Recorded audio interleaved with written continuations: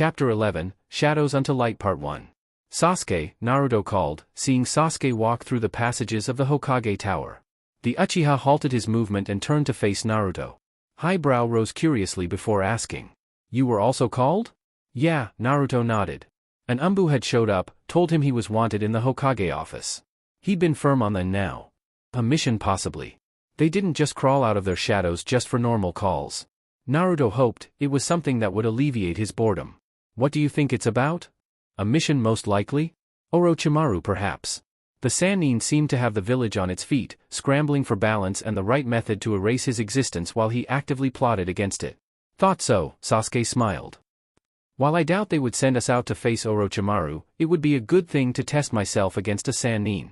They are supposed to be stronger than your normal S-rank shinobi. Kage-level shinobi, but there are a few exceptions. Not all S-rank shinobi are equal.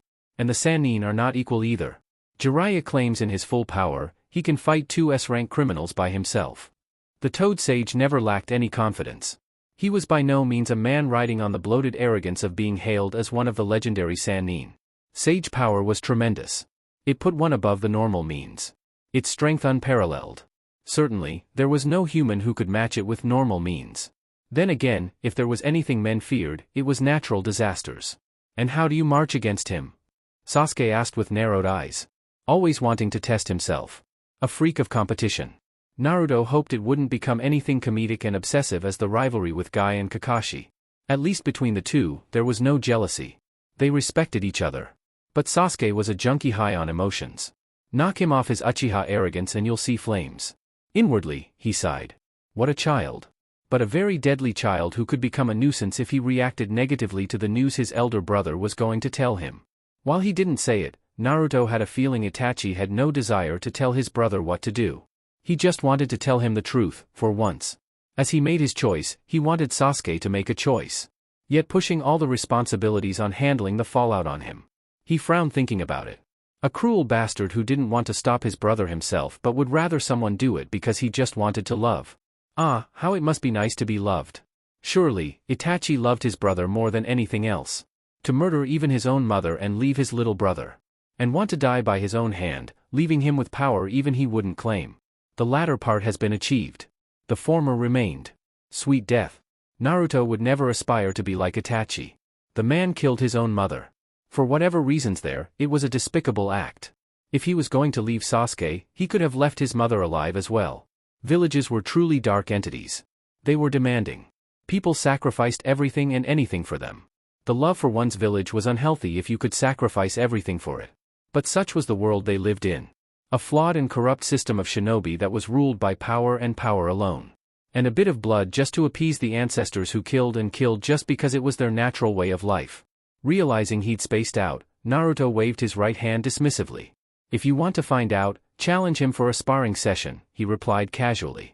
I'm sure he'd be interested in seeing your strength firsthand just to be safe that the village will be in secure hands in the future. He added as he knocked at the door. Come in. Naruto opened the door and stepped in. Sasuke closed it behind him.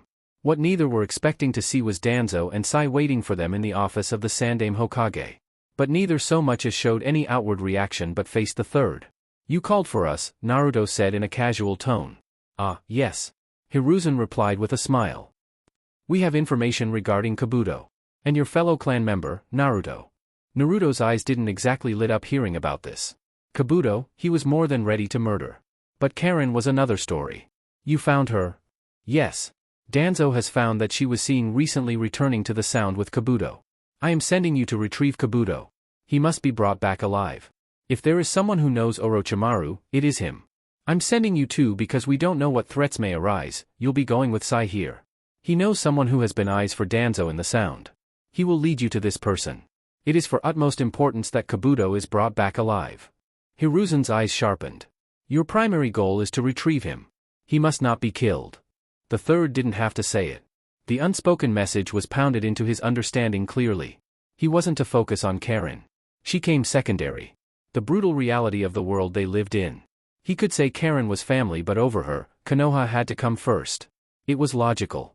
Yet what Naruto considered unfair was that he had to bring Kabuto alive. That sadist bastard defiled his mother's grave. He deserved death. That is a tough one. I have to agree with Naruto, Sasuke said. Do you too question my orders? Of course, not. Naruto was quick to say. Then you understood me. Kabuto must not be killed. Understood, Hokage-sama. Failure will not be tolerated. Danzo said, speaking in a hardened tone. Orochimaru is a dangerous person. If we get his number 2, we close on him. And we will soon apprehend him. If you come across him, you are to kill him. This will go a long way to prove your usefulness to Dash. Danzo. Hiruzen cut off the war hawk. Leave the office. You've done what you're supposed to do. Go with Sai. He must be at the village gates by 3 p.m. to depart with the others. Danzo glared but left without a word. He hated being cut off like that. He hated the way Hiruzen just treated him. Surely, the man didn't trust him. If Jiraiya hadn't corroborated his intelligence, Hiruzen wouldn't have believed him. Even if he has been vocal since day one about getting rid of Orochimaru. At the door, he glanced at the 2 weapons and nodded inwardly. They were indeed going to be useful for the Leaf. But not in the coming battle. They would work for him. Once Danzo was gone, Hiruzen released a long breath and then smiled. Don't mind Danzo. Don't mind him? Naruto wanted to scoff but he kept to himself. With what he now knew, he was going to walk around that man with eyes on his back and his shields at full capacity. That man was dangerous.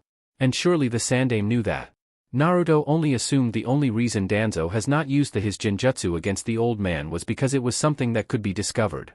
Then again, Itachi said it wasn't something that could be used on a whim like normal genjutsu. It did take time to recharge. Is his information true? Sasuke asked. Kakashi had already warned him of the war hawk and just how dangerous he was. Yes. Jiraiya has confirmed Kabuto was seen. Hiruzen nodded. I have my reservations about sending you out. But I suppose you need this. In any case, I want you to watch Sai for me. Danzo has obviously sent him with another mission in mind. If he does something, take the necessary steps. Hi. And Naruto. The feudal lord will arrive tomorrow. By the time you return, you may be known as Minato's son. Great. I'm sorry I cannot shield you from this one. Naruto shook his head. Bitterly, the Sandaime couldn't shield him from anything. Despite his best wishes, when it came to protecting him, the Sandaime has all but failed dismissively. I understand the situation. It was going to come out anyway. It can be used to my advantage. And it only means I have to work harder. Naruto grunted. Somehow, he was similar to Sasuke. It was best they were friends. They truly could understand each other. Itachi did what he did for the village. His father did what he did for the village. Someone ends up being hated for it. Ungrateful people surrounded them. If they really plotted to see this village that has survived on the sacrifices of their loved ones, they could bring it to its knees. And that was not just a pipe dream. They both had the power. Good thing for Konoha, Naruto was not that cold-hearted and devoid of emotion and a moral compass. He would admit, morality was misplaced in a world governed by kill or be killed. Kakashi certainly sought to preach differently, but practicality, he played by those principles of the shinobi world. Good. It is very important you succeed. And if you come across members of the Akatsuki, don't engage. You have one task and you have to do it. Understood. Once they left tower and stepped into the streets, Sasuke finally spoke. I've never asked, but how does it feel to know that this village has only spat on the sacrifices of your parents? Sasuke asked, his eyes watching Naruto like a hawk. Bitter, if I must admit. It's not even funny. But this is the world we live in and it is what secrets do. Of course, Sasuke wouldn't be laughing when he learns of his own sacrifices. One day, you'll be in my position and we can talk about it. For now, you cannot understand it. Sasuke snorted. Don't be late. Boom! Naruto exclaimed, poking Ino on the sides of her chest after sneaking in behind her while focused on her job. Arg! She jumped, turning around, tossing over the jug of water she held. Naruto laughed, moving back to avoid getting jabbed. She'd looked so frightened. You'd think a frightening beast had just whispered death into her ears. Seeing him laugh, she glared and took a step closer to him before hitting him on his right shoulder. That wasn't funny. With a smile, Naruto replied. From where I'm standing, it was. Ino glared. How the hell had he sneaked in behind her? Had she been so absorbed in her thoughts that she couldn't even hear him? It wasn't like it was the first time something like that has happened. But with civilians. To her senses, they were as silent as a leaf dropping to the rot. Naruto was hardly silent. She calmed her heart and then glanced at the puddle of water on the floor. At least, no flower pot fell. She would have made him compensate for it. She turned her eyes back at him and then spoke. What are you doing here? Her eyes went just above his right shoulder. There was a scroll on his back. It was, almost folded like the sheath of a sword. Naruto folded his hands across his chest. I came to check up on you? I haven't seen you since you ran from me. I didn't run, something just came up. Naruto laughed. Well, do share. I was offended. Yeah, right? Ino rolled her eyes. If you came to see me, help me out, clean this and water the flowers. This is your fault anyway. Naruto raised right hand. I wish, but I actually came here to say I'm off. Won't be hanging out with your friends. I didn't want leave without saying anything in case you complain again. Ino folded her hands across her chest. It was back to this again. Once he started digging into missions, there was no end to it. She too was going to be out with her team. It was better when someone was always around. Oh? It slipped out. How long? You never know. A week at least. Naruto replied and then moved closer, leaning in. You're not going to miss me, are you? Ino didn't back away. When she could feel his breath. When his piercing eyes were just inches away from hers. She stared back. Who'd miss you? Naruto stepped back, and then smiled. Good then. See you when I come back. He said, walking away. Ino watched him leave without uttering a word. When he was just about to exit the shop, she called. Be safe. Sasuke had his eyes closed, leaning against the village wall just by the gates. He was waiting for Naruto.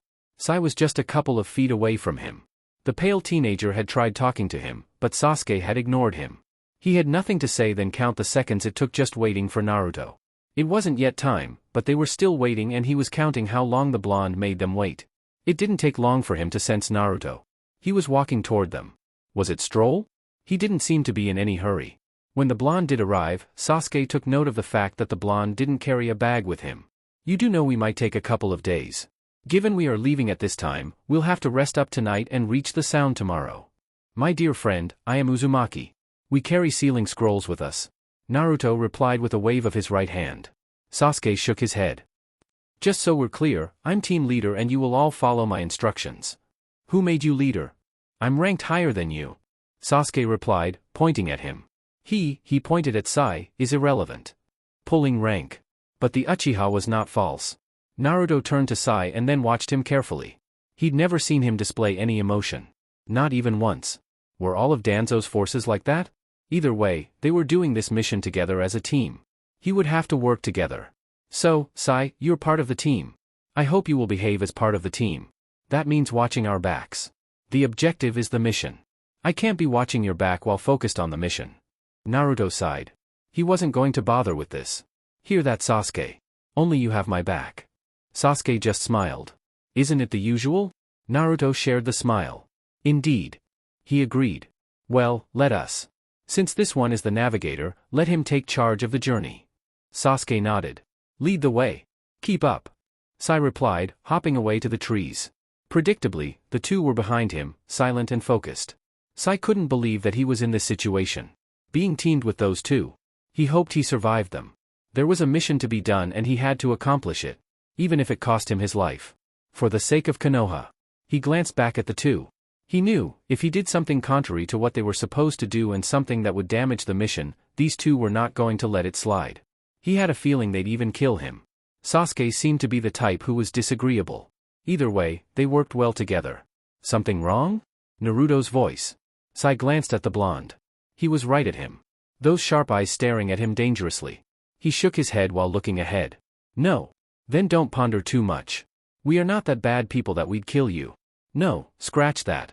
Naruto was the dangerous one. Sasuke was just aggressive. But the blonde was the type to kill you with a smile. Jiraiya had been right, Hiruzen looked frail. But much like the Sandaime Tsuchikage.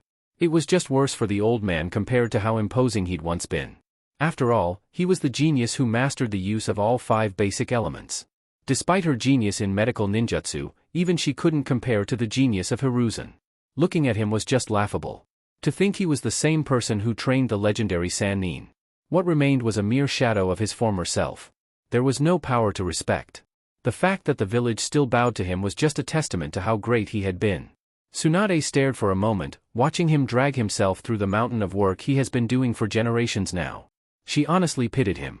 A student of both the Nidaime and Shodai Hokage. It was remarkable that their legacy still lived on. And yet, while his legacy still lived, it was nothing he could point to succeed him. Hence he carried on with this mountainous work that would surely kill him, as it did with everyone. She was even shocked that he has been able to live this long. Tsunade. Hiruzen spoke in a light tone, an aged smile. I wasn't expecting to see you. In all truth, he had not seen her in over a year, even though she was in the village. She mostly passed the message through Shizune. And the village had welcomed her with much fanfare when she returned. But Hiruzen wasn't going to force her into a situation she didn't want. As long as she could help with the next generation, then he had no reason to complain. But truly, she looked the part. You'd not think she was Jiraiya's age looking at her. There was nothing for me to do, so I buried myself into the little work you gave me. The Slug Princess said as she settled down. She wasn't going to admit she'd hardly slept working on it. I take it you have some results then. Hiruzen leaned back to his chair, and stared at Tsunade expectantly. Tsunade didn't get into it. You really don't have anyone to take the position from you. Hiruzen smiled bitterly with a slight shake of his head. No. My students refuse to do so. My son isn't strong enough. Not that we've always had the best of relationships. There is Kakashi. Young and still useful as a shinobi than as a Kage. Unsurprisingly, there is nothing good that comes from desiring that position. Your grandfather would disagree with that. Good things came out. We all have different circumstances that we must fight. It is how we go through them and if we're able to see the future. The young ones have aspirations. Untested, but they dream. He thought of Naruto and then smiled. You should take a page from Naruto. His parents died in the service of this mantle, and yet, he continues to live a shinobi. Tsunade snorted. He is a Jinchuriki. He had no other choice but to become a shinobi. Hiruzen shook his head. Tsunade, you should know better. None of Konoha's previous Jinchuriki were ever forced to use that power. They become Jinchuriki merely to contain the power not use. The same could have happened to Naruto. He chose to become a shinobi and as long as I lived, he wouldn't have been forced to live otherwise. How noble of you. But then again, Konoha had never been in a position to need the power of a bijou. Not very noble when you consider how I have failed him. Hiruzen waved his hand. He knew she was being sarcastic but felt the need to respond. As you can see, I have a lot of work.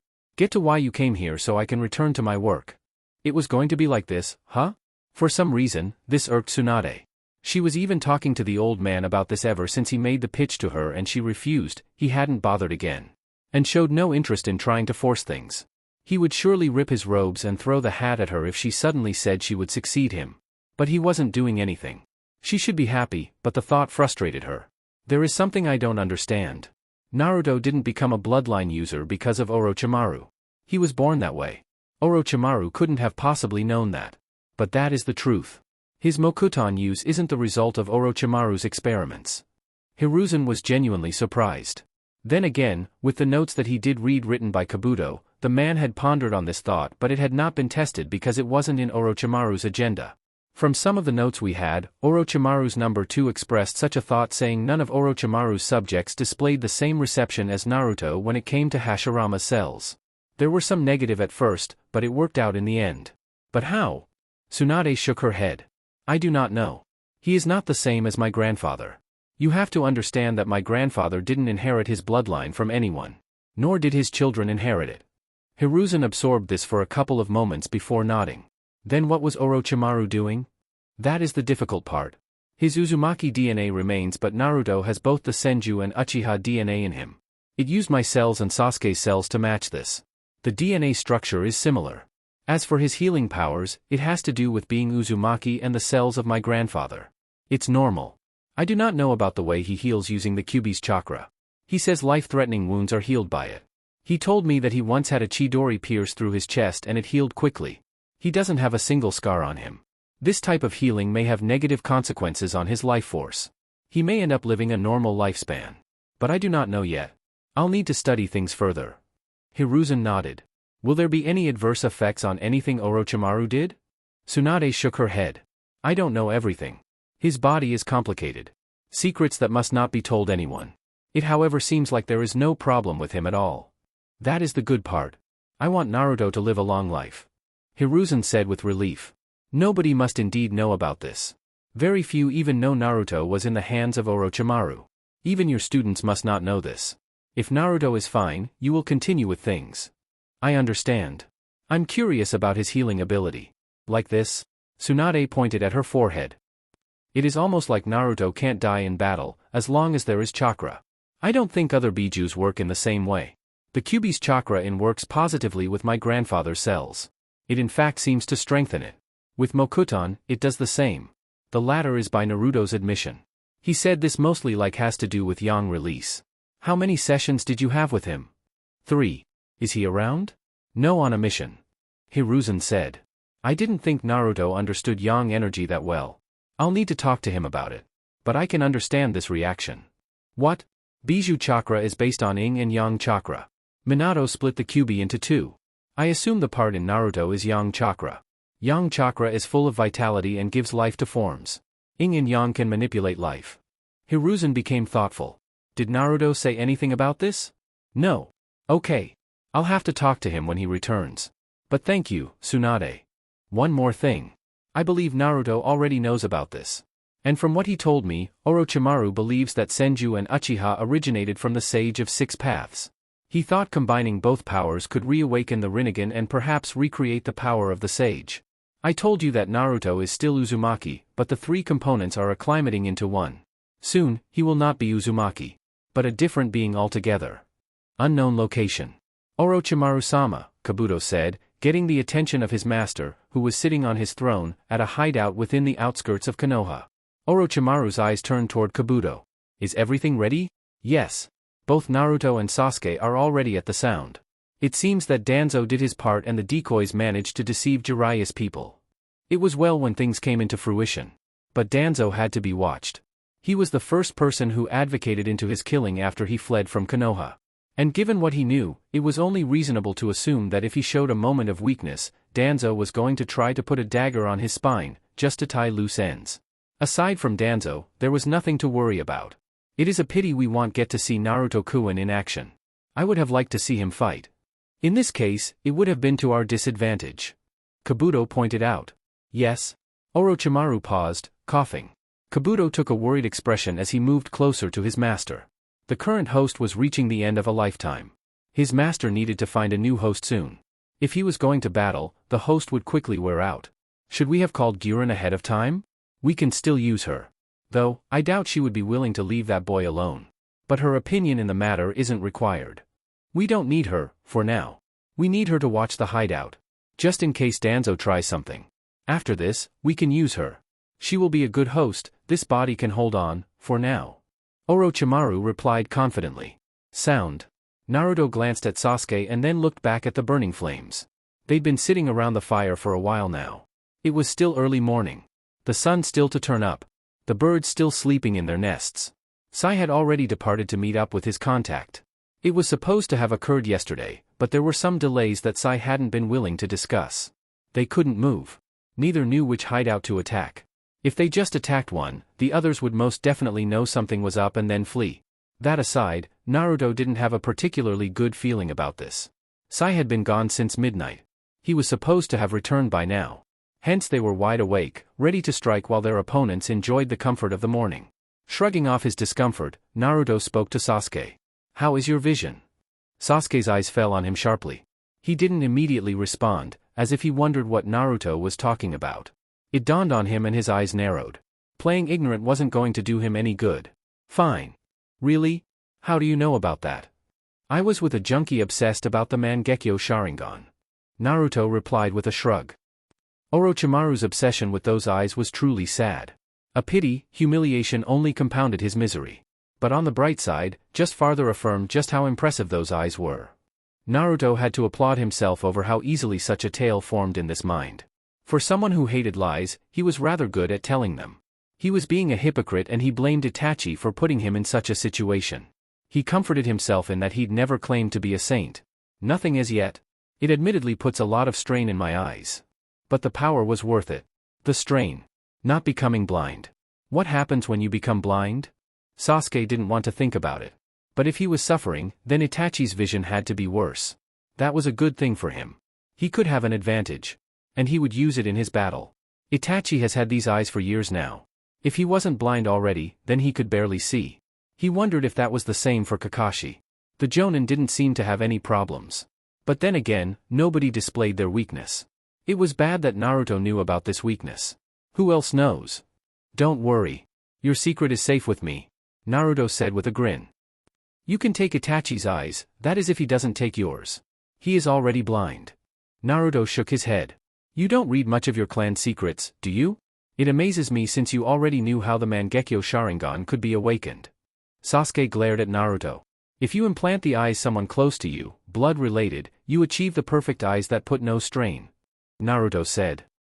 You Uchiha could have become a clan that practices cannibalism if everyone in the clan could awaken the Sharingan and the Mangekyo. Alas, very few do, or used. How is that a bad thing? Naruto shrugged. It would have vindicated the many thoughts many people have about the Uchiha. I know your clan has always had the suspicion of the village. But perhaps this was due to the second Hokage. People are truly envious of power.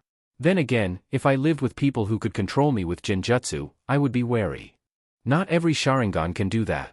Some are just powerful with Jinjutsu. And not all abilities are the same. That was true. Naruto had never really taken that to mind. Kakashi's ability was not the same with any of Itachi. It was a space/time jutsu. A very curious ability. Shursue's eye was also different. It was blessed with a powerful Jinjutsu. Though, even Itachi could lay claim to this. He was an expert with Jinjutsu. Just not in the same manipulative level as Shursue's eye. He had to keep an eye on this. What is unique about yours? I'm not going to tell you that. Don't be stingy like that. Naruto said, looking up. How I envy you. Susanoo looks like something from Legends. A remarkable power that makes you stand out. Sasuke wasn't going to admit his happiness in hearing Naruto say that. You have not seen what it can do. You refuse to train with me. I need to get the best of it. I'm not going to help you better me. What kind of a rival would I be if I was helping you? In fact, I hope Itachi gouges your eyes out and leaves you blind. At least some people will be able to talk. Naruto said, staring straight at Sasuke's eyes. I don't know if you really mean that. Naruto laughed. Take a guess. Though, it would be laughable if you really became blind. How would the mighty Uchiha even grace the streets without his Sharingan? That man isn't going to take my eyes. I am going to take his and avenge my clan. That's the spirit. And I'll be cheering you on. You can't afford to take defeat.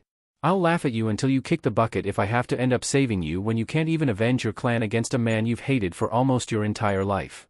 Sasuke winced just at the thought. He could imagine it. Naruto mocking him. Even his parents would be disappointed in him. He could not fail. He would not fail. He would make Itachi pay. Not going to happen.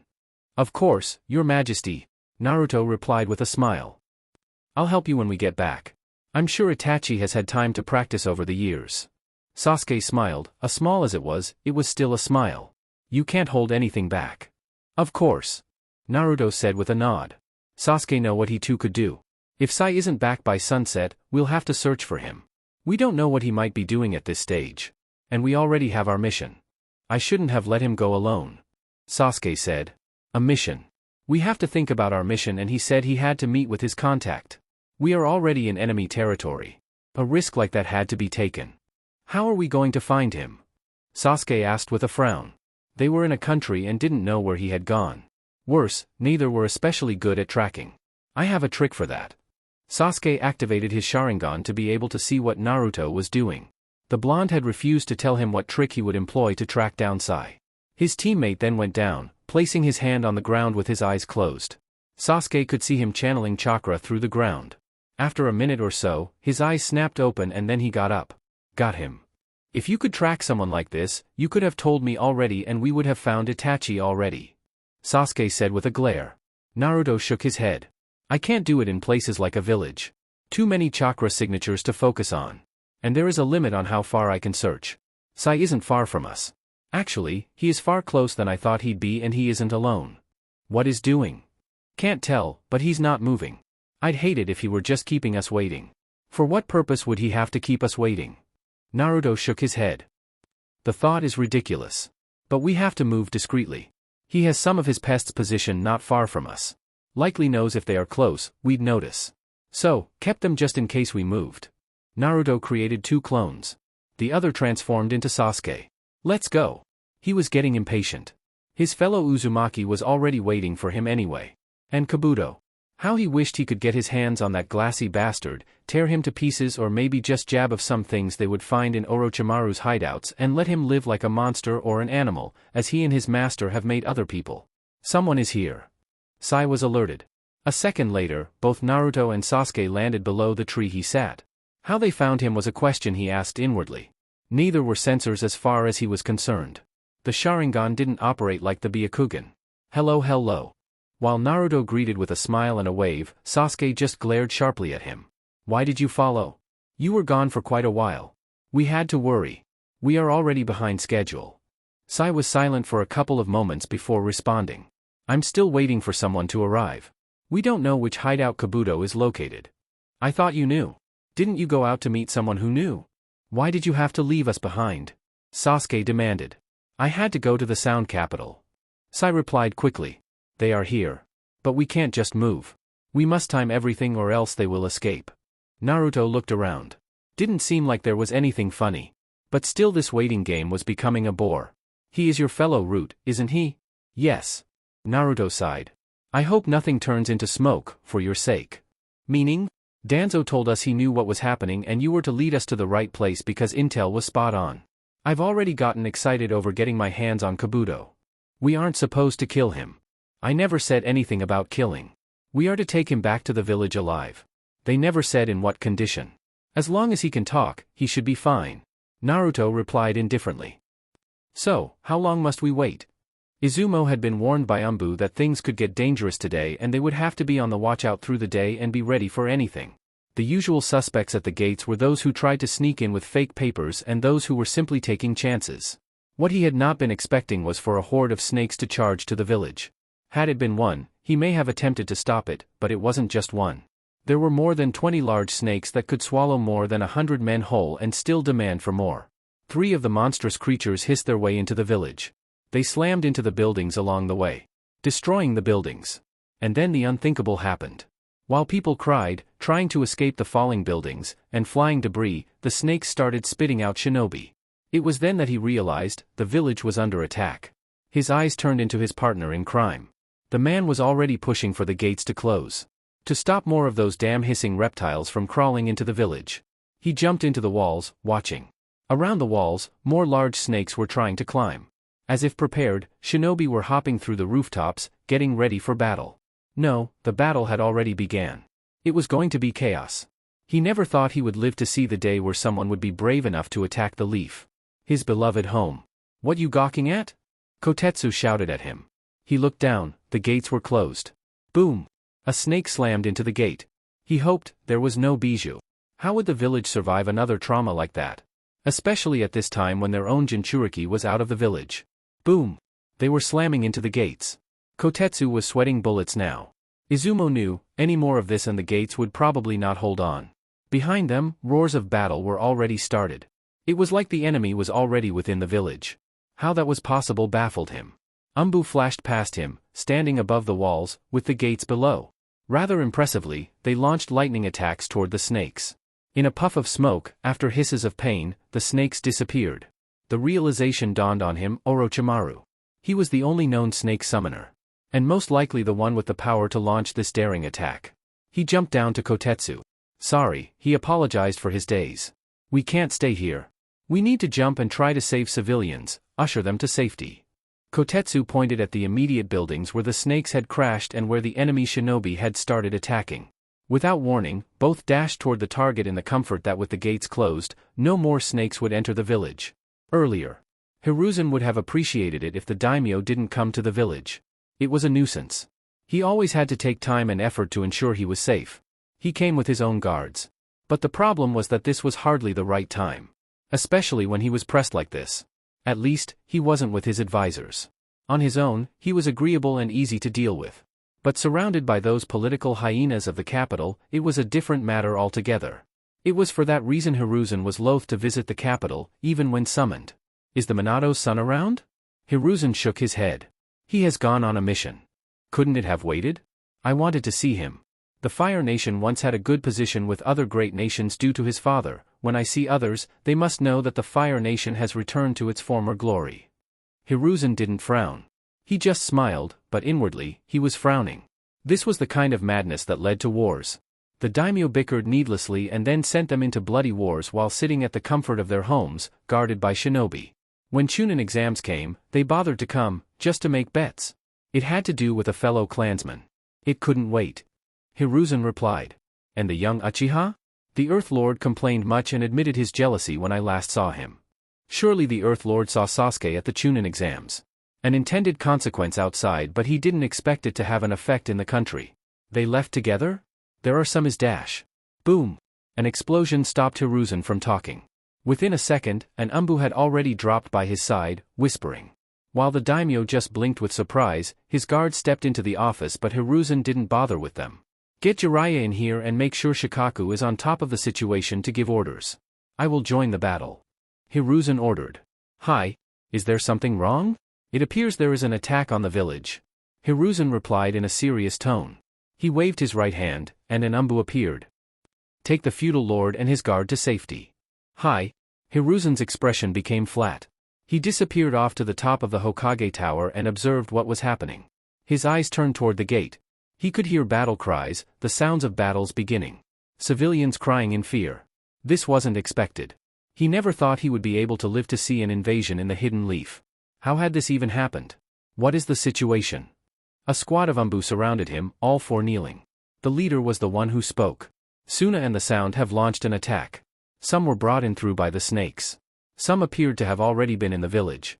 And some we have no idea how they came. Some traveled, bypassing the scouts in the outskirts of the village. And Kazekage?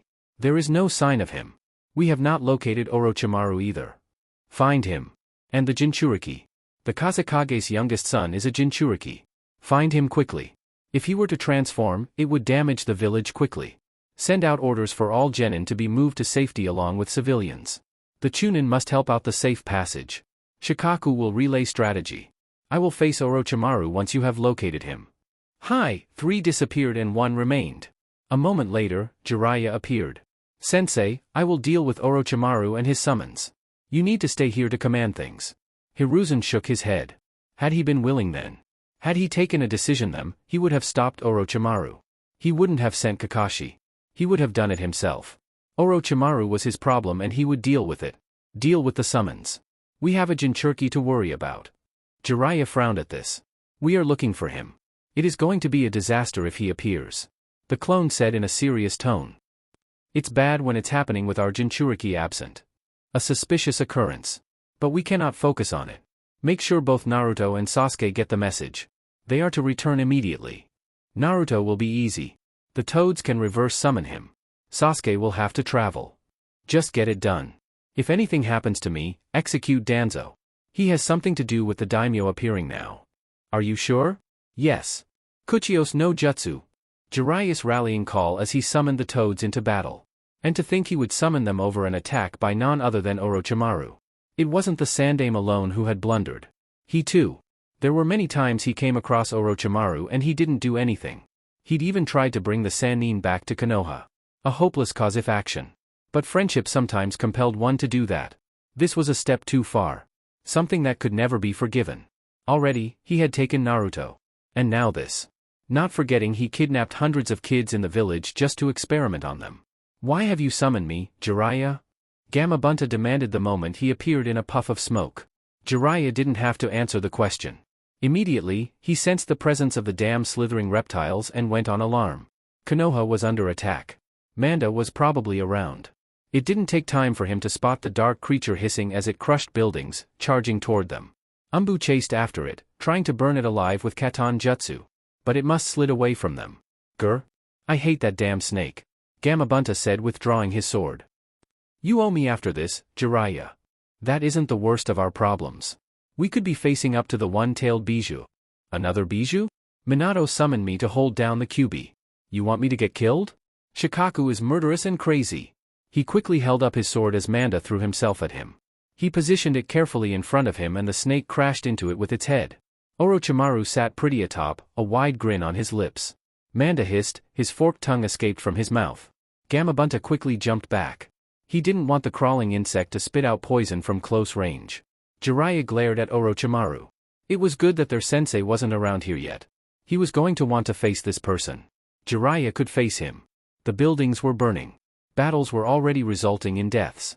Some snakes had already passed the walls and were laying siege in the village. It was just pure destruction. There was no other intention aside from destroying things. Orochimaru was truly intent on trying to destroy the leaf. There wasn't a lot of manpower behind. But the summons and the Bijou were making things complicated. How low you have fallen, Orochimaru. To attack the village that made you.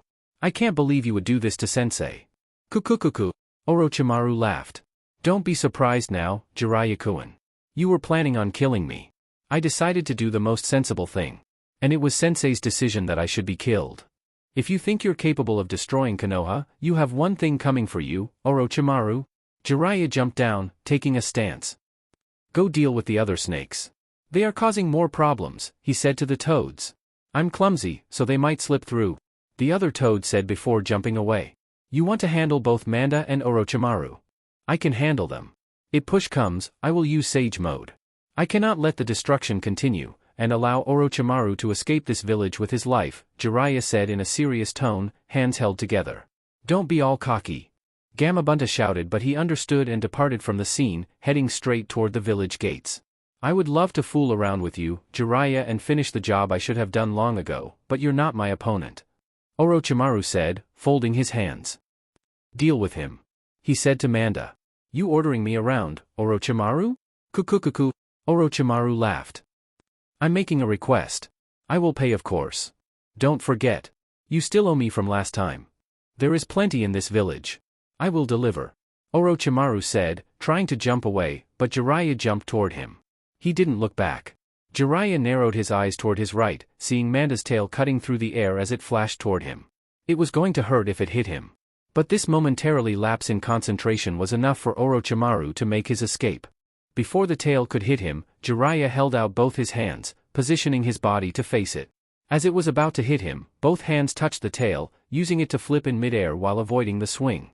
He quickly disappeared and landed on the rooftop, staring at the large snake, wondering how the hell he was going to deal with it quick enough to chase after Orochimaru. He couldn't leave it.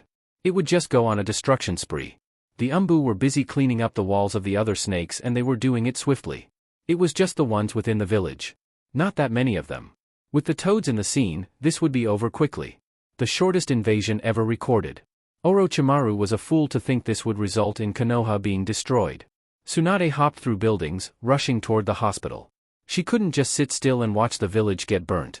Not while she was still alive. But the main concern was the hospital. With things happening right in the village like this, there would be an influx of the wounded. Both shinobi and civilians.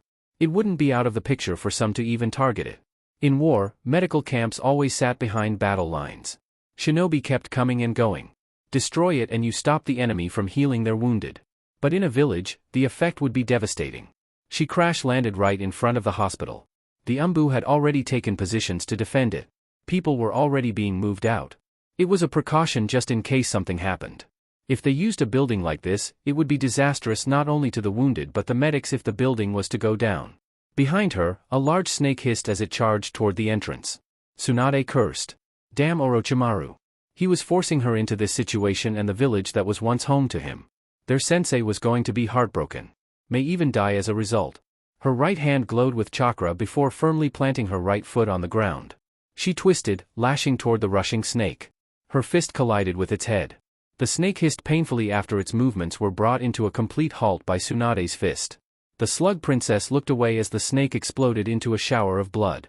When another shinobi jumped at her from behind, she turned around quickly, landing a brutal punch on his chest. She heard the sound of bones snapping on contact. The shinobi yelped, spitting out blood before flying away from her. It was just out of frustration that she punched so hard. She turned toward the hospital. The lobby was crowded with the wounded. Umbu were kneeling in all corners. Most likely ready to hold the floor in place in case the building exploded. Shizune and Sakura were upon her in a second. How is it? Mostly poison. Shizune replied in a hurried tone. It is making things complicated because poison takes too much time, unlike wounds. It was so like Orochimaru. At least he hadn't poisoned the entire village. Sakura, go out into the battlefield. Shizune and I will manage the wounded. She was more than capable of fighting. Her strength was needed there in the first place. Hi, master. Sakura was quick to rush away. Perhaps a little too excited to display her strength to the village and her teammates. A pity, none of them were around. But that wasn't the most important agenda at the moment. Smashing as many snakes and enemy shinobi as she could was the point of her rushing out of the hospital. Once Sakura was gone, Tsunade walked out and then bit her thumb, drawing out blood. Kuchios no jutsu. Temari worried, looking at how things were going. Sure, the hidden leaf was in panic mode. Buildings were exploding. Shinobi were battling along the walls. Remarkably, the village had reacted fast enough to push out those who had been smuggled into the village from the streets and toward the walls. The horde of snakes that would have certainly destroyed Suna now had their numbers dwindling. It wasn't looking good for them. Her worry was Gaara. Maybe when he appeared, the scales would be tipped to their favor once more. Kankuro nervously shifted as he watched the raging battles. Do you know when Gaara is going to attack? Shouldn't he be already? Temari didn't like that he was going to be used like this. But this was basically war. Whether she agreed or disagreed with it was another matter. But if he transformed, surely it would be their victory. I wonder what is taking things long. Things are not exactly according to plan. Baki appeared behind the two siblings before Temari could respond to Kankuro. Listen to me. I want you two to go to a safe place. Be ready to escape if we start losing. Konoha won't forgive this if we fail to pull through. No doubt, there would be severe consequences. But they still had to do this for the survival of the hidden sand. But what worried Baki was that they couldn't find their leader. He'd come with them, but then he'd suddenly disappeared. If the children of the Kazekage survived, then Suna could still have a future. We can't leave without Gaara. Temari responded firmly. I'm saying be in the safe place. I will see what I can do. I can't even find your father. But just be ready for anything. Leave this place. He instructed in a cold tone. Kakashi ducked under a swinging kick, lifting both his hands. He grabbed the leg and then rose quickly, lifting the man as he twisted around. He hurled the man toward another and jumped away to avoid a flashing kunai without watching the man collide with a fellow sound shinobi. The Jonin landed a distance away, and then darted toward a group of 4 who were ready to face him. The 4 didn't wait on him, they too charged. They all stabbed him with kunai. 2 on his shoulders, 2 more around his waist.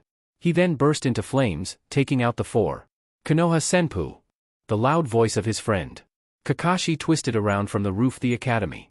He was only able to witness the Jonin plant his foot to the face of Sunanin. The man yelped as he was sent flying away by the taijutsu master. You should be more careful, my eternal rival. Guy cautioned Kakashi. I had it covered. Kakashi replied with a shrug. Still, who would have thought Suna would attack them? Especially at a time where some of their best shinobi had just departed from the village. It was almost like this was planned. How had they even managed to make it into the village without anyone knowing? How had some managed to even hide within the village walls? Inside job? But who? Someone in power. It just smelled. Kakashi didn't think Danzo would be corrupt enough to go this far. He wasn't forgetting the had once ordered him to try to kill the Sandaime Hokage for his own benefit, selling it as for the good of Konoha. Konoha was going to survive, but it would have felt this. Lives have already been lost. The buildings were still crumbling after snakes went on a rampage. But you really cannot trust anyone, can you? That is not the most important thing at the moment. We have to secure the village. Indeed. Ino was leading a group of civilians through to the emergency shelters. She was a little glad she wasn't in the battle zones. Only Jonin were the ones fighting. The lowly ones were doing the easy jobs. This was being a kunoichi. She would have been out there, fighting in the midst of explosions, hissing of snakes. A fight to protect her village. But this was still an important job. Sakura was either at the hospital or fighting even when she was of the same rank. What of Shikamaru? Was he fine? And Chuji? She hadn't seen them since the battle started. She worried. She hadn't even seen her mother either. Duty came first, or so she'd been told. She came to a halt when she heard the hissing sound, a shadow above them. A snake was crashing down at them as if it had been flung over. Before it crashed on them, a giant toad landed beside. Its giant feet flung dust toward her, forcing her to shield her eyes to avoid temporary blindness. Shiwen looked up. The toad was swinging its huge blade. The blade cut through the snake as if it were butter. The snake was cut in half. She heard the Umbu shouting jutsu. The other piece was hit by lightning jutsu. So powerful the piece was completely erased. The other by a fire jutsu. The toad jumped away without warning, leaving her with her crowd. An Umbu dropped beside her. To the hospital. The woman behind the mask said. Go to the hospital. Danzo stared down at the group of men kneeling in front of him and then said. Our time has arrived to step out of the shadows. Chapter 12, Shadows unto Light Part 2. To be back in this country once more was a terrible experience. No, village. Odo wasn't really a village, was it? There were hideouts stationed everywhere in this place. Secret bases hidden from prying eyes where Orochimaru conducted his business without any disturbances. Naruto didn't hide his displeasure. He felt sick to the stomach. The anger and hatred he has suppressed for so long threatened to break free and burst into the open. Having flashes of the past? Sasuke asked in a mocking tone. You trying to pick on me, team? Naruto then sighed. I have unpleasant memories. Wouldn't mind if we end up destroying all the hideouts in this place. And the people inside? Naruto smiled sadly. You'll realize most of them are no longer human, and even if they still are, they are just begging to be killed. I saw them many times. Just wishing they could be killed. Sasuke didn't sympathize with anyone, but he understood that Naruto had a difficult time in this place. Remember the mission. Of course, who do you think? Naruto trailed off, sensing his chakra being called. I'm being summoned. Who? Toad's most likely. He created a clone. I'm leaving this behind to be able to find you, he said before disappearing in a puff of smoke. Why would the Toad suddenly summon you in the middle of a mission? Sasuke asked the clone. I don't know. It must be serious. They rarely do so. I hope it is nothing. We have a serious mission with us. Sasuke then smirked. I wouldn't complain if I do get the glory. Team? I'll let you be embarrassed by Orochimaru if he is around. Hiruzen stared at his former student, not with anger, but with a look of disappointment. Sadness even. To think he had failed one of his students to such a level that he would end up hating Konoha to the point of trying to destroy it. Perhaps this was how this cruel world fated him over his failures. But this just summed up his life. He should have done something about Orochimaru long ago. It had been pointed out to him long ago, even when Orochimaru was younger, that there was evil about him. But Hiruzen had been blind. Even when he opened his eyes, he'd thought his favored pupil would eventually change. How wrong he was. Tobirama would have been disappointed in him. No, he was sure his sensei was. He wouldn't take long to know. After all, he was willing to put an end to this charade, even if it meant sacrificing himself in the end. For this village, Hiruzen was going to give his last breath. Don't look at me like that, sensei, you'll make me feel bad. Orochimaru started, with a small grin on his lips. You still call me sensei? Well, you are my sensei. You taught me a lot about snakes. You led me to this path. If not for your knowledge, I likely wouldn't have come this far. Hiruzen doubted it. Orochimaru was a once-in-a-generation genius. A pity he'd become evil. Hiruzen would have made him Hokage. Maybe even if he hadn't realized the extent of Orochimaru's lust for power, he would have still made this person Hokage. Your arrogance knows no boundaries, Orochimaru. You actually think you can destroy the hidden leaf. Smart, yes. But it is your arrogance that will ultimately cost you, Hiruzen said, ignoring Orochimaru's mind games. Hiruzen removed his robe and took a stance. But sensei, I don't want you to die. I want you to witness the destruction of the hidden leaf. Destruction? Can't you see you're losing? Orochimaru laughed. Sensei, you're not in my position to speak what I see. The numbers we are losing are nothing. You have yet to see all my cards. Hiruzen narrowed his eyes. Those words had a chilling effect on him. What could Orochimaru be talking about? He knew there was still the Jinchuriki to appear, but what else was he talking about? The Jinchuriki alone was a cause for concern. It didn't take long for the Kyuubi to cause the destruction it caused. The one tail was much weaker, but still a bijou nonetheless. I like that look, Orochimaru hissed gleefully. And sensei, you're going to have the grand view as I destroy the hidden leaf. I just want you to watch. Enough of this, Orochimaru. Come. Hiruzen said, taking a stance. As you wish. Orochimaru didn't lunge at his sensei, he held out his left hand. Multiple snakes burst out. They increased in size and length, stretching toward his sensei. Given their size, they quickly hit the ground and just slithered toward the old man. It was not advisable fighting atop of the Hokage Tower. It was an important building. It would only get destroyed if he fought here. Hiruzen watched the large snakes, bundled together in their hisses as they snaked toward him in menacing glory. He dashed along the edges of the top of the tower, just as they were above to reach him. The snakes followed him and he held out his right hand, summoning a large shuriken. As he continued to make a run from the snakes, he hurled the shuriken toward the center of the snakes. Soon, the snakes reached him, and just as they were about to bite him, he disappeared in a puff of smoke, replaced by a large shuriken planted with explosive tags. The snakes couldn't stop themselves from taking a bite at the shuriken. The moment they did so, the tags exploded. The heads of the snakes exploded, pieces sent flying as their bodies caught flames. Orochimaru's eyes shifted toward the middle where the old man was. He saw more tags and then quickly detached himself from the snakes and jumped back. The second he landed, he sensed a spike of chakra from above. The tags hadn't been set off. A dummy by his sensei. The old man was in midair, jumping toward one of the pillars with his hands around his mouth. Fire style, dragon's breath. Hiruzen's bloated mouth expelled chakra converted into flames. He released it in the form of a stream of flames, burning in the air as they traveled toward his former student. Seeing the attack coming all the way, Orochimaru responded by clapping his hands together. He released a powerful gusts of wind, so powerful it left cracks on the tower as it moved toward the incoming attack. The jutsu collided in midair, exploding into a fiery of crimson flames that formed a large ball above the Hokage tower. Orochimaru wasn't bothered about the attention it would bring.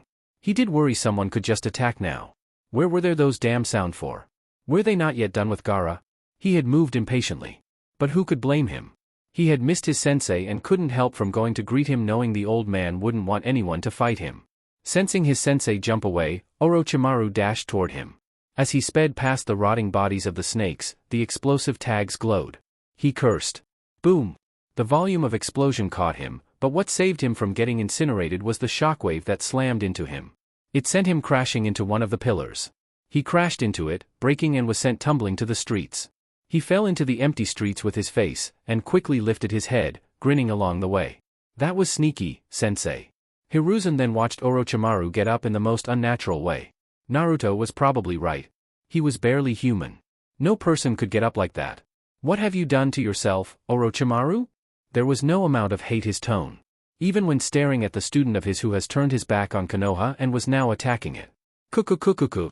Orochimaru crackled loudly. Nothing bad, sensei. Without warning, he dashed toward the old man. Just when he was closer, his neck stretched out, rushing toward his sensei. This act surprised Hiruzen. But not enough that he couldn't act. He quickly jumped, lifting his right foot and weaved it toward the snake's head. The foot slammed into Orochimaru's head, but the second it did so, an explosion of a mist occurred. It was dark purple. Hiruzen quickly tried to jump away, but he ended up inhaling some of it. You shouldn't have done that, sensei. A sense of dread slapped Hiruzen hard when Orochimaru said those words with a sinister grin. Poison. Bingo. Orochimaru returned his head, his shoulders, and then dashed toward his sensei. But before he could reach the old man, Jiraiya suddenly flashed in front of him. The Toad Sage punched him so hard in the chest, Orochimaru forgot to breathe, spitting out liquids from his mouth. His former friend followed this up by a brutal kick to the temple. There was so much strength in the kick that his skin teared, revealing the skin of his host. Had he been normal, his skull would have cracked. He loudly hissed, being sent rocketing toward a building without control of his body. He crashed into a wall with his back, hissing in pain. Arg! Orochimaru hissed once more. Jiraiya wasn't letting up. A kunai stabbed him in the chest, and then a punch on his face. The wall behind him was crushed, sending him into the building. Orochimaru hissed, hitting tables and chairs. He raised his head, and then laughed, ignoring his bleeding and deformed face. You look a little angry, Jiraiya-kun. Not even a little. I just don't want to give you rest. But I am disappointed you attacked Sensei and this village. I'm going to make sure we bury you today, Orochimaru. Jiraiya replied in a dead serious tone. That is a little scary, but should you be so focused on me? I did just poison Sensei, and with a special poison. This one attacks the chakra system. Even Tsunade is going to require a miracle to heal this one, kukukuku. Jiraiya's eyes turned toward his sensei. It was only for a moment, but he knew the Umbu would take care of the old man. Yet the words had worried him enough to take a look, and it was all that Orochimaru needed to launch an attack. The Toad Sage folded his hands across his face to block a kick aimed at his face. His wrist guards tingled slightly at the strength behind Orochimaru's attack. In such a confined space, he did not wish to fight. He then quickly flashed away, landing into the streets. Naruto blinked after appearing in the lands of the toads. Fukasaku was staring at him with a serious expression on his face. What's wrong? Konoha is under attack. There is an invasion by Orochimaru. Naruto laughed at this. It was by no means a happy laughter. Something was seriously wrong with their mission.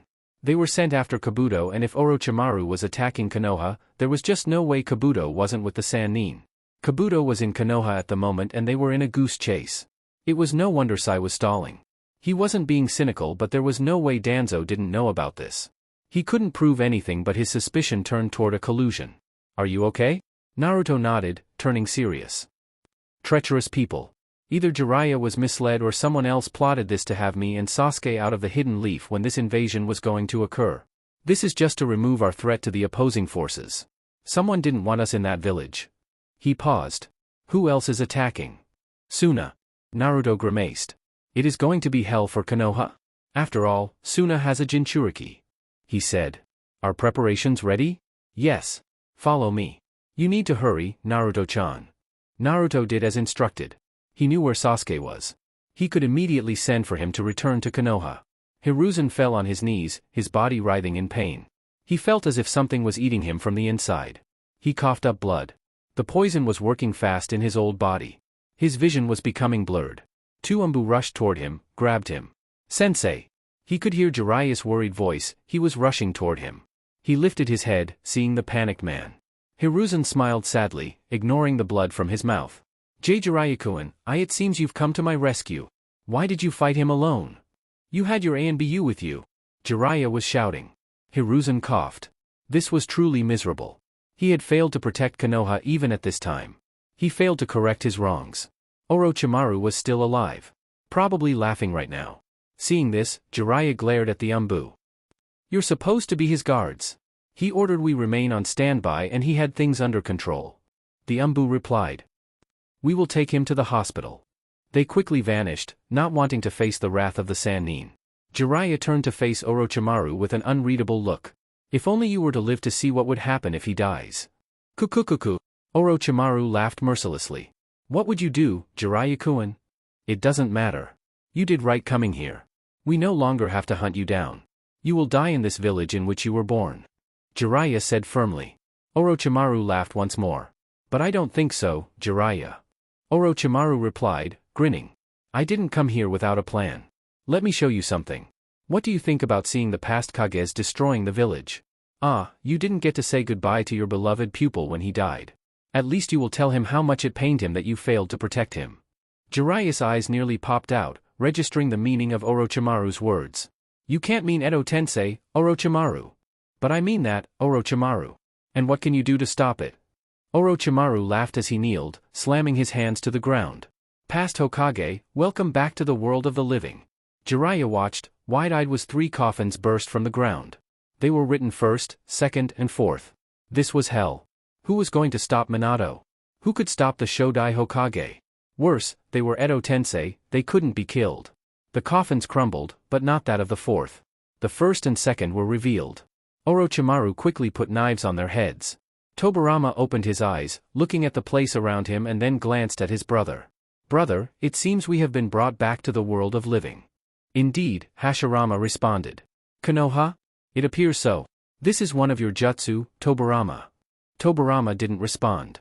Who would use this jutsu on him like this? He created the jutsu and to think it would be used on him? His eyes fell on Jiraiya. Are you the one behind the jutsu? The snake behind you? Jiraiya responded in a measured tone. His mind was thinking of ways he could counter the Edo Tensei. Orochimaru already knew the 4th wouldn't rise. He'd tried it already after all, but he had done this for the mental anguish Jiraiya would face. Of course, his former friend didn't even know the 4th wasn't going to join the party. He held a hand sign, asserting his control over the Kage. Introductions are not needed, but I am the student of Hiruzen-sensei. Orochimaru said. Now, destroy Konoha for me. Nothing poetic as that. Tobirama frowned. He was being controlled like this. And he had to destroy the village. But it didn't seem like he had a choice in the matter. To be brought back in such a state. Tobirama lamented. We are not even at 30% of our power. Hashimura agreed. Is my granddaughter still alive? Jiraiya realized the Shodai was talking to him. Tsunade? Stop talking and do what you're brought here for. Orochimaru instructed. Tsun wasn't expecting to see Hiruzen been brought to her while gnashing his teeth in pain, sweating bullets and looking ghostly pale. She expected him to live through this. He was still the man who held the title of God of Shinobi. To see him lying in a mat, obviously in pain, caught her off guard. She had him moved to a secure and private place where no one would see him. It wasn't going to end up doing the village in favor when they learned their leader was out of commission. This was going to be secretly guarded. No one had to know this. What happened? Poison. Damn Orochimaru. Tsunade swore, taking a look at her sensei. She bit her lip. This was bad. This was really bad. At the moment, she didn't even know what was the problem. She had to focus on removing the poison first and then worry about how to solve its effects. Get me Shizune, now. Hi. One of the Umbu departed. Where was Jiraiya when this happened? He should have at least stopped the old man from fighting Orochimaru. He was too old for this. Couldn't he see that he couldn't do everything by himself? Jiraiya-sama was busy with the summons. But he is currently busy with Orochimaru now. The Umbu paused, receiving a message from his earpiece. What now? It appears that Orochimaru has summoned both the Shodai and Nidaime Hokage into battle. Tsunade froze for a moment. Her grandfather here? Was Jiraiya going to be able to handle it? Should she go and meet him? No, the important thing was her sensei at the moment. She couldn't abandon him. Keep me updated on how it is going. If things get bad, I'll need to get there. Have someone stand close to Sakura just in case, Tsunade instructed. Now, wait outside and make sure no one comes in. This mustn't be told anyone. Hi. Who was in charge now that Sandaime was out? Maybe Shikaku. He was the one who commanded the Jonin. But Tsunade hoped that Danzo didn't step out of the shadows. He had always wanted the position of Hokage, and if he found out that Hiruzen was out of commission, he was going to attempt to seize power from him. And that would be hell. You're late. Tsunade said to Shizune as she stepped into the room. Sandaime-sama. Help me out remove the poison. It is in his lungs and spreading fast. He must have breathed it. And it's starting to affect his chakra. Tsunade said with a deep frown. Sakura swept aside a sweat on her forehead as she finished healing the man beside her at the academy grounds. There were many shinobi who were bound at the training grounds, with Umbu keeping them locked up in a circle. Most of the battles had already stopped. It was good. But the damage was already done. Yet, she was glad she was able to get this much done. For her village. A pity that neither Sasuke nor Naruto were around. But what could have had gotten them sent away from the village at this stage when an invasion was about to happen? Didn't Konoha know about it? She'd not heard anything regarding it from her master. You should be fine. She said to the Jonin she'd just finished healing. She let loose of a tired breath. Fighting and healing demanded a lot of chakra. Any more of this for long periods and she wouldn't last long. She really needed to build more of her chakra reserves. I see someone is busy. Kakashi said, walking toward Sakura. Sensei. Sakura beamed seeing the Jonin. Bruised. Yet looking casual as always. He was walking with Asuma-sensei. The Jonin was holding to the side of his stomach. She quickly got up and walked toward him. Ah, it's nothing. Asuma said, trying to wave off the girl from looking concerned for him. Let me see. Sakura said.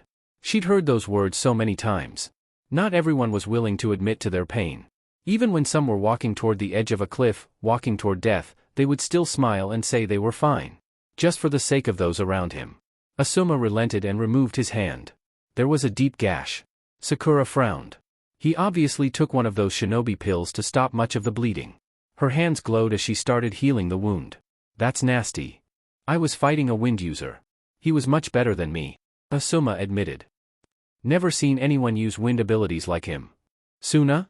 Yeah. His name was Baki. Kakashi nodded. The Jonin from the hidden sand. He was truly a powerful shinobi.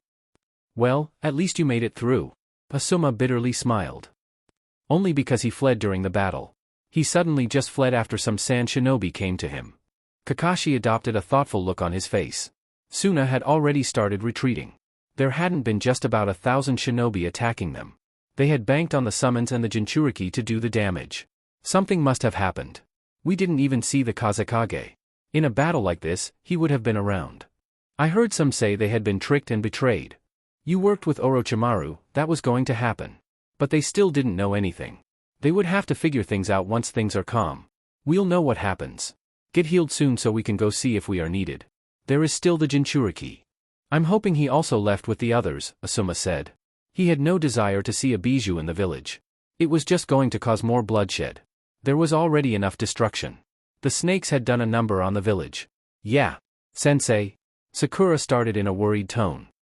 Are Naruto and Sasuke fine? They are. You don't have to worry about them. Kakashi replied with an ice smile. But honestly, he was worried for his two students. They had been sent on a mission to Orochimaru when the snake was coming here. It was bad news. Something was obviously prepared for them. And Kakashi hoped that the two would be wiser. They were strong, but there was no such thing as invincibility in this world of shinobi. Powerful shinobi have been killed. He hoped it was nothing of that kind.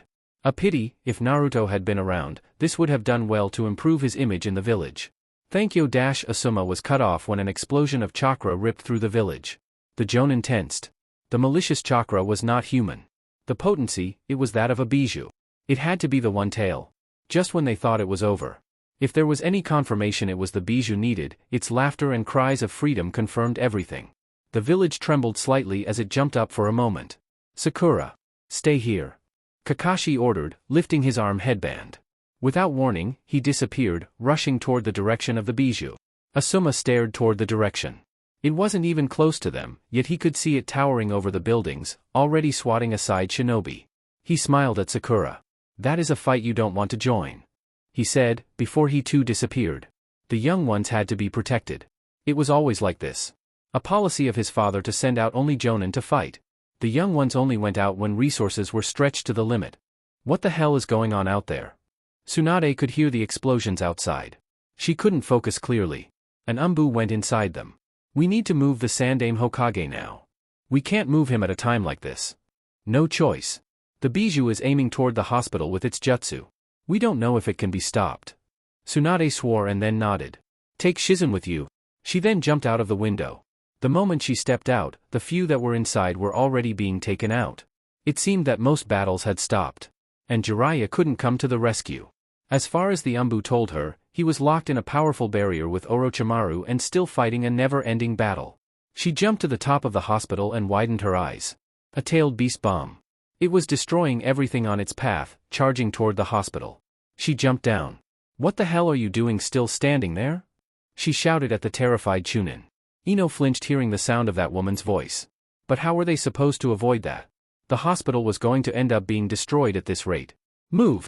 The second she said those words, there was a puff of smoke in the air, just seconds away from the tailed beast bomb reaching them. "Great!" Naruto swore, looking at the tailed beast bomb rushing toward him. He had to be summoned just to face this. He couldn't try to deflect it. He wasn't sure there would be enough power to send it away from the village. If he was alone, he could just use Mokuton to protect himself. But deflecting it meant that it would explode. He had to contain the explosion, and that was just going to put him in danger.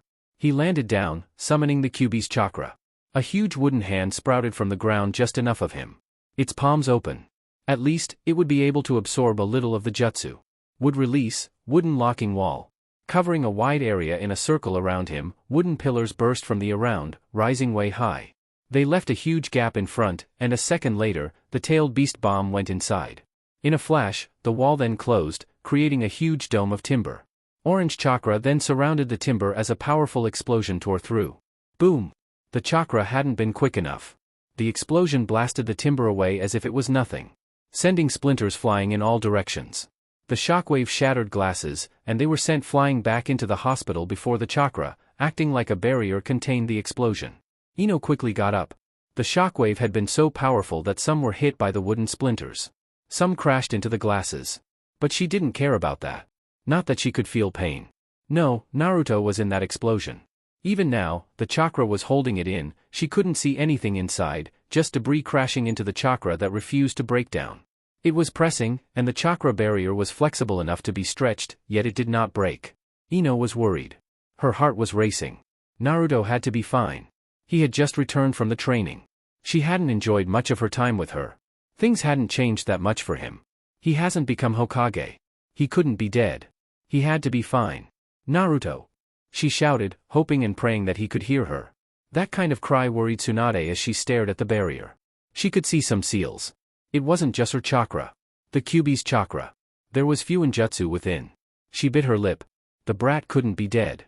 He was a nice kid. A little different, but a nice kid with hopes. If something happened to him, she was going to blame the Sandaime. When the barrier finally died down, she wasn't the only one who moved toward the dying debris. But this wasn't the important matter. Shikaku was still running rampant on the sides, shouting something about the Kyuubi. There was a huge crater after everything became visible. It was like a deep hole. But there was no sign of Naruto. He couldn't have died, right? Her heart raced a bit. Until she saw him, landing at the edge of the crater. Surrounded by a strange-looking chakra. Ino dashed past her. Tsunade smiled and shook her head. Kakashi looked away from the explosion and turned to face Shikaku. His body felt crushed. The second he'd rushed into the battle, he'd come at the receiving end of the beast's deadly Sanjutsu. Unlike the Kyuubi, this one knew Sanjutsu and they were brutal.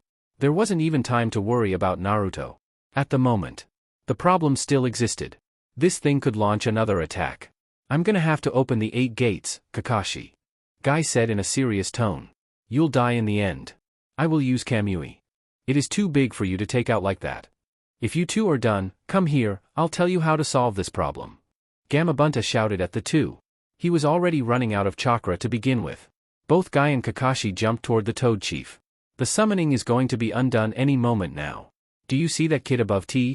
Gamabunta was forced to halt talking to put his sword in front as a shield as the bijou sent its tail crashing toward them. The blow sent him skidding backwards. And then he disappeared in a puff of smoke. Falling to the ground, Guy looked at Kakashi. What was he about to say? I guess we have to target the host? That was dangerous. But still nowhere near the strength of the Bijudama of the Kyuubi, even in its half strength. They couldn't even be compared. But still, it was dangerous. He tried to calm his breathing, his upper clothing was burnt off but there was no wound on him. Not even a little. The Yata mirror still glowed around him. After a moment, he let it go. Without it, he would have most likely sustained some serious injuries. Or maybe not. He took that risk to save lives. Besides, the Kyuubi was more motivated to see him come out on top, saying it wasn't going to have its host lose to a power from that damn Tanuki. There was competition there. Naruto.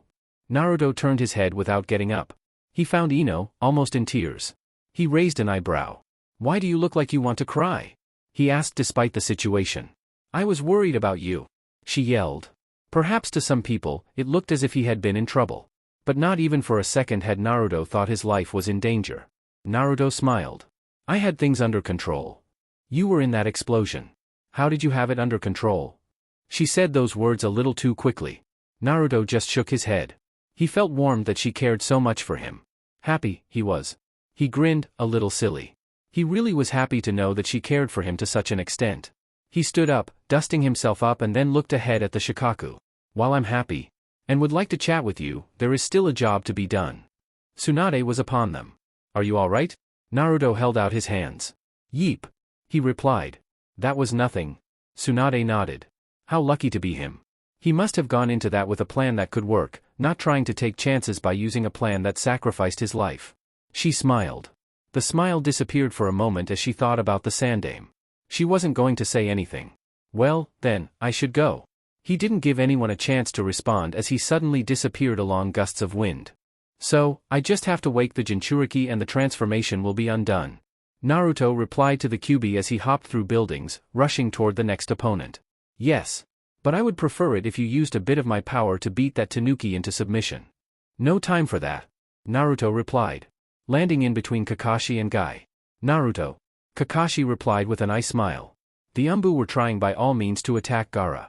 But the bijou would not stand still. It was protecting Gaara at all costs. You're okay. No time. Order everyone to clear out of the area. The blonde said. We have to wake him up. Either you or Guy have to beat him. I'll hold the bijou still. Why do we have to clear out? Kakashi got the answer when the bijou turned toward them. Its chakra output just increased. He knew it was angry. It can sense the bijou inside of you? Yup, and they don't get along. Some competition along the bijou. The one inside me claims it is more powerful because it has more tails and the one in front weaker because it has just one. Naruto said. Need to move it out of the village. Just in case it gets feisty. Gates are closed. If they aren't opened by the time I get there, I'll destroy them. Kakashi shook his head. Let's move out, Guy. Yes, my rival. Guy replied. If I get him first. We tie our matches. Don't make this a competition. How is he going to hold it still, by the way? We'll see. Naruto needed to get the bijou's attention and so he summoned one tail's worth of the Kyuubi's chakra. Kyuubi. Shikaku roared before bursting into laughter. Ha ha ha ha ha, even the mighty Kyuubi got sealed by a human. And look, I'm free and you're locked. The bijou roared into laughter once more. Let me out, Naruto. You can switch with me. I won't do anything. I just want to teach that Tanuki a lesson. Naruto ignored the Kyuubi. Now that it was sitting in a special place, it was possible for it to control his body. But he had put on a protection that stopped it from doing so. Even in his sleep, it could not. Even when they had a forced link that allowed it to give him its chakra. Naruto dashed straight toward Shikaku. The bijou lifted its right hand, trying to smash him. Naruto watched it all the way down and then jumped to the left as the hand hit the ground. Chunks of earth rose upon the colossine, lifting dust. Naruto landed safely and waved at the bijou, smiling. Come, weakest among the bijou. I don't even need the Kyuubi to deal with you. He blasted past the bijou in great speed. Almost like lightning. What? Shikaku dashed toward him, crushing everything in its way as it chased after Naruto in anger. Buildings and shinobi alike were swatted to the side it ran. The closed gates were ahead of him in a straight line and they were not opened. There was no choice. Naruto summoned 3 more tails and while running, he started forming a small-tailed beast bomb. It was difficult, almost impossible for him to do it while running. He asked the Kyuubi to do it for him. Stop running. And having to hear that voice behind him. So, he let the Kyuubi manage that process. Once done, he launched the miniature-tailed beast bomb straight toward the village gates. Boom! It exploded into a blinding light upon contact with the village gates. Naruto couldn't see whether the gates were destroyed but he just ran and jumped where the jutsu had hit. Lucky for him, there was a gaping hole. Shikaku just rammed through what remained of the gates, even hitting the walls. It found Naruto standing still, outside, the chakra of the Kyuubi no longer surrounded him. I'll make this quick. And the Kyuubi says goodnight. Shikaku dashed toward Naruto. Mokuton, Hote no Jutsu. Shikaku came to a complete halt when a gigantic wooden hand sprouted from the ground, between him and the blonde. His eyes shifted around, seeing 4 more. The damn things were his size and surrounded him. To get out, he would need sheer strength. Damn Mokuton. He cursed inwardly. He then grinned, thinking how joyous it would be for him to seal away the Jinchuriki of the Kyuubi. The Bijou was forced to do an amazing feat of agility when a giant wooden splinter crept from below him. It almost skewered through his belly. But he managed to jump away before he could be impaled. Oh! Naruto clapped his hands, impressed. For someone your size, that was impressive. But you forget? He pointed behind the Bijou. Shikaku's eye snapped back, shouted angrily when one of the gigantic hands grabbed his tail. He hit the ground, causing a powerful shockwave in an attempt to break free, but he only succeeded in causing tremors and sending dust to the sides. I won't be sent back like this. Konoha Senpu. That loud voice made Shikaku freeze for a second. He hadn't thought the insects would follow him. His tail held, he tried to swat away the Konoha shinobi but was not fast enough. Guy flashed in front of the sleeping Gaara along with Kakashi who appeared behind. Guy's attack hit the Jinchuriki on his forehead while Kakashi on the back of his head. Both quickly jumped up as the Shikaku started to violently shake. No. No. I won't go back inside. Gaara's eyes snapped open as a result of the attacks. His head throbbing. His eyes widened slightly, seeing a huge wooden hand rushing toward him. The fist hit Shikaku in the face, silencing its cries, and then it started to crumble into dust, with Gaara being freed. While Naruto was undoing his jutsu, Kakashi and Guy landed beside him. But the 3 were forced to jump away when they were suddenly showered by violent twisting winds. Naruto's eyes snapped toward Gaara, watching what was a puppet grab the Jinchuriki and then fleeing into the tree. They landed gracefully but none thought of the chase. Naruto released a long breath. That was scary, he said with a smile. For a moment, I thought that thing was going to crush me. Both Guy and Kakashi stared at him. Was he not the one teasing a Bijou with an indifferent mask? Was he not the one not the least bothered by its chilling killing intent? So, who hit him first? Naruto asked, changing the subject. A draw. You're still ahead, my rival. Guy said as they started walking back to the village. I have to go look for my students. He said before leaving the 2. Kakashi took a look at Naruto. Not even a wound or scratch. Healing powers. And with what he had taken, you'd think it didn't happen. He smiled. You came back at the right time. Yeah. Naruto agreed. But it seems that is all over. Sasuke is going to be disappointed that he won't get here in time to see the fun of it. Well, it's a plus for me. I'm glad I signed that Toad contract. Would have returned to find the leaf in smokes. It is already in smokes. Kakashi pointed out. Could have been worse. Naruto shrugged. A flash of the tailed beast bomb exploding in front of him made him flinch. I'm going to have nightmares about that. Never again am I doing it. Anything could have happened. What if the Yara mirror hadn't activated in time? What the barrier couldn't withstand the power? He'd already tested it but never like that when he was inside. He took the brunt of the explosion. You weren't sure it would work? Naruto spat out blood. Everything was done in haste. I wasn't sure about how effective it would be. Worse, I understated the shockwave. Hit me badly, that was when I feared for the worst. Kakashi smiled. You made it through? He looked at the blood Naruto spat out. But are you really okay? Yeah. Must have bled internally. Even when you heal, it doesn't actually clean the blood. I must get checked or otherwise I won't be okay. Naruto replied. Kakashi nodded. But before he could respond, a squad of Anbu surrounded them. Uzumaki, Hatake Kakashi, the battle is not over yet. What now? Jiraiya-sama is still locked in battle with Orochimaru and the past Kages. They are Edo Tensei, so he isn't winning. Nor he is losing. But it will only be a matter of time before they wear him out. Naruto frowned. Having looked at the Forbidden Scroll, he understood a little bit about Edo Tensei. And the past Kages? His father couldn't be there. His soul was trapped within the belly of the Shinigami. It had to be the Shodai and Nidaime. What kind of barrier is holding them in? It is best if you come and see. Kabuto stepped into the barrier after being given entry by the Sound Four. He was impressed by the power of the past Kages. Even with so little power they were still able to do this much. But more impressive was Jiraiya. The Toad Sage using his Sage Jutsu was holding his own. He had given Orochimaru even some beating.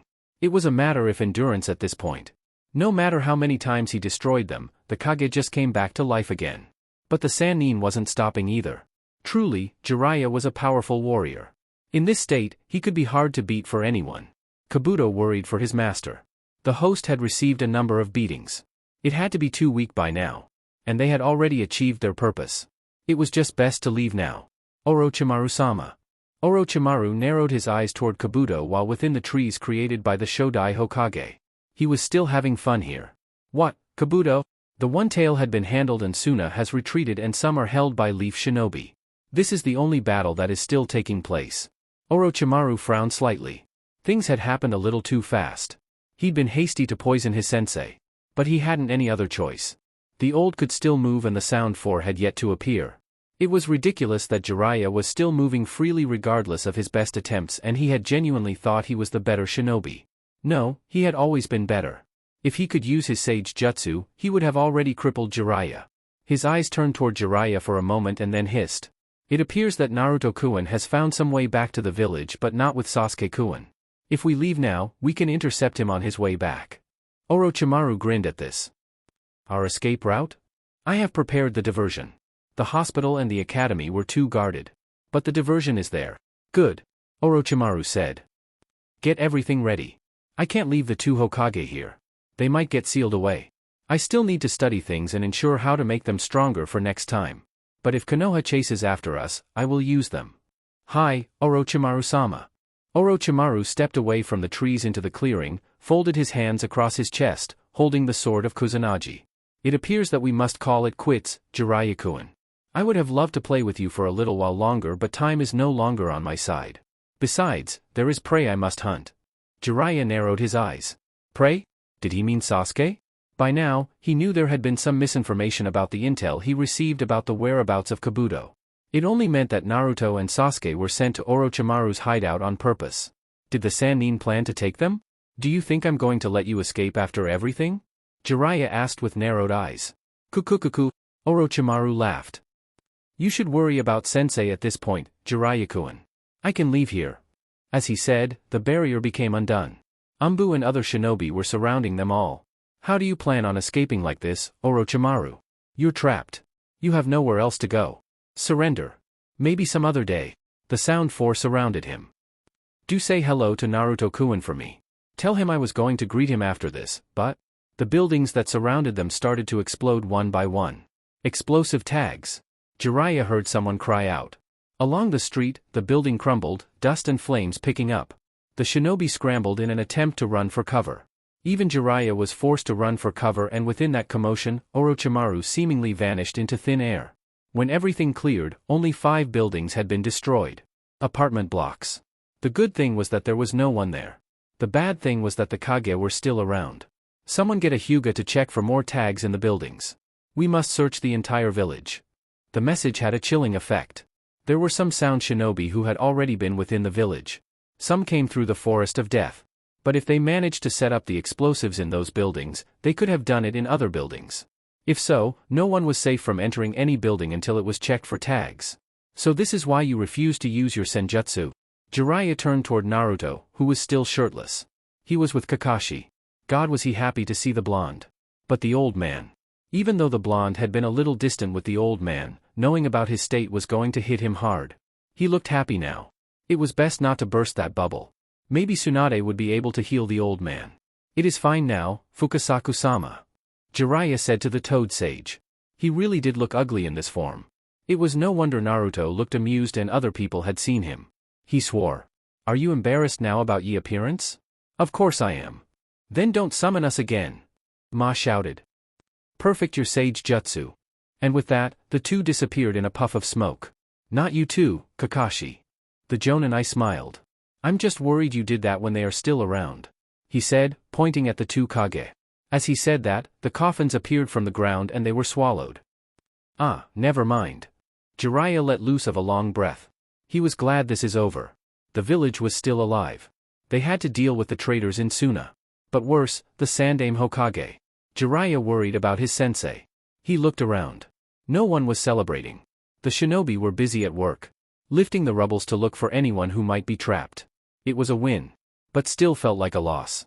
It would be a loss if the Sandaime dies. He shook his head. He should stop thinking about it. Orochimaru had just said something that made him dreadful, fearing the worst. His eyes turned to Naruto, who was also looking around. Everyone is safe. Civilians are in emergency shelters. The Sannin said, turning serious.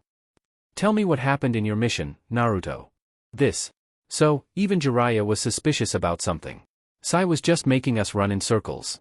Now I see someone wanted us out of the village. I think Orochimaru was sending you on a trap. He said something about a prey. He is talking about Sasuke. He may be in trouble. Naruto frowned. He wasn't happy about letting the Sannin go free. Sasuke is on the way back to the Leaf. The message must have reached him. If he does come across Orochimaru, it might be trouble. Considering he knew it is likely they'll come across him. We should go, Kakashi said. I can summon my hunter dogs to try to find Sasuke.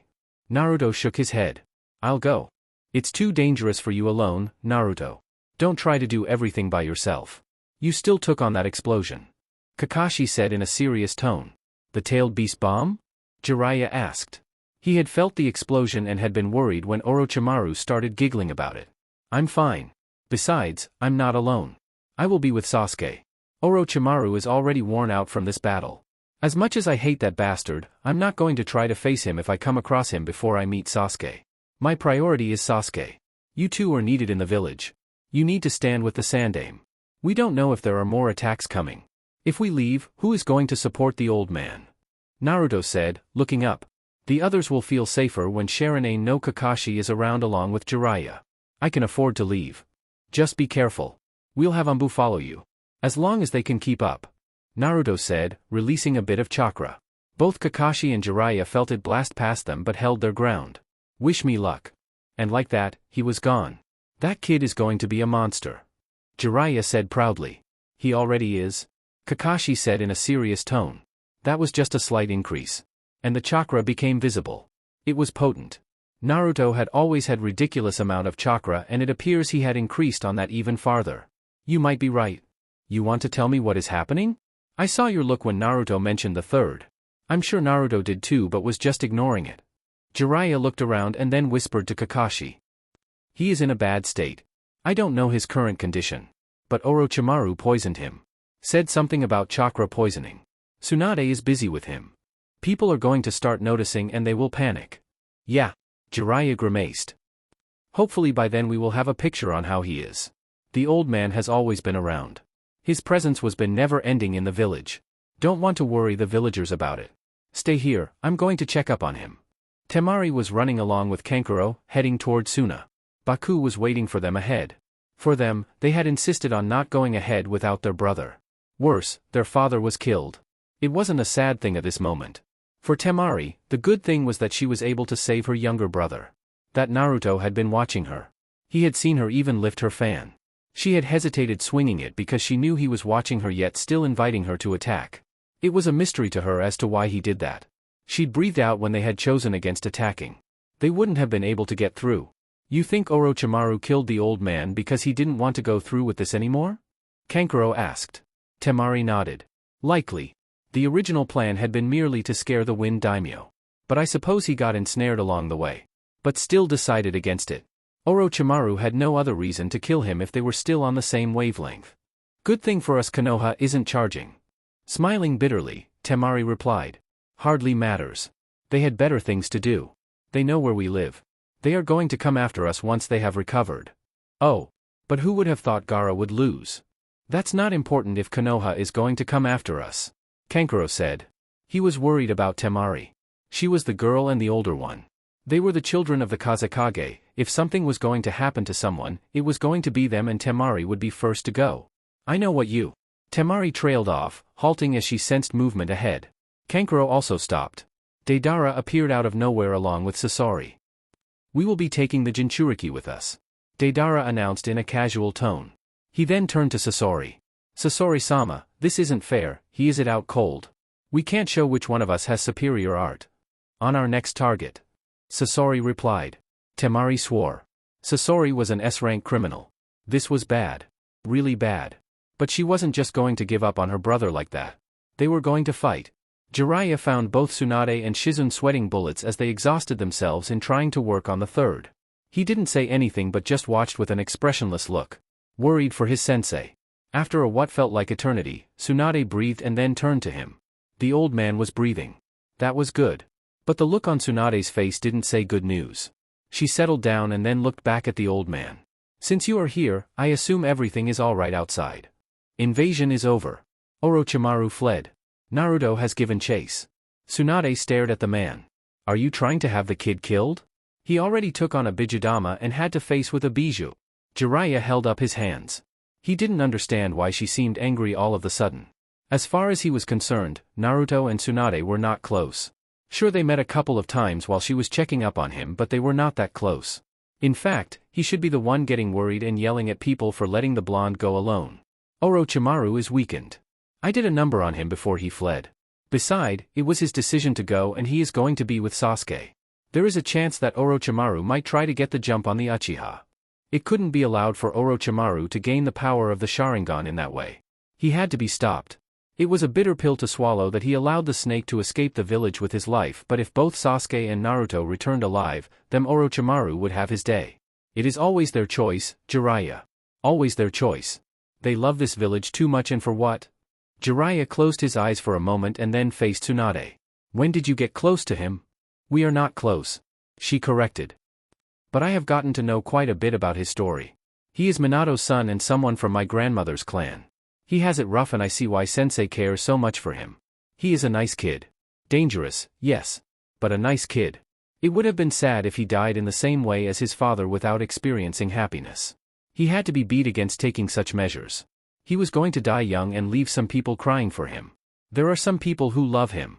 Don't think he realizes it himself.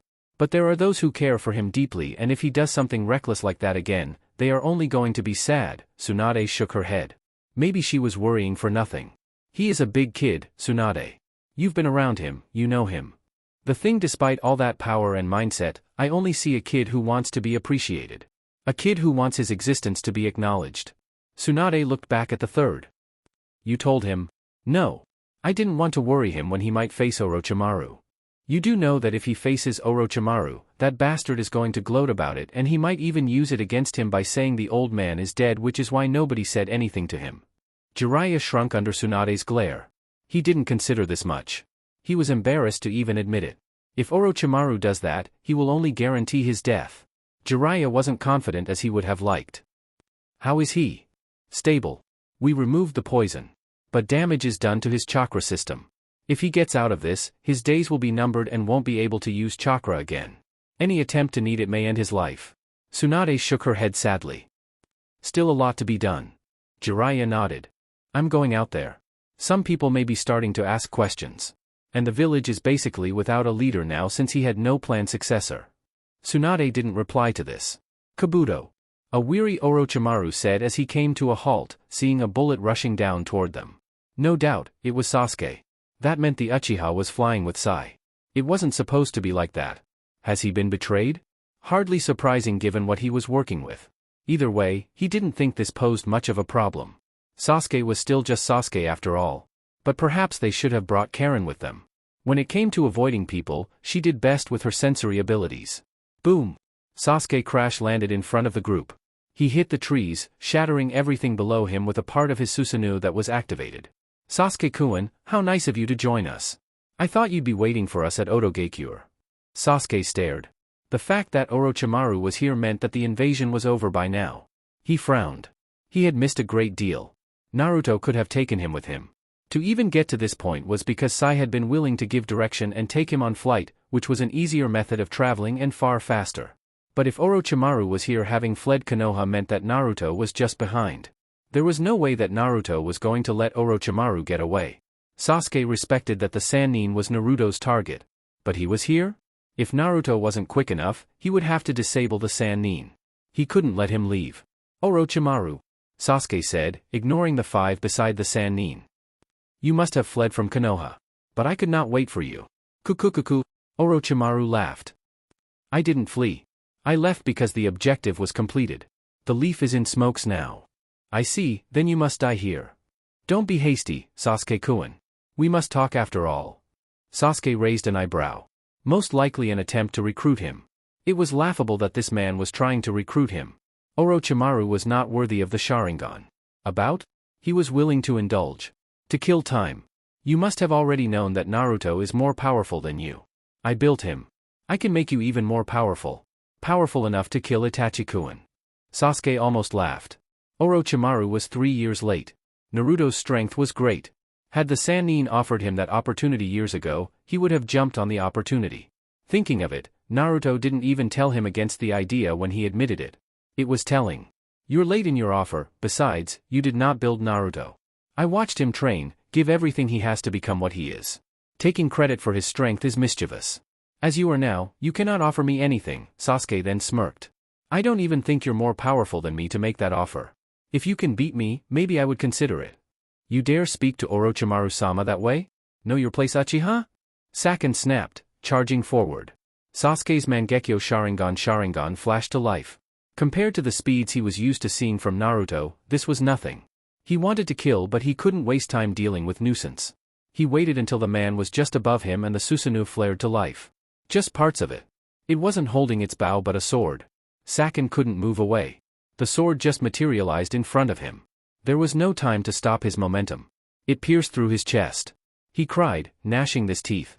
The Uchiha then dismissively hurled him toward the side without even looking at him. He swore, being sent flying away with a large gaping hole in his chest that was going to see him dead. Orochimaru stopped the others from charging toward the Sasuke. It was obvious, Sasuke was stronger than them at this point. They needed to use the cursed seal to make a move from on the Uchiha. He has really improved, hasn't he, Kabuto? Indeed, Orochimaru-sama. The power of the Sharingan becomes more interesting each time we see it. If the Sharingan can do this little things, what more can the Rinnegan do? Exceedingly well. The man who wields those eyes claims to be God, after all. And his power cannot be compared to that of Sasuke or Itachi. We could do more if we had Sasuke with us. He is a living Uchiha after all, Kabuto suggested. They already had valuable data mined from Naruto. But it would worth to have the specimen on current level and Sasuke on the other side. It could even accelerate their research by years. He doesn't look like he will go willingly. What must we do? Naruto-kun. Huh? The answer came when Naruto landed behind them, a menacing chakra surrounding him. Kabuto became wary of the situation. He should have known Sasuke was buying time. You're late. Kabuto heard Sasuke shout out. Naruto's response was nonchalant. I had things to do. The blonde replied. Take out the nuisance, will you? We must deal with Orochimaru quickly and go back to the leaf. It appears there are matters that are troubling. Since when do you order me around? If you want to get Orochimaru, you must clean up the mess yourself. Sasuke said, folding his hands across his chest. You're going to be like that now? Sasuke shrugged. Your battle. Udon, Tayuya, go. Orochimaru commanded the remaining 3. Take caution. Orochimaru turned to Naruto, grinning. I'm surprised they let you come this far, Naruto-kun. Why would I come after you? Well, my sensei is most likely dead. If not, he is going to be soon. I took time to prepare my gift for him. Orochimaru said with a laugh. Or, they didn't tell you about it? How cruel of Jiraiya-kun. As he said those words, Udon charged toward him while Tayuya and dashed toward Sasuke. Naruto stood still. He had known something was up when Jiraiya looked at him. The fact that the Sandaime wasn't in battle with Orochimaru had meant something had happened. He had felt personal responsibility and would have wanted to face his former student himself. Naruto hadn't wanted to think about it then. He didn't want to think about the possibilities of the even now, but hearing it from Orochimaru quite honestly pressed him the wrong way. Just the way the man laughed. It was the man who trained. And yet he was willing to kill him. Despite his lies and deception, the Sandaime was the only person who had so much as showed him love. Naruto had known to be cared for in the hands of the third. He wasn't moving when Udon landed in front of him. Perhaps thinking he had been caught in shock. The man swung a high right foot toward his temple with his left leg rooted to the ground. It was indeed coming in quick and fast. Yet not fast enough. Naruto's left hand just snatched out and he caught the incoming kick. His hand was firm around the ankle. His arm moved at the time as his right foot. The movement was a blur. Udon didn't see anything until he was caught and he heard the cracking sound. It was loud. His eyes shot down. Naruto's foot was planted on his knee. The pain shot through his leg up to his spine and head. He cried out, as his body began to fall. Naruto had just broken his leg around the knee. It was standing unnaturally. Bastard! You broke my leg. I will get you for this. His eyes shot up to the blonde's. The grip on him was unnatural. He realized why. Chakra was visible around him. Potent chakra. And the look on Naruto's face made him realize the blonde was not a happy person. To say that was slightly an understatement. He was seething. Arg! He felt a stab his chest. He glanced down, a kunai. The blonde didn't remove the kunai, but left it there as he pushed him back. Udon fell on his back, ignored the pain. I would appreciate it if you didn't get up. I have important matters to deal with your master. Udon swore. Even with a broken leg, a kunai deep into his chest, blood slowly dripping, he managed to push himself up and staggered. He put a hand on the kunai and glared at Naruto. This isn't over. You think a mere stab can stop me? I'll show you the power of a sound 4. Naruto held up his right hand, waving an index finger. Why do you think I left that kunai in your chest? You think I do not know about the cursed seal? Udon glanced down. There was a spiked chakra on the kunai. His heart pounded furiously. Fear gripped him tightly as his eyes started to widen. Disappear. Just as he tried to pull it out, an explosion blew him up. The nature of it was that his body was torn apart. The head went upwards, the left shoulder blown to the left and the right to the right, followed by a shower of blood and guts. His lower body dropped to the ground. None of it hit Naruto as he protected himself from it all by a wall of chakra. Sasuke wasn't planning on wasting time on the two charging toward him. What Orochimaru had said about the Sandaime had to be serious. It meant the situation was grave at the leaf. And Naruto's response to the Sannin meant he wasn't just saying this to rile up the blonde. He was indifferent to it. He didn't particularly care for the Sandaime. But he understood that the old man was valuable to Naruto. Neither were attacking him head-on. After what he had just shown, it made sense. He could simply do it again. But Sasuke wasn't a one-trick pony. I don't have time to waste on you.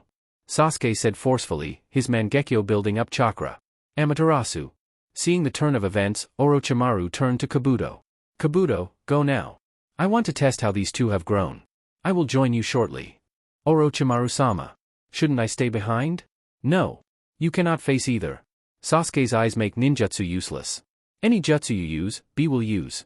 Naruto is a Jinchuriki and he appears in the mood right now. Go, for I can't afford to lose you. Basically, Orochimaru didn't want to spend time focusing on him. There was no telling that Sasuke wasn't going to target him. And seeing the black flames, that was an almost impossible jutsu to escape. He'd never seen the flames that couldn't be extinguished but he had heard of them. Kabuto glanced at Tayuya. The way she cried and rolled meant without trying to activate the cursed seal meant that the flames truly burnt more than the usual flames. I'll be awaiting your presence, Orochimaru-sama. Kabuto said, bowing slightly.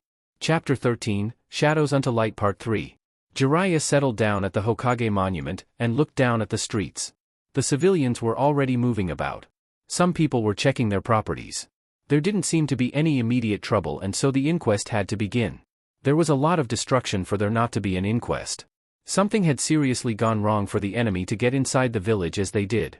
They had known something was coming, but not in this form. Not Orochimaru causing destruction simply for the fun for it. It looked as if this had been the purpose. Then again, his former teammate could have well planned to bring Konoha to a standstill. He was that arrogant. At least, the Sandaime was going to survive this. Then they would have to deal with how things go this point. Orochimaru obviously had some inside connections. It was unthinkable to think someone would betray their own village. But Danzo had it in him. Jiraiya did not forget the message the old man gave him. He wanted to carry it out. Shikaku? The Jonin commander didn't sit with Jiraiya, he just stood still, and then surveyed the village streets with an expressionless look. How is the Sandaime? Tsunade said he will pull through. But whether he will resume his duties will be another thing. If there had been a chosen successor, they wouldn't worry much about the future. Konoha was too big to be without a leader. Leave a vacuum of power and you'll have all kind of worms popping up into the picture to claim the power. The Hokage power came with privileges. In the wrong hands, it was a disaster. Then the village will need a new Kage? Had Tsunade-sama accepted the Sandaime's request? No. Worrying. We can worry about that once the Sandaime has woken up, but we must start asking ourselves questions. Naruto and Sasuke depart the village and the Fire Lord comes here. An invasion occurs. It was too much to be a mere coincidence. The presence of the feudal lord, while could be explained, did lead to an uncomfortable situation. With the Nan around, he wasn't going to sit still and leave the leaf without a leader. We definitely have to convince Tsunade to take up the position in an acting base until the Sandaime is awake. He had already desired for her to be his successor. Both you and I can vouch for that. And the Umbu commander. The rest of the council will need convincing. But they have to respect the wishes of the Sandaime. Shikaku said, but it was far easier said than done. He knew there would be opposing forces. Koharu and Hamura may agree, but Danzo was going to be the negative thought. If, however, Tsunade able to gather the confidence of the Jonin commander and the Umbu commander, Danzo's wishes should fall into deaf ears. Shikaku hoped that this would be the case. There was the daimyo to convince. That will be your job. I'll help. Jiraiya replied. What have you discovered about the events that transpired? The people who watch over the barrier were manipulated. Someone took over. Inoichi is busy with them, but I've not heard anything. Some of them appear to have already been in the village and came out from somewhere. We know the information Danzo and you had was false. There was campaign that must have taken months if not years to put together. We didn't even see the Jinchuriki come into the village. Inside job. Jiraiya frowned deeply. Where was Danzo in this situation? Knowing him, he would have been out here, making sure the right decisions were taken. That is the thing. He didn't come out. His route were not seen either. Do you think he colluded with Orochimaru? He is the only one with the pull and the means to pull this heist. And he is the only one who can benefit from this. Hokage, huh? It has always been his dream. It isn't out of the picture that he could have had a hand in it. But we have no proof to accuse him of anything. That was the problem, but they had to search until they found something. Jiraiya was willing to kill the man with his own hands if he had something to do with this. He could not be forgiven for colluding with the enemy.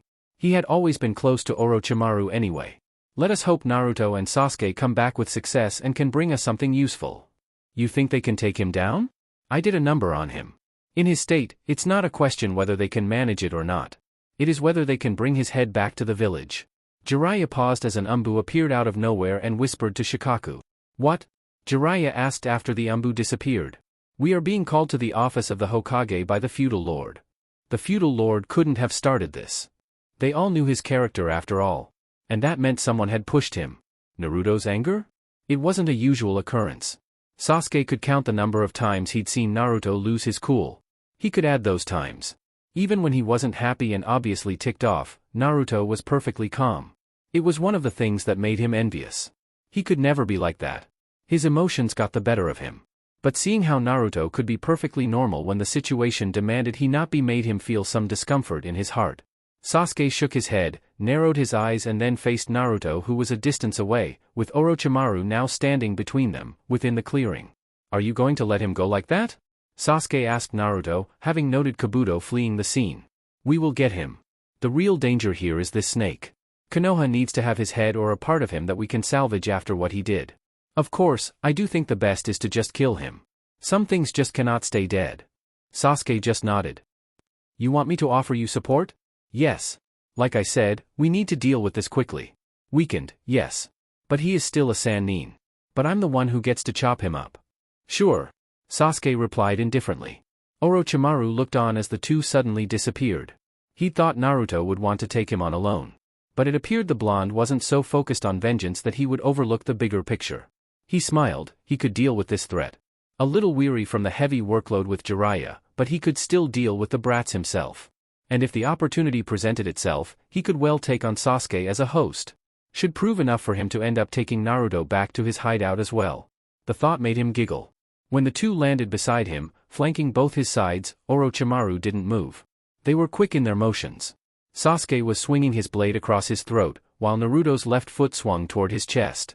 The blade cut through his neck, and the kick spammed into his chest. But Orochimaru just crumbled into dust. Wind breakthrough. A powerful gust of wind slammed into both Naruto and Sasuke, sending them flying away, and importantly separating them. It was just a gust of wind, no blade within it. Naruto landed gracefully, his eyes focused on Orochimaru.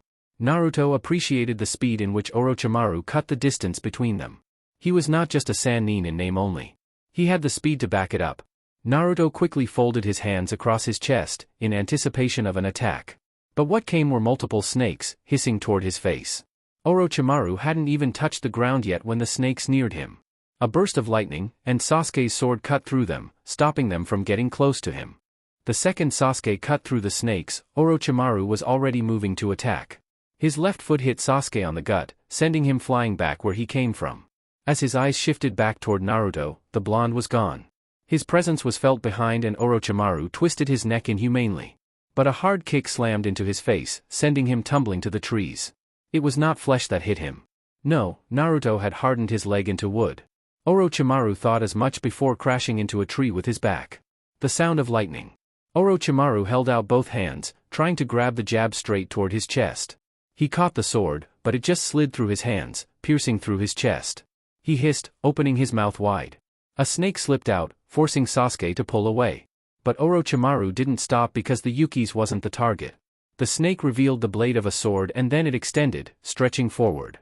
While lunging toward Orochimaru, Naruto was forced to hit the brakes, seeing the incoming sword. He ducked under, and watched the sword flash just above him. Orochimaru swore. He was backed against a wall and couldn't move quickly enough with the sword stretched out as it was. The problem was that Sasuke had suddenly appeared before him, swinging his sword down, with every intention of cutting the snaking holding the sword. He quickly raised his left hand, and multiple snakes burst out, rushing toward the Uchiha. Sasuke was forced to abandon his assault by blurring away from the scene. Orochimaru's eyes shot toward his right side. Another Naruto. No, it was two of them. The other one was lying just above the original. And the other was holding a long sword, swinging it in an upward motion. The sword sliced through the snake through his mouth. Simultaneously, the clone grabbed the sword and then started pulling away. Sasuke landed in beside Naruto while Orochimaru was still planted against the tree. Amaterasu. Grr. Orochimaru hissed as intense pain hit him. The black flames ignited around his body, burning him with unbearable heat. He opened his mouth wide, and then two hands popped, shedding his skin. He fell to the ground on his chest, yet with his head lifted, but breathing a bit heavily. That took a lot more than he thought. Fighting with Jiraiya had certainly taken a lot from him. Seeing Orochimaru shed his skin, Sasuke frowned. He is going to be difficult to kill, he said. He realized Naruto wasn't even focused on him but was staring at the sword his clone was holding. Naruto. I heard you. I saw him. But he isn't moving well. Jiraiya sure did a number on him. Naruto said in a casual tone. We just have to pound him until he has no more chakra to shed his skin. Easy for you to say. Nobody told you to wave around Mangekyo Jutsu like that. Naruto said casually. Stand guard. I will attack. See an opening, and take it. That sword belongs to me, Naruto-kun. Orochimaru said, while still on the ground. The sword of Kusanagi. I'm told this sword can cut through anything. I'm keeping it. Kukukukuku. Orochimaru laughed, getting up from the ground. He waved his right hand. Naruto watched with curiosity as the sword flew away from the clone's hands. Oh, you can control it like that. This is truly a good weapon. And its ability to stretch like that could prove useful in the end. Orochimaru grabbed his sword and then took a thoughtful look. He couldn't risk losing his sword. And so, he story it once more. He regretted it the second he did so as Naruto suddenly grinned. I had a feeling you might do something like that. Naruto held up both his hands, on the palms there was a kanji for explode. Explosive tags are usually written in pieces of papers and shinobi by them because they do not possess the ability to write the seals. Not everyone knows Fuinjutsu after all. But for some of us, tags are only necessary to save chakra. I have tags written on me and I can tag them on things I want using chakra. But not usually on a person. You'd notice it because it is chakra after all. So, when my clone touched your sword, what did you think it did? Orochimaru's eyes narrowed and he quickly tried to remove the sword from his body but it exploded from within. His vision turned upside down and he watched, his head detached from his body. While falling, he saw his upper body blown up, it was all just multiple snakes. If you told me when he explodes, he turns into snakes, I wouldn't have done that, Naruto said. The sword was lying on the ground, still perfectly fine. But he couldn't go there, not when the snakes were attaching Orochimaru's body together. Kukukuku. Orochimaru chuckled once his head was connected to the rest of body by the snakes. Very good, Naruto-kun. Minato would be impressed. Naruto bent down, placing both hands on the ground. Would release, rising sphere. While still stretched, Orochimaru narrowed his eyes. A large wooden structure bust out from the ground below him. It looked like the cleanly cut trunk of a tree. But what caught his attention were the marks on the wood. Explode. Sasuke? Naruto called, rushing toward Orochimaru. The primary goal is to make something like that. I infuse the tags when I manipulate chakra. But because it demands too much chakra, I prefer not to use it that often. So, Orochimaru, jump for him. Orochimaru hissed. Naruto was forcing him to jump. He had no choice because the wood was going to explode. He quickly tried to jump, but the wood still exploded, blasting him into the air. The splinters from the wood pierced through his body, making him swear at Naruto. His eyes sharpened. An arrow was speeding toward him. A purposeful attack. Naruto rushing toward him was the diversion. The arrow pierced through his chest, leaving a gaping hole. Where was the blonde now anyway? Fire style, great fireball no jutsu. Orochimaru twisted his head above.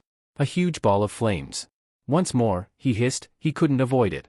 He refused to cry in pain when the flames slammed into him, sending him crashing to the ground in a loud boom. Naruto landed on the ground beside Sasuke, watching the column of flames that surrounded Orochimaru, slowly eating away his flames. You think he won't get up after that? Sasuke said. I would have just preferred to hear him cry in pain while gnashing his teeth, Naruto replied. You put a hole through his chest. And that was after I blew up his body from within. If he is still alive, Konoha isn't going to see his head. When the flames died down, a badly burnt Orochimaru was lying in a crater flat on his belly. His body burned to the 3rd degree, steam rising with the skin peeling off. Yet, he was still twitching. He is still alive. Persistent snake. Should I burn him with Amaterasu and see if he will still shed his skin? No, let us wait and see what will happen now. He is starting to reattach once more. Sasuke shook his head but still smiled. You're enjoying this, aren't you? Of course I am. Look at him. Actual, you should go ahead and light him up. Maybe this time he will cry in agony. What happened next was that the snakes burst into a hideous white snake. No, it looked like hundreds of snakes bundled into one. Is that his real form? Sasuke asked casually, his eyes staring at the Sannin. Yes. He only turns into that when things are bad or when he is going to eat someone. I suppose he is going to try to flee now. You can predict his movement and try to stop him. Orochimaru hissed, glaring at the two brats. He normally would have managed to get up from that. But fighting Jiraiya in Sage mode had taken a lot from him than he thought. And who would have thought the brats would force him into this position? You two have really grown. But I must depart for now. We will meet again. Orochimaru said, and then hit the ground. But he didn't go far. A lightning sword hit him on the tail. The sword piercing through, hitting the ground, but because of his quick movement, the sword sliced through. He hissed painfully while still fleeing. Mokuton, rising spear. A wooden spike burst from the ground as he was trying to speed away. It was just below him. It pierced through his neck, pinning him to the ground. Naruto landed on the sides of Orochimaru, and summoned the sword of Totsuka. It felt weird holding the sword with his hand. Considering, it was ethereal. His left held the gourd. He lifted it and soared it downward in a forceful strike. Arg! Orochimaru hissed, as the sword cleanly cut through him. His body danced, tossing and turning after being severed from his head. Until, finally it stopped. He was left looking like he had been staked. What remained were flames for him to look as if he'd been stabbed and put on a burning stake. When Naruto appeared in front of him, his eyes widened. Seeing the sword Naruto carried.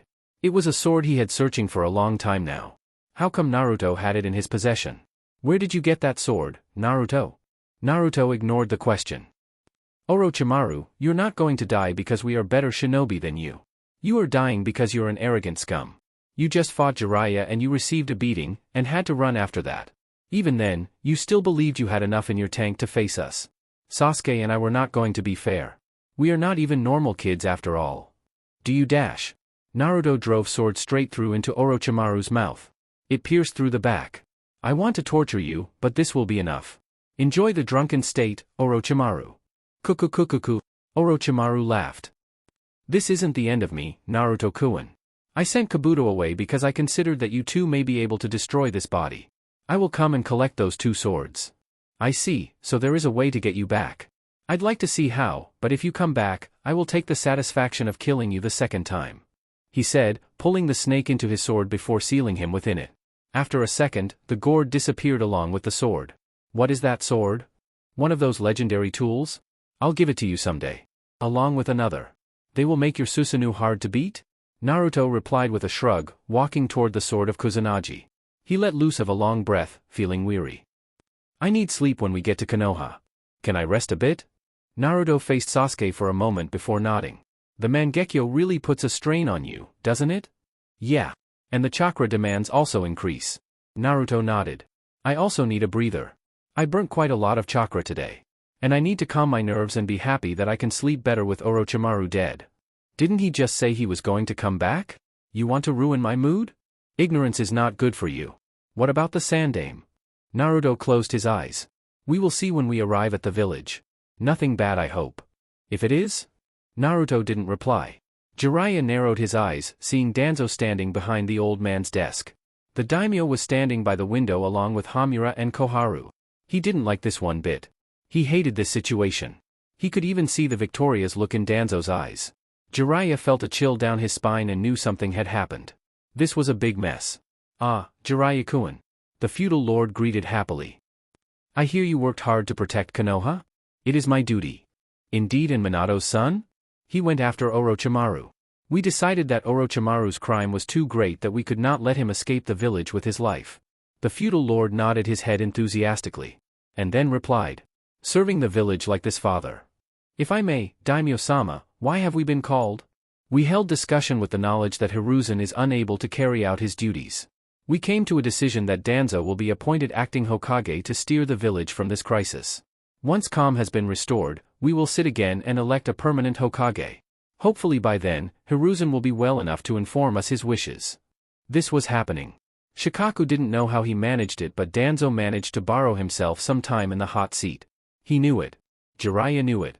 The man wasn't going to step down. He was going to keep that seat. He would not warm it for anyone. That was unless they removed him by force. But Sensei had a wish. Princess Tsunade? She is indeed a good candidate. But I was under the impression that she refused the request. Was it not true? She was just given time to think about things. This is pointless. Danzo cut in harshly. We need experience to deal with this matter, and an appointment has been made. I am Hokage and will lead this village from this mess Hiruzen put itself into. How is this his fault? Jiraiya demanded, glaring at Danzo. Orochimaru was his student. And he was the one who let him go years ago. If he had done what was required of him, we wouldn't be in this position.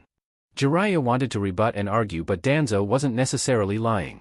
He was just using this to his advantage in an unfair way. And you, Jiraiya. You had many years to remove him from existence, but you failed to do so. You were too focused on trying to change him. Danzo said in a stern tone. It is obvious that the students of Hiruzen cannot be trusted to lead the village in this time. This is why this decision has been made, and I will not tolerate any insubordination. Jiraiya almost lunged at Danzo as he sat on the chair that belonged to his sensei. But he held himself. Seniai told me that Danzo must be executed for working with Orochimaru for this invasion. It was his wish and I intend to carry it. Shikaku sighed. It had to come to this. But having dealt with the feudal lord, he knew it was unlikely to change anything. Worse, Koharu and Hamura were present, but neither looked to be interested in saying anything. It just meant a decision had been made. While they fought to protect Konoha, Danzo was working with the feudal lord. He was working on the man. It was no longer a coincidence that the daimyo appeared just before an invasion took place. They were defeated in this play. As long as the daimyo gave his blessing, there was nothing they could do. The feudal lord looked shocked. Why? Shikaku didn't want to speak because he understood that the moment the feudal lord said Danzo would be acting, it was final. Unless they could change his mind. If not, neither had the power to overrule the man. If they went against the wishes of the daimyo and refused Danzo, the leaf would suffer. Severely so. There is suspicion that someone from the inside worked with Orochimaru for this invasion. Danzo is also a suspect. A very likelihood suspect. Oh, the feudal lord was surprised to hear this. This doesn't matter. We must now focus on trying to rebuild the leaf. Such things can be done once Hiruzen is awake. We must not dismiss such things. The feudal lord said in thought. The decision still stands. The feudal lord said. However, it is worrying that loyal servants think you are a traitor. He said, turning to both Shikaku and Jiraiya. How sure are you? Very sure. Well, I cannot dismiss concerns from Hiruzen. He was a loyal and good Hokage. Both Shikaku and Jiraiya have been good servants. They cannot all be lying. He adopted a thoughtful look. My decision has been made. Let us wait for Hiruzen to wake up and then we will deal with this. But you'll be letting a traitor lead Konoha? Jiraiya shouted. If you can prove it to me here that what you say is indeed true, then I'll rescind my decision and listen to your suggestion on who should be acting Hokage. The feudal lord waited for a second before speaking again. It is settled then, he said, walking away from the office with Koharu and Hamura, who were oddly silent throughout. Shikaku. Hi? Alert every shinobi of the current changes. Gather your best jonin in an hour. I wish to address them about the way forward. Of course. Keep that seat warm, Danzo. When the Sandaime wakes up, you will be out. And I will drag you through the streets myself before watching you get executed for being a treasonous snake that you are. Careful, Jiraiya. You may be a Sannin, but you do not have the license to say whatever you want. Or what? Jiraiya dared Danzo. Danzo had known Jiraiya was going to be a problem. Shikaku would do what was required. So there was no need to remove him from his position. However, the Sannin would continue to be a problem if he stayed present. The only way to solve it would be to send him away from the village. But still, if there was a fight for Konoha, Jiraiya would still fight. He was a loyal shinobi after all. His obedience at this point wasn't required. If he needed raw power, he now had Naruto and Sasuke on the palm of his hands. Oh, how it was good to reap from the fruits of his cherished dreams. How long has he sought to control the Uchiha and the Kyuubi? Be present as well when I address the Jonin. We do not want them to think you do not support me, would not be good for the morale of the forces. But I don't support you. Do you want to start a civil war? There are surely many who will not listen to me. And some who will. If we start fighting amongst ourselves, on top of the damage we have already suffered, Konoha will fall. Is that what you want? Not if I take you out quietly? You will be branded a traitor for killing an acting Hokage. Sensei will reveal your crimes when he wakes up. Jiraiya shrugged. Danzo afforded himself a smile. If he wakes up. This is bad. Shikaku said as soon as Jiraiya appeared before him. But he still had no other option but to obey Danzo. Of course, they could silently kill Danzo. But the daimyo would suspect something. Knowing him, he isn't going to let Suna off the hook. I'm surprised he hasn't ordered we move out to launch our own invasion on the village. Jiraiya said in a serious tone. He could say goodbye to peace with Danzo at the helm. This man was going to start a war soon. Once he had stabilized things and managed to get Suna under him, he was going to war. The man didn't see friends or neutral people. The other great nations were not allies. Which meant they were enemies. And he had no other way of dealing with them aside from elimination or subjugation. The Sandaime was going to be shocked to death once he learns that Danzo has managed to usurp his power. That is if he doesn't make the announcement when he addresses the Jonin. He loves war after all. During the Third War when the Sandaime was calling for it to end, he was saying they should use Minato's power to bring IWA to its knees. Shikaku shook his head. I'm even more surprised those two agreed to this. They've supported his ideas but not his quest to become Hokage. Must have had something on them, which is why they were silent. They had after all even tried convincing Tsunade to become Hokage after she returned. We can't do anything now. We just have to wait until the third wakes up. Yes. But we must develop a way to keep the daimyo out of Kage selection issues. He has too much influence on things. We are in his country. It is the price we pay for his financial support. If we don't want him influencing things, Konoha needs to be able to stand on its own without the feudal lord. Standing on the village walls, overlooking the streets, Sasuke had expected to see a village in flames and smoke. It would have been good for him to even vent in this farce of a mission he had been sent to accomplish with Naruto. But looking below, he could see only the results of battle. Civilians and shinobi working hand in hand to clear up the mess created by a stupid invasion. It did look like the village did some damage. It was a sight Sasuke never thought he would see. After all, Konoha had always been the sure place with battles always occurring outside during missions. But life was not so simple. With each passing day, he learnt me about this cruel world of shinobi system. The fittest ruled. The most corrupt did whatever they wanted. He wasn't the idealist, but what kind of world did he want his version of the Uchiha clan to see? Did he want to bring his clan into a world where it could face the same tragedy that he faced when his brother went mad with power? Orochimaru was able to achieve this much. It appears he was not that weak and just talk, Sasuke said to Naruto. Yeah. The damage could have been even bigger. But Konoha wasn't just the best for nothing. What happened to Sai? He said he was going back. He didn't resist and even offered to take me back after your message came. It made it look as if he genuinely didn't know anything. That could be the case. But the undeniable truth was that they had been sent for nothing. For even Jiraiya to have been misinformed just showed that to control the flow of information, you controlled how people moved. For hidden villages, intel was an important part that kept the machine marching forward. Well, that happened that way. At least we were able to meet and deal with Orochimaru. It should bring some peace into the village. Are you going to forget that he clearly stated he was going to come back? Naruto shrugged. I'm not going to take the word of a madman and lose my sleep over it. Enko was going to be pleased to know her former sensei was dead. She would no longer have to worry about him. And he could sleep well at night. And most importantly, the hidden leaf would breathe freely and joyously tonight knowing that they had cut off the snake's head. Sasuke shook his head. Who are we going to report to?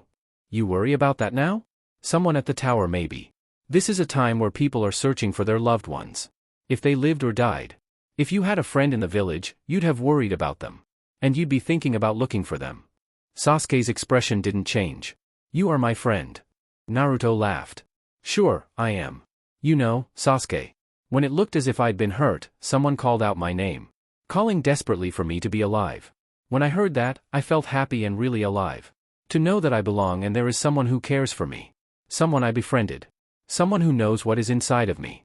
At that point I thought, maybe I wasn't doing anything wrong. Even if things didn't change much for him. As long as he could have friends who needed him. Friends like Sasuke who were completely hopeless without him. A person like Ino who would cry if he died, Naruto felt that living was worth it. That blonde girl? Yeah. You should make other friends too. They don't have to be our age group. I have Enko as well, Naruto said in thought. I suppose there is Sakura? Yeah, right. Sasuke replied with sarcasm. Well, she is still our teammate. If you did well, maybe the streets will finally smile for you. Maybe, but that wouldn't make me happy. I think I'm owed an apology. Good luck with that, Sasuke said. I'm going to check if there is no damage to the Uchiha compound before going to report to the office. My house should be fine, Naruto said in thought. Even if it isn't, a house can be rebuilt. I'll go to see the Sandaime and then go to rest. Don't bother me. Tomorrow is surely going to be a long day. Long?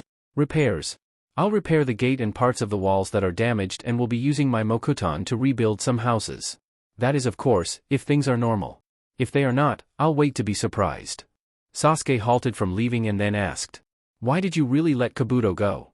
Because I wanted him to feel alive after escaping. Besides, I was a little too angry to make him suffer. I'd just given him a quick death. That I do not want for him. And Orochimaru? Well, weren't you the one saying he is going to come back? Besides, I needed to kill someone. Sakura smiled happily seeing Naruto walk into the hospital. He looked fine but with signs of battle. She'd heard from Shizen that he'd departed once again to chase after Orochimaru. If he was here, did it mean that Sasuke was also back in the village? Naruto. She called him. Naruto turned to face the girl and then smiled, waving his right hand. Sakura. That is one teammate confirmed to be alive and well. My life was never in danger. Sakura created a fist. Unlike yours. You heard? Of course. Ino was telling everyone who cared to listen. And the people who were around saw you. Of course, my master said you were stupid and reckless. Naruto laughed at this. He could imagine Ino telling people. Perhaps for his own good. She was truly a good person and friend. It was fine. It just looked as if things were dangerous. And before you ask, I just returned with Sasuke. He went home, Naruto said, his eyes darting around. Where is your master? I'm not sure. Sakura replied. But she isn't around here, is there something I can do for you? Naruto shook his head. No but thanks. I was looking for her specifically. Get back to work, I'll no doubt see you tomorrow, he said turning away from the girl. This just meant that the Sandaime wasn't here. He must have been moved from here to somewhere more secure. But where? The Sarutobi compound or private places in Umbu spaces? He didn't get to think for too long as Jiraiya appeared in front of him. Follow me. You sound serious. Naruto said with narrowed eyes. We are in a serious situation. The Toad Sage said, putting a hand on his shoulder. We have to be a little secret. They vanished from the hospital and appeared in front of Hiruzen's home. Why? Umbu are going to come for you. I'm sure they were alerted about your return. But I want to talk to you first before you hear it from him. Jiraiya said in a dead serious tone. The usually joking Jiraiya using a serious tone? When the Sannin did this, you knew things were bad. Naruto swallowed hard, thinking it had something to do with the Sandaime Hokage. First, let me apologize for not saying anything about the Sandaime. I honestly thought with Tsunade around, by the time you returned, he would be fine. Only she reminded me that Orochimaru would use that against you. The Sannin frowned deeply. I didn't even think about that. I was trying to keep this from you. Adults and their need to always try to protect the children by keeping the truth from them. What good did it do? If he had been someone else, he would have just lost his cool and end up falling to Orochimaru in the process. I really hate this attitude you people take. I know. Jiraiya smiled sadly. He'd been told already. But the old man is still alive. What I want to tell you is the consequence of his current state. He is still unconscious and Danzo has seized power with the help of the daimyo. The problem with this kind of system was that there was no democracy. This was no different from a nation ruled by a king. Kage were kings. Their rule was absolute. The leader was imposed on the village and no one was going to defy him. The shinobi population were going to obey the man and the umbu would be dealing with anyone who plotted to take the life of the Hokage. A treasonous offense. It was just damn funny that of all people, Danzo ended up seizing power. What kind of leadership was he going to bring up? Naruto halted. He was royally screwed. I'm screwed.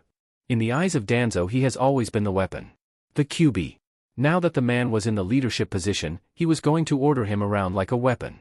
He wouldn't even be surprised if the man called upon him to demonstrate that he could use the power of the Kyuubi, and if not, he would be forced to learn. Yeah. Jiraiya admitted. Just be careful. In the eyes of Danzo, you are either useful or not.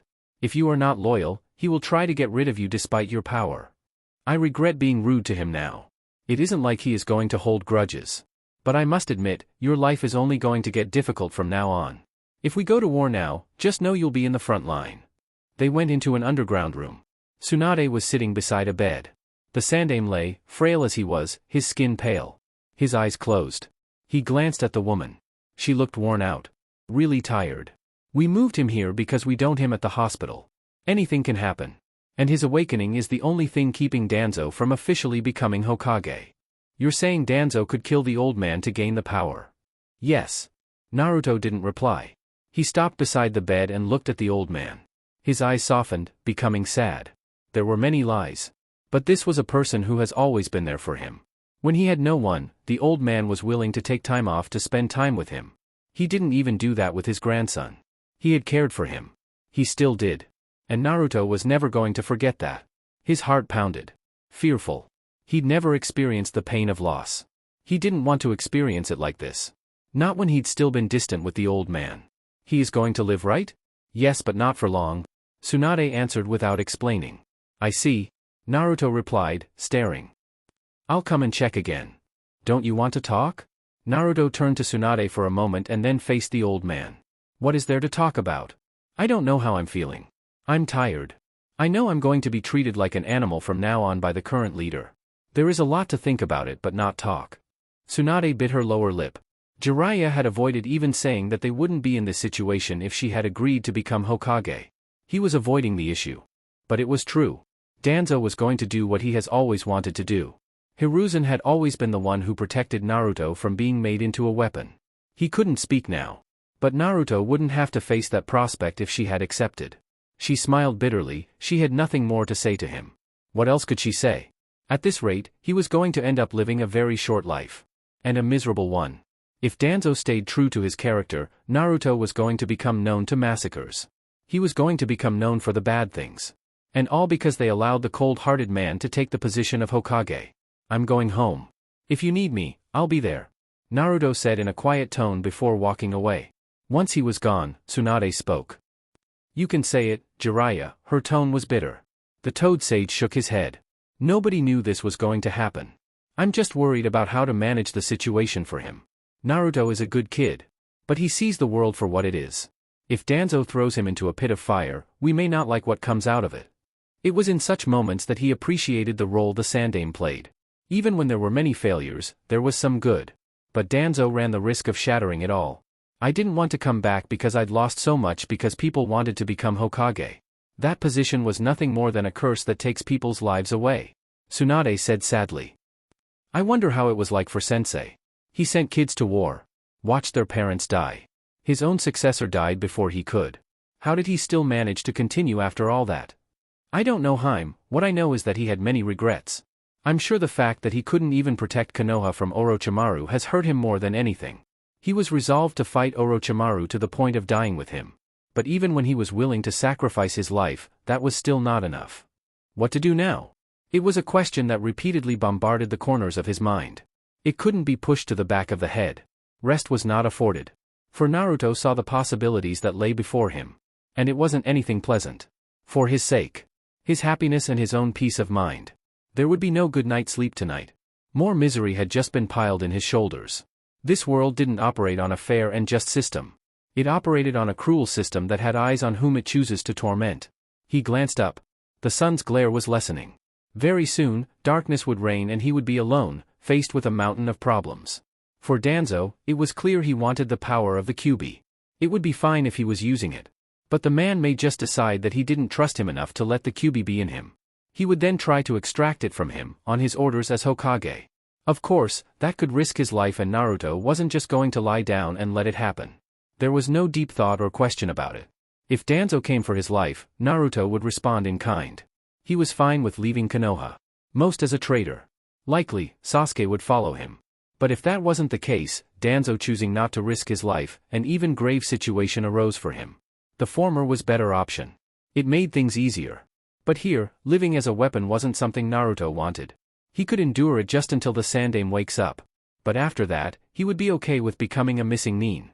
For this village that hasn't done anything for him, Naruto would not sacrifice his sanity. As he strolled through the streets, he noticed the difference in the mood. A few nods. Smiles and waves. Yet, what did it mean if he wasn't going to be happy?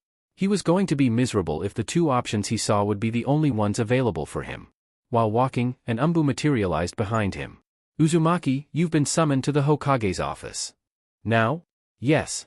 Now. The Umbu said, putting a hand on his shoulder, and they vanished from the streets. Naruto was surprised to see Sasuke at the office.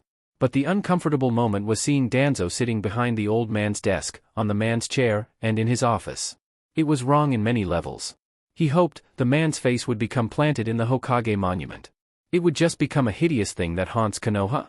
He didn't say anything to Sasuke but just acknowledged his presence and then stared at Danzo. Why didn't the two of you report back on your mission? As far as we were concerned, Konoha didn't have a leader. Our mission was given to us by the Sandaime Hokage. Danzo shook his head. The mission to kill Orochimaru. It would do this village good to know that you handled him. We were going to do that once we knew who to report to. Sasuke tells me you sealed part of him as evidence.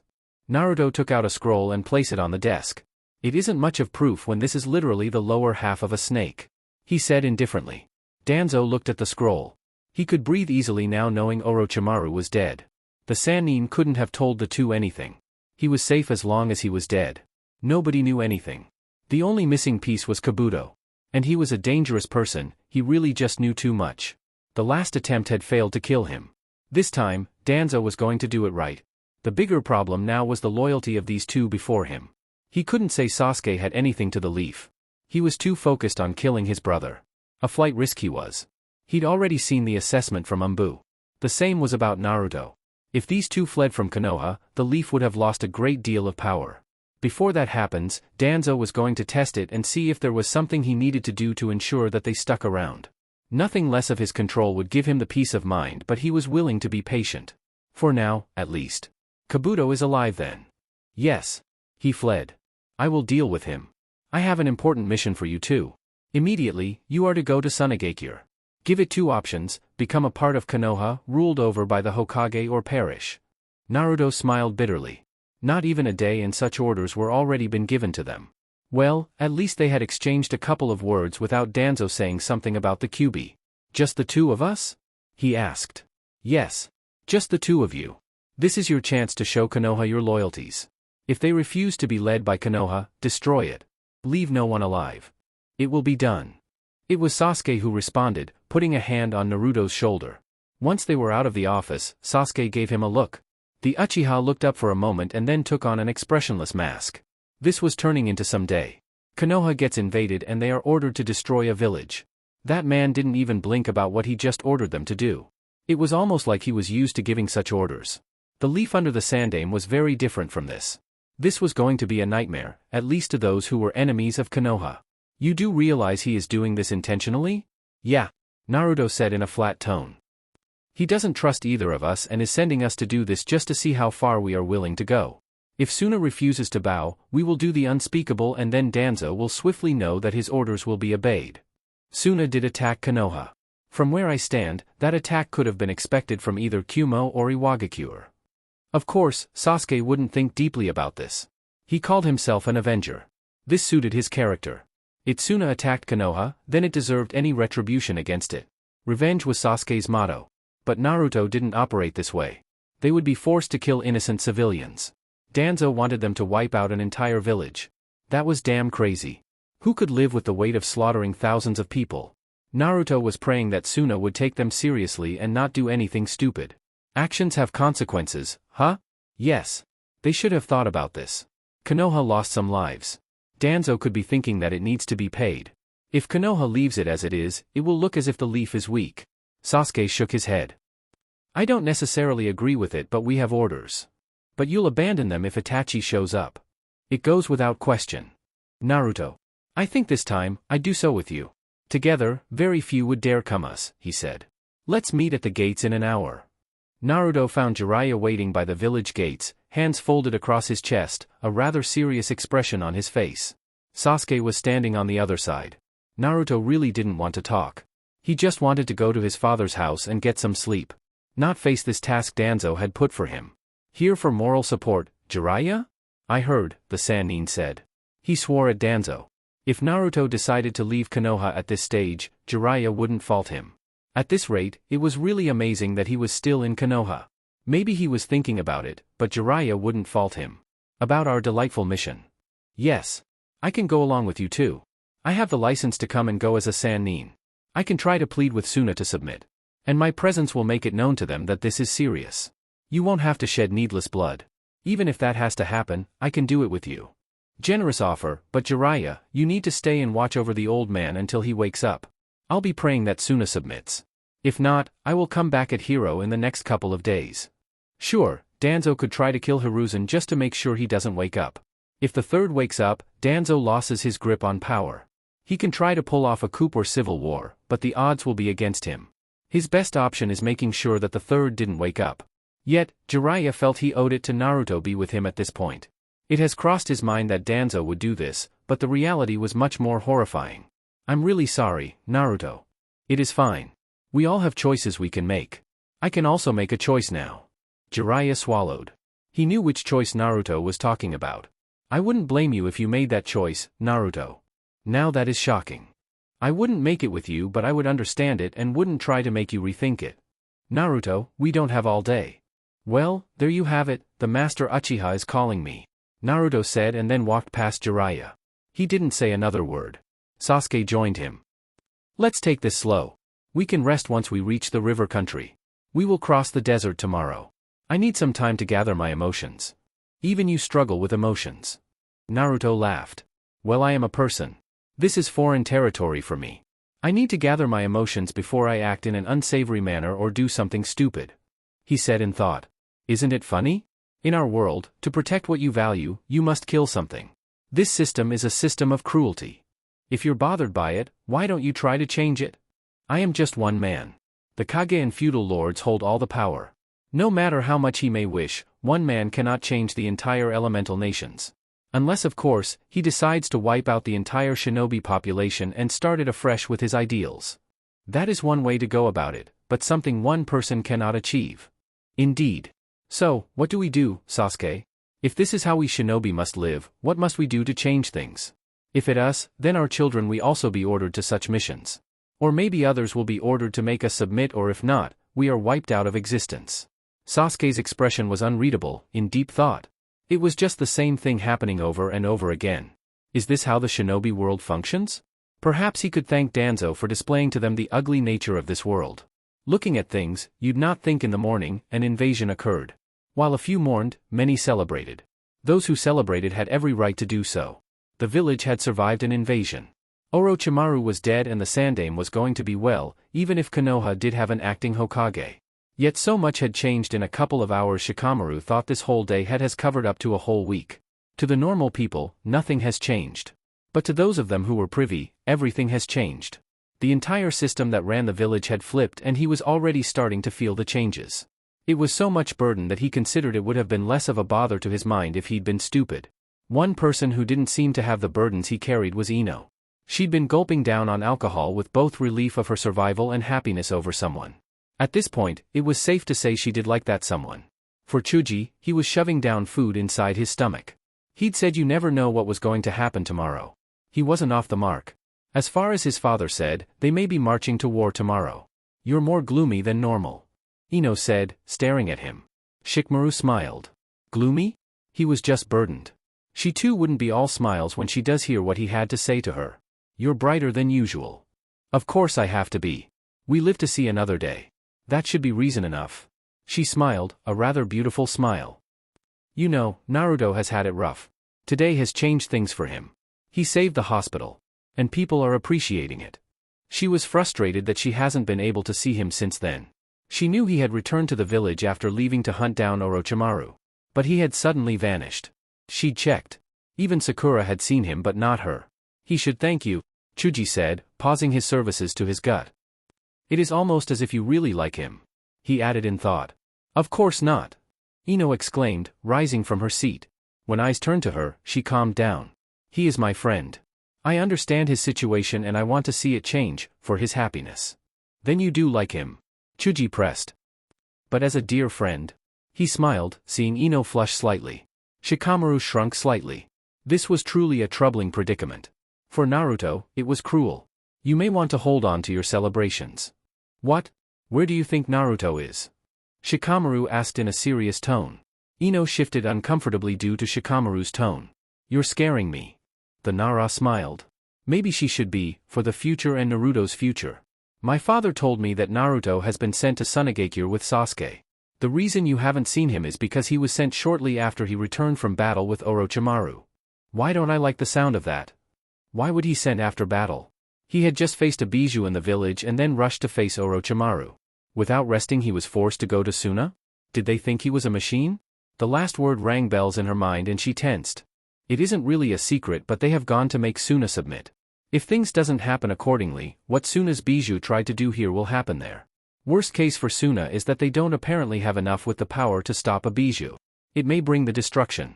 Shikamaru paused to let Ino absorb his words. My father says the man who is acting Hokage probably sees Naruto has nothing more than a weapon and would most likely see Sasuke as a way to keep control of that weapon. So, Ino, even if the villagers might now come to like Naruto, he might not be happy because of what he will now be asked to do. Ino was deflated. Her happiness shattered. What was Naruto even thinking? This was different from being a shinobi. She knew there were missions you had to kill someone. Assassination missions and the likes. But what was being asked of Naruto was another whole matter. He was being asked to become a cold-blooded murderer. Shika. Ino started in a whisper. What will happen if Suna refuses and chooses to fight? Destruction. Naruto is acting on orders.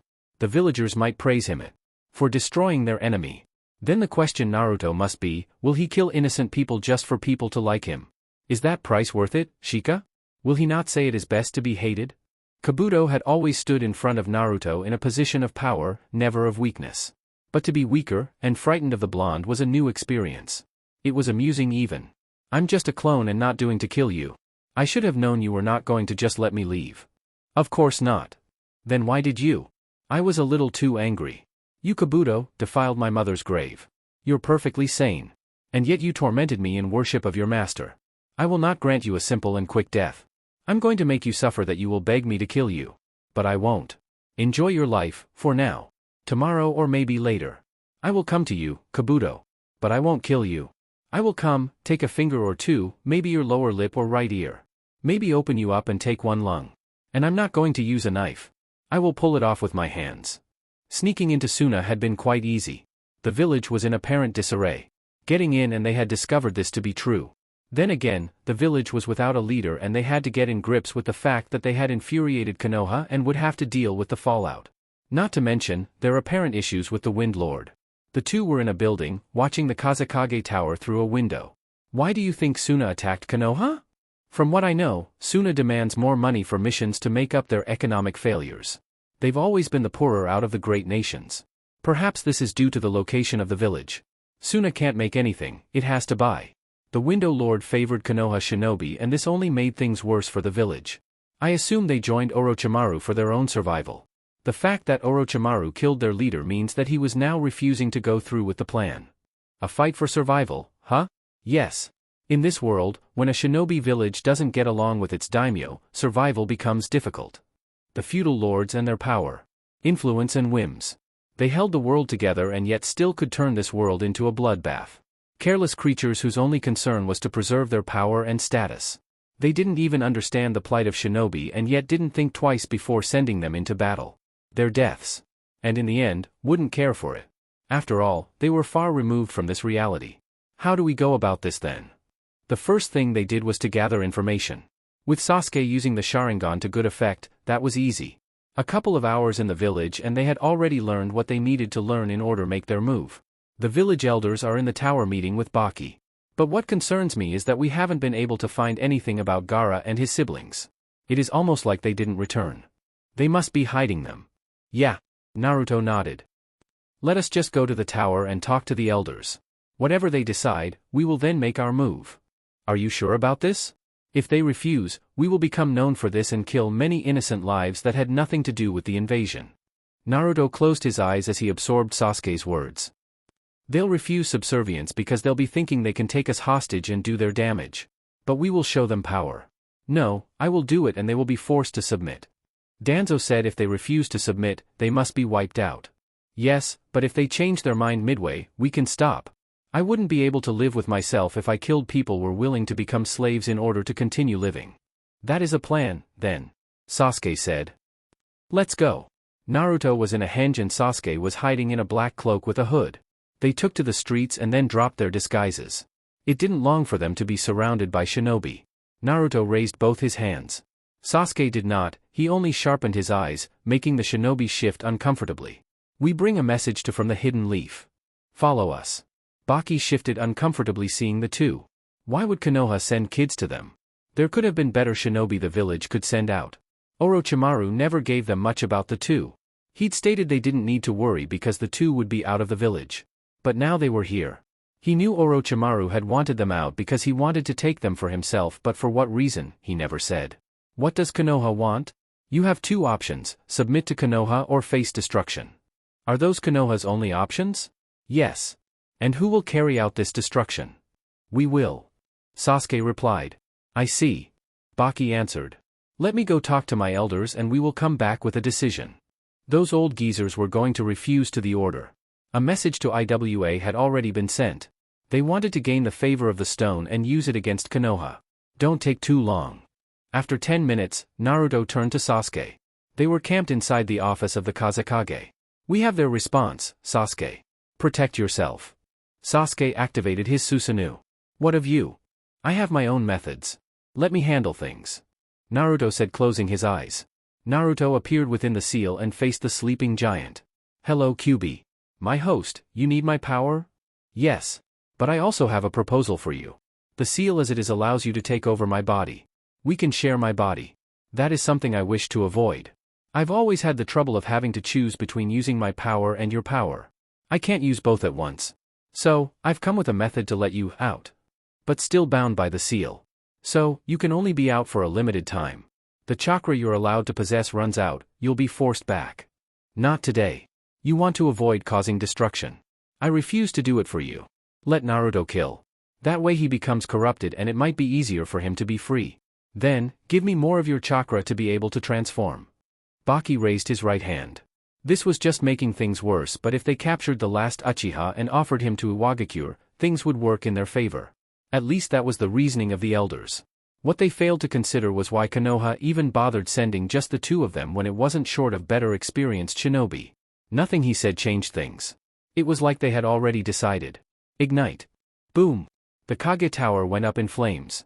Fiery flames that rose up into the sky. The heat in the village only seemed to fuel the flames. Baki could feel the heat from even where he stood. But concerning was that there was no sign of the two Konoha shinobi. When the flames died down, the tower had been reduced to debris. But the two teenagers were still standing. The other surrounded by purple chakra and the other by orange chakra. Defensive jutsu, Baki thought mildly. He had thought it would be enough, but he didn't think they would be able to shrug it off. Surrender to us and nothing will happen to you. They were up against an entire village. Not even someone as powerful as Jiraiya could stand that kind of pressure. They are using our words against us but a little merciful. Naruto said. From where they stood, they could see hundreds of shinobi standing on rooftops, waiting to launch attacks. It wasn't anything normal. They tried to kill us. How is that merciful? They are being kind enough to offer false hope? This has been entirely predictable. Danzo must have known this much.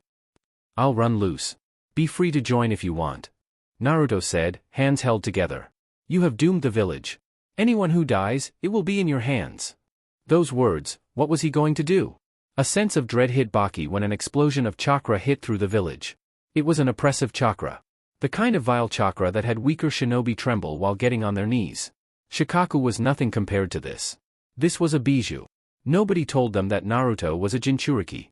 Nobody. Not even Orochimaru had said anything. That traitorous bastard. Baki hoped he was dead. As the massive image of the Kyuubi showed itself, everyone scattered. Baki watched haplessly. Gaara wasn't even around. And it had to be the Kyuubi of all bijou. The beast let out a huge roar, and its tail slowly swinging. Baki bade no other option. Even when the beast that stood tall above everything else, what else could he do? Would they accept if he surrendered now? Sending out people to fight would just be sending them to their deaths. No, he had to stop this. Even if it was against the orders of the elders. While he was thinking, the Kyuubi's tail swung wildly. Powerful gusts of wind picked up. The buildings behind. The shinobi behind. Everything was sent flying. The buildings crumbled into dust. He could hear cries of flying shinobi. The bijou didn't stop there. It hadn't moved yet. It moved. Its huge paws took a swing at the buildings beside. As if it was just toys, it swatted them. Destroying everything in a single strike. A group tried to jump at it, but its tail swept them to the sides. Its eyes locked on him and then it became still. He wanted to jump in and surrender, but then it lifted its tails, started gathering chakra. His heart pounding, Baki shouted for everyone to clear. If it launched that, it was going to get to civilians. It was going to cause massive destruction. He turned around, started issuing orders for people to get ready to flee. It didn't take long for the Kyuubi to finish gathering chakra. The massive ball of energy that was above it was enough to destroy the village. If he let it launch it, it would do so. Baki jumped ahead. If they attacked anyway, he would be the first to get hit. We surrender. He shouted, jumping in front of the bijou. We surrender. He shouted, on his knees, head kissing the dust. Please stop. We surrender. Groveling was much better than death. He could live with this humiliation, but if he did nothing, he would be condemning everyone to their deaths, and for what? Maybe the situation would even improve with Suna under Konoha. Sasuke landed in front of him. Baki stared at those hypnotic eyes. But behind him, the Bijudama still hovered, threatening them with death. We surrender. He repeated. I don't think he can stop that right now. What do you think he can do with all that energy? The words of the Uchiha were cold. He can direct it outside the village. You betrayed Konoha and then tried to kill us, won't you try to do it again if he stops? Baki took out a kunai. You can take my life. Nobody will try anything if that happens. Good. The Uchiha then blurred away from him. Unlike with what the Uchiha had said, the tailed beast bomb wasn't launched. In fact, marks started forming below it, and then warped it away. Had it been just sealed away? In a puff of smoke, the Kyuubi disappeared and both Naruto and Sasuke landed in front of him. Sasuke watched Naruto at the corner of his eyes. So that was the power of the Kyuubi. He thought of it enviously. With that power alone, Naruto could have destroyed Suna in a minute. Destroying Konoha wasn't impossible either. Danzo must have understood the power of the Kyuubi, which is why he gave that order. There was some destruction. Slight movements and yet so much. An entire line of buildings had been wiped clean with just the bijou violently waving its tails. He glanced at Baki. The man was now on both feet, he didn't display any emotion. None at all. You were given the order to refuse our terms, correct? Yes. Baki nodded. Send a word for those who gave that order to be brought here. Naruto said without emotion. Baki nodded and looked around. The village was at a standstill. It wasn't just the shinobi watching everything now, it was also the civilians. How things changed. He waved his right hand and someone came before him. He whispered his orders and then faced the two. We wish to return with the Jinchuriki. Where is he? He isn't here. He was taken by the Akatsuki on his way back to the village. Some of our shinobi have gone to face them. Where? This wasn't good. The Akatsuki was starting to attack now? His life was going to be in danger if they were hunting down the bijou. This bad. It was just one thing after the other. They went toward the direction of the river country. Sasuke frowned. Do we go after them? For now, we stay here and see to things. I will send a clone to Konoha. It is gonna be slow, but necessary. I wish to see the village and talk, just get a message. Naruto said calmly as a clone appeared in a puff of smoke. Without warning, the clone disappeared. Shinobi brought the elders to them. With people watching everything. Sasuke didn't waste time, he took out his sword. Naruto may have given the order, but he understood what needed to be done. He ignored their pleas. And while everyone watched, he slaughtered them all. One by one. In front of everyone, while Naruto just watched with a look of indifference. The message should be clear. Tsunagakure betrayed Konoha. We did nothing to provoke an attack. But you attacked us. Let this be clear, anyone who conspires against Konoha will meet the same fate. The Uchiha shouted, just for those listening to hear. Naruto closed his eyes. How sometimes he wished he could just keep them closed. Just so he doesn't get to see the horrors of the shinobi world. But blind people never live for too long. Chapter 14, Shadows unto Light Part 4. A 5-star treatment, yet it was apparent, to sleep in this village, they would have to do so with one eye open. The animosity spread like a quick fire. Sasuke's actions on his idea hadn't earned them any favors. Naruto had avoided even going out to the streets to keep himself from laughing at these people. Their reaction was laughable. They were the ones who attacked Konoha, but now that they lost, they started to hate them. Jiraiya's preaching about the circle of hatred was clear in this image. Naruto thought that the Sannin was dreaming too much. A world where people didn't hate each other was just a thing of fantasy. It was in human nature to hate. If you can love, you will hate. Pain caused this much in people. What could be managed was how people reacted in their hatred. Naruto glanced at Sasuke and then back at the streets through the window. He was doing that, but had his eyes closed. Things were normal. But Sasuke was not. The Uchiha was being annoying now that they were done and playing the waiting game. But Naruto wasn't in a hurry. He didn't think Gaara could be saved at this point. Long time has passed since he was taken. We sure are not popular, he said, smiling. What do you expect? Sasuke stood up, walked over to him, hands folded across his chest. Our actions have resulted in them losing their freedom. They live under fear now. Surprising words coming from you. Never thought you'd put yourself in someone's shoes. I don't have to do that. I just have to see things as they are. Sasuke shrugged. But this is something you should be familiar with. After all, it is the same reaction in Konoha, well in the past anyway. Naruto laughed. You just can't run away from certain things. Certainly, there is that parallel. Reasons are different but the results in the same. Only difference is that these ones can try to kill you if you blink. Indeed. We better be careful. Naruto replied in thought. But really, Suna has no reason to be angry. You cannot attempt to kill someone and then be angry when that person kills you instead. You live by the sword and you die by it. To be a shinobi, you had to be prepared to die, for your village or for those you cared for. People had to be rational in that way. But there was too much of irrationality. People didn't want to accept the consequences of their actions. This was why Sun was going to be ruled by fear and force. They acted, they must live with those actions. Of course, what was happening here was wrong. He would not subject the village to a rule. But this was the shinobi world. Winners wrote history and enjoyed the spoils. The losers wailed and sat in their corners harvesting contempt. Not so long ago, you were saying this was wrong. It listens but does not quite hear. I have a problem with killing innocent people. I have a problem with a needless massacre. You're contradicting yourself. You just said Suna started it. I'm not. Punishment must be appropriate to the crime committed.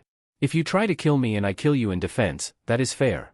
But if I add to that by then going on to massacre your entire family, that's no longer fair. I know the world isn't fair.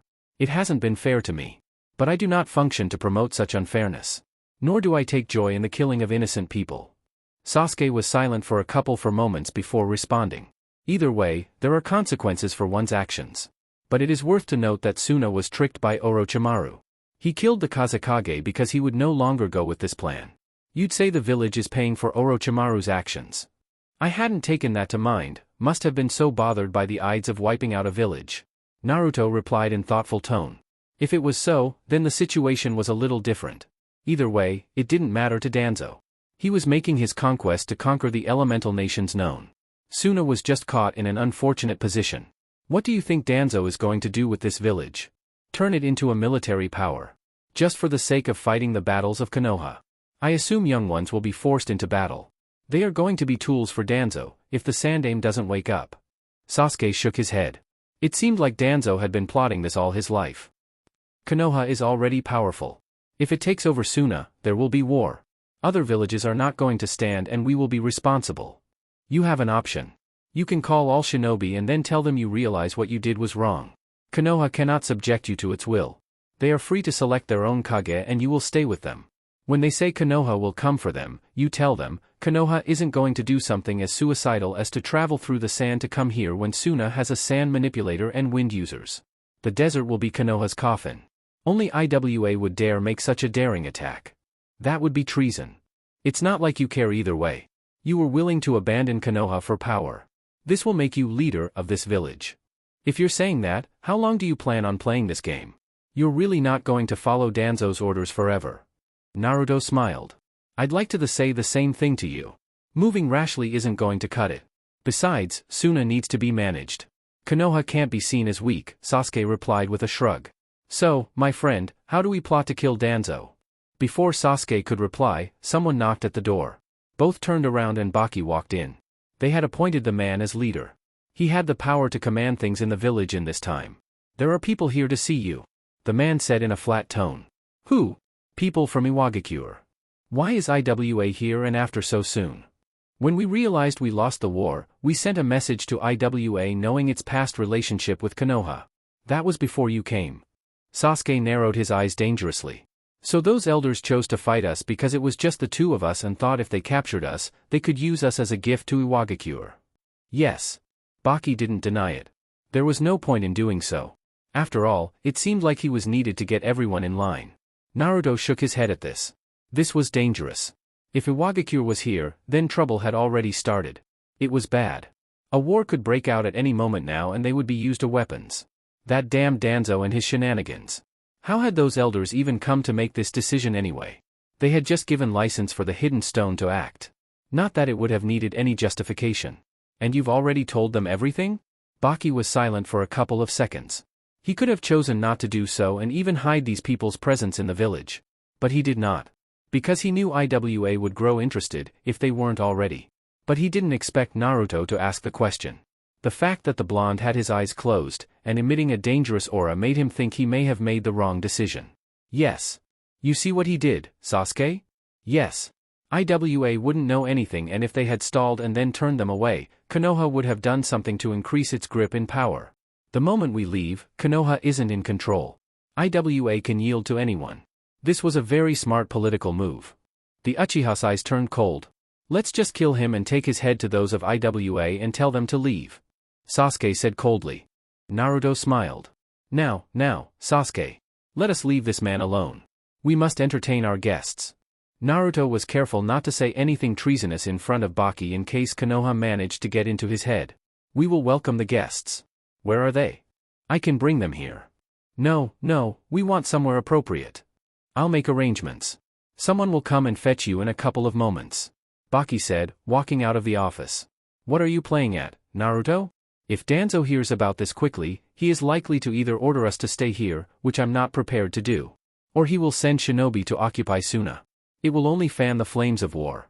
I wish to delay that a little bit, just until the Sandaime is awake. We don't need to write a report. We can tell Danzo in person when we get to Konoha. If he questions us, we didn't think we had to send a report. We didn't disobey any order. We did what we were told. You want that man to make some moves around you? And you're banking on whether the Sandaime wakes up. What if he doesn't it? And if Danzo is already at this route, do you think he is going to just give up power? Naruto shrugged. He didn't want to think about the possibility that the Sandaime might not wake up. He already doesn't trust both of us. I'm sure there are files that have termed us as flight risks.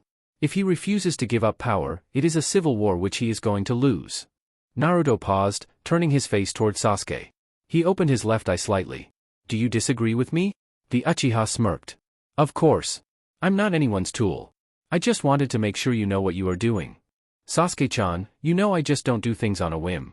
This was definitely on a whim. But rational. What now? Let me handle IWA. Just back me up when you can. At least we now know what kind of a person Baki is. We will see how this people think about Konoha's interests. Minutes later. Kuratsuchi was surprised to see the two people who came to IWA for Chunin exams. Baki hadn't said who exactly Konoha had occupied. She was amused to think that the two alone had made Suna surrender. Then again, one was a Jinchuriki of the Kyuubi. It couldn't be the Uchiha. The blonde was the one who didn't bother fighting in the finals. And she had seen reports about his performance in the trials. It was safe to say he'd been the better shinobi out of the two. Now, if she were to kill a Jinchuriki of Konoha, that would surely protect IWA. No doubt if this wasn't handled carefully, the two were going to war once more. It is not nice thinking of killing someone, the blonde said in a casual tone. His expression was that of an amused one, his eyes closed. The Uchiha was stone-faced. Kuratsuchi, if I recall. These two are Naruto Uzumaki and Sasuke Uchiha? Baki said. They were in an empty room. Kuro was sitting in the other side with her company on a futon. Baki was on his feet. I remember seeing the two of you in IWA, but is it right to accuse me of thinking of killing you in this setting? Naruto settled down. And then motioned for Baki to sit as well. On the sides like a referee. Sasuke settled on his right side. I can tell when someone has negative emotions about me. It is an ability of mine. He smiled mysteriously.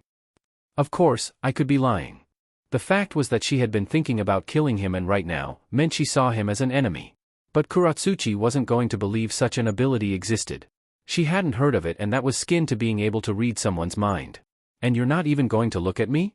Are you blind? Yes. Stop fooling around, Naruto. Sasuke lectured. Don't be a spoilsport, Sasuke. I'm not allowed to amuse myself?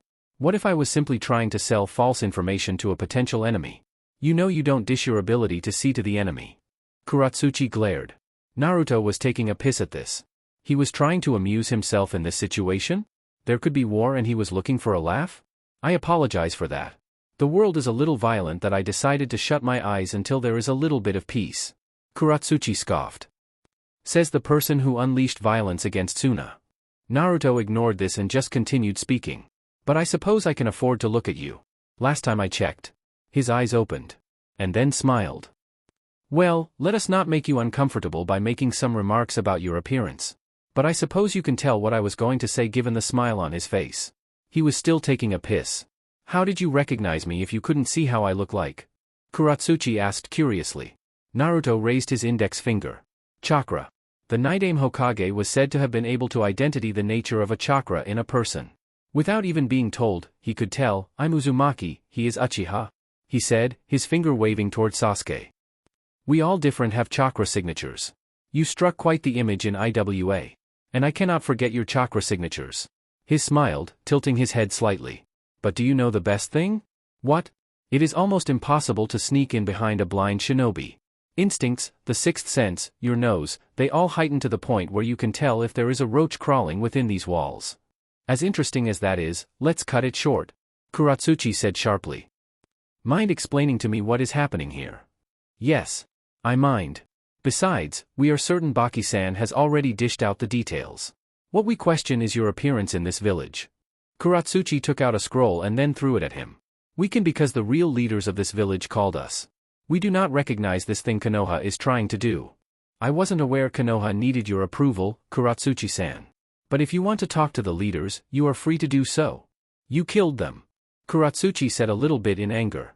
You invaded another village and are now trying to control it.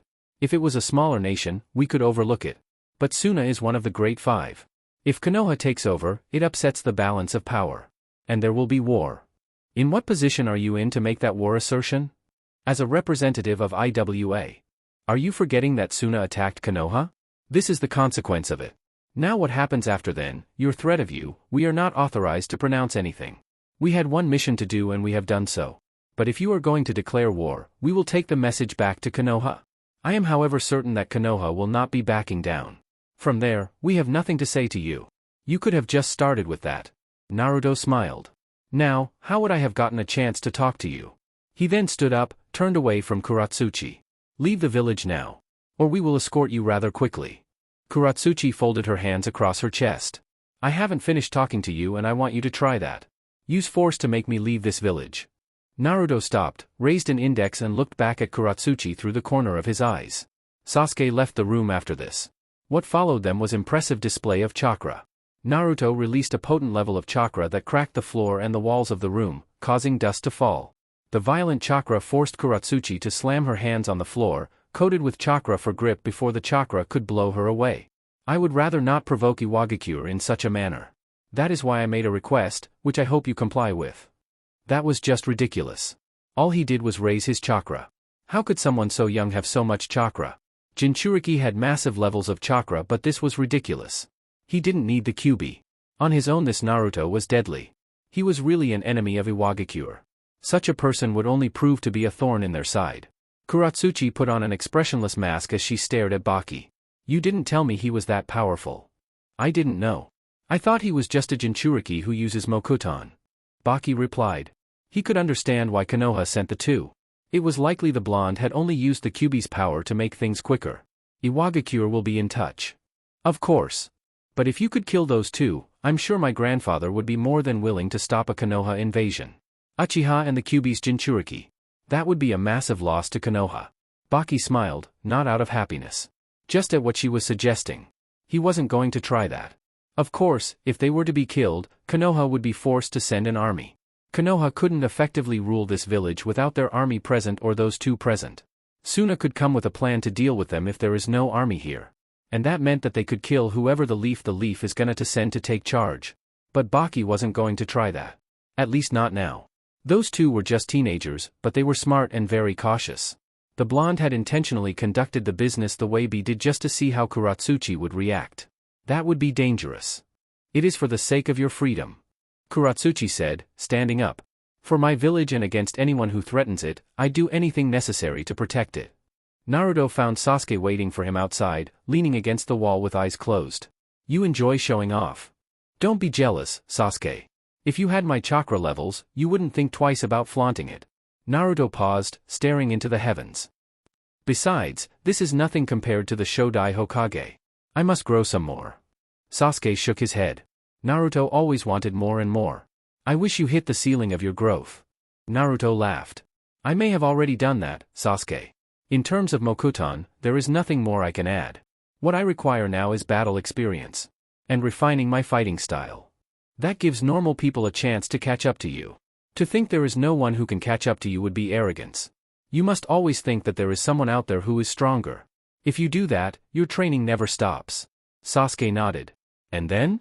Why has your clone not returned with the message? Delaying tactics, I assume. If I had given it the Kyuubi's chakra. No, even now, I could still give it the chakra, it would have blasted past the desert in no time. But like I said, delaying things.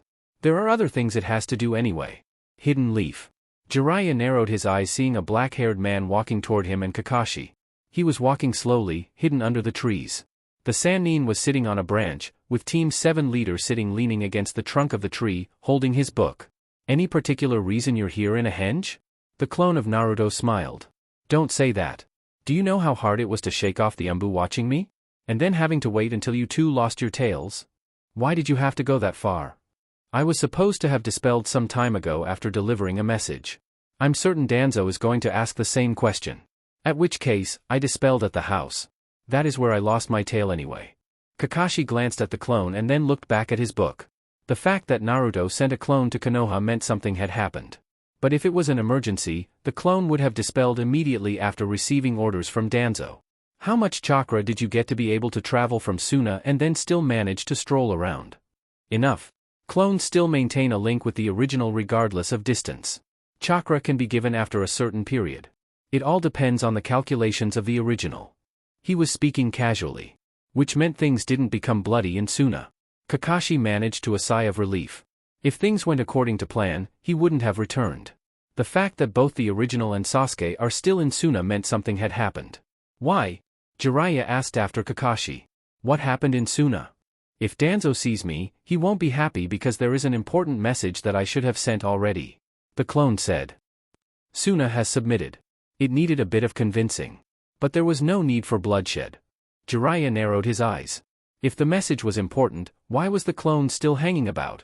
It wouldn't do so unless it had been sent with specific orders. In fact, it was surprising that Naruto had even sent a clone instead of going through the normal channels. The message would have arrived sooner. Unless he was just going this on purpose. What important message? That is actually the reason I came to talk to you. The Akatsuki took Gaara immediately after we finished fighting him, Kakashi-sensei. Given that too much time has passed, I assume that he has already lost the bijou. The Akatsuki striking at this crucial time. Jiraiya didn't expect for the organization to strike so early. If they were making moves, he would have to leave Konoha, but he couldn't because of the Danzo situation. If the Sandaime was dead, he'd leave, but the old man was still alive. There was no telling what the War Hawk would do. He couldn't risk anything happening. You don't know for sure what they did. Indeed. If they didn't extract the bijou, then he probably is still alive. At which case, it will be possible for us find him. But I was thinking it would be best to let them have it. We still don't know the agenda of the organization. This is a risk we should take. You are starting to make decisions, Kakashi said without looking at Naruto. On things that shouldn't be decided by you. Besides that, the risk is too great precisely because we don't know what the Akatsuki is planning, Jiraiya said sternly. But it does seem that you're doing it purposefully. For what reason, I do not know. How is the old man, the blonde asked, ignoring both Kakashi and Jiraiya's statements. It wasn't a question that the Sannin could ignore. Still the same. But there are signs that we will wake up soon. Excellent. Some good news, the clone said with a smile. You do realize this is going to spark the flames of war, right? And with that, the clone disappeared in a puff of smoke. Jiraiya turned his eyes toward Kakashi. What game is Naruto playing at? The message he was giving Danzo most likely had information about Suna. Therefore, Danzo must have also given him a message on what must be done now. The clone staying here longer delays the implementation of that order. The fact that he asked about the third's health likely means he is simply trying to delay things until he wakes up. Kakashi explained. He is more concerned about war than the Akatsuki. Jiraiya finished with a shake of his head. If Danzo finds out about this, it means he is going to try to extract the Kyuubi out of Naruto. And Naruto won't permit it. You do know that he could end up leaving Konoha at this rate. Sasuke with him, Kakashi added, a bit nonchalant about it. But Danzo won't know. And Naruto is right. Danzo hasn't been in his position for 4 days and already war looks likely. The best option to prevent war would have been Suna's complete destruction. But the fact that it surrendered means that it adds more to Konoha. IWA is in the immediate. That Tsuchikage knows Danzo. He isn't going to just stand still. War. Another bloody war because a man who was greedy for power and had an obsessive love for Konoha had taken power. Some people really didn't deserve positions of authority. The Sandaime has to wake up. It might be too late. We have to face up to that possibility. And if war happens, Jinchuriki will be in the open. That means it becomes easy for the Akatsuki to pick them up. Kakashi said in a serious tone. You can understand why Naruto is more concerned with trying to stop a war from happening. Jiraiya hated being this powerless. He and Tsunade had led to this situation. If war broke out, it was because they failed the old man. If he had been capable, Danzo wouldn't have been Hokage. If he had been around, Minato wouldn't have died either. If Tsunade had accepted the position, none of this would be happening. The old man had to wake up soon. And Danzo had to be put in his place or else he would try to fight this in order to hold on to power. But if the old man doesn't wake up soon, it was going to be hell. The Fourth Great Shinobi World War would be fought and there was nothing he could do about it. Unless he decided to commit treason by murdering Danzo. I have a feeling Danzo is going to send me away from Konoha. The shinobi respect you. You have the respect of the villagers. And your presence in Tsunade-sama's ensures that he cannot plot to take power by force. He has to fold. But Danzo has always wanted to be Hokage. He isn't going to let it slip out of his hands just after he has gotten it. Then we will have to be very careful. Keep your ears open for anything. I don't think I would want to fight fellow Leaf Shinobi.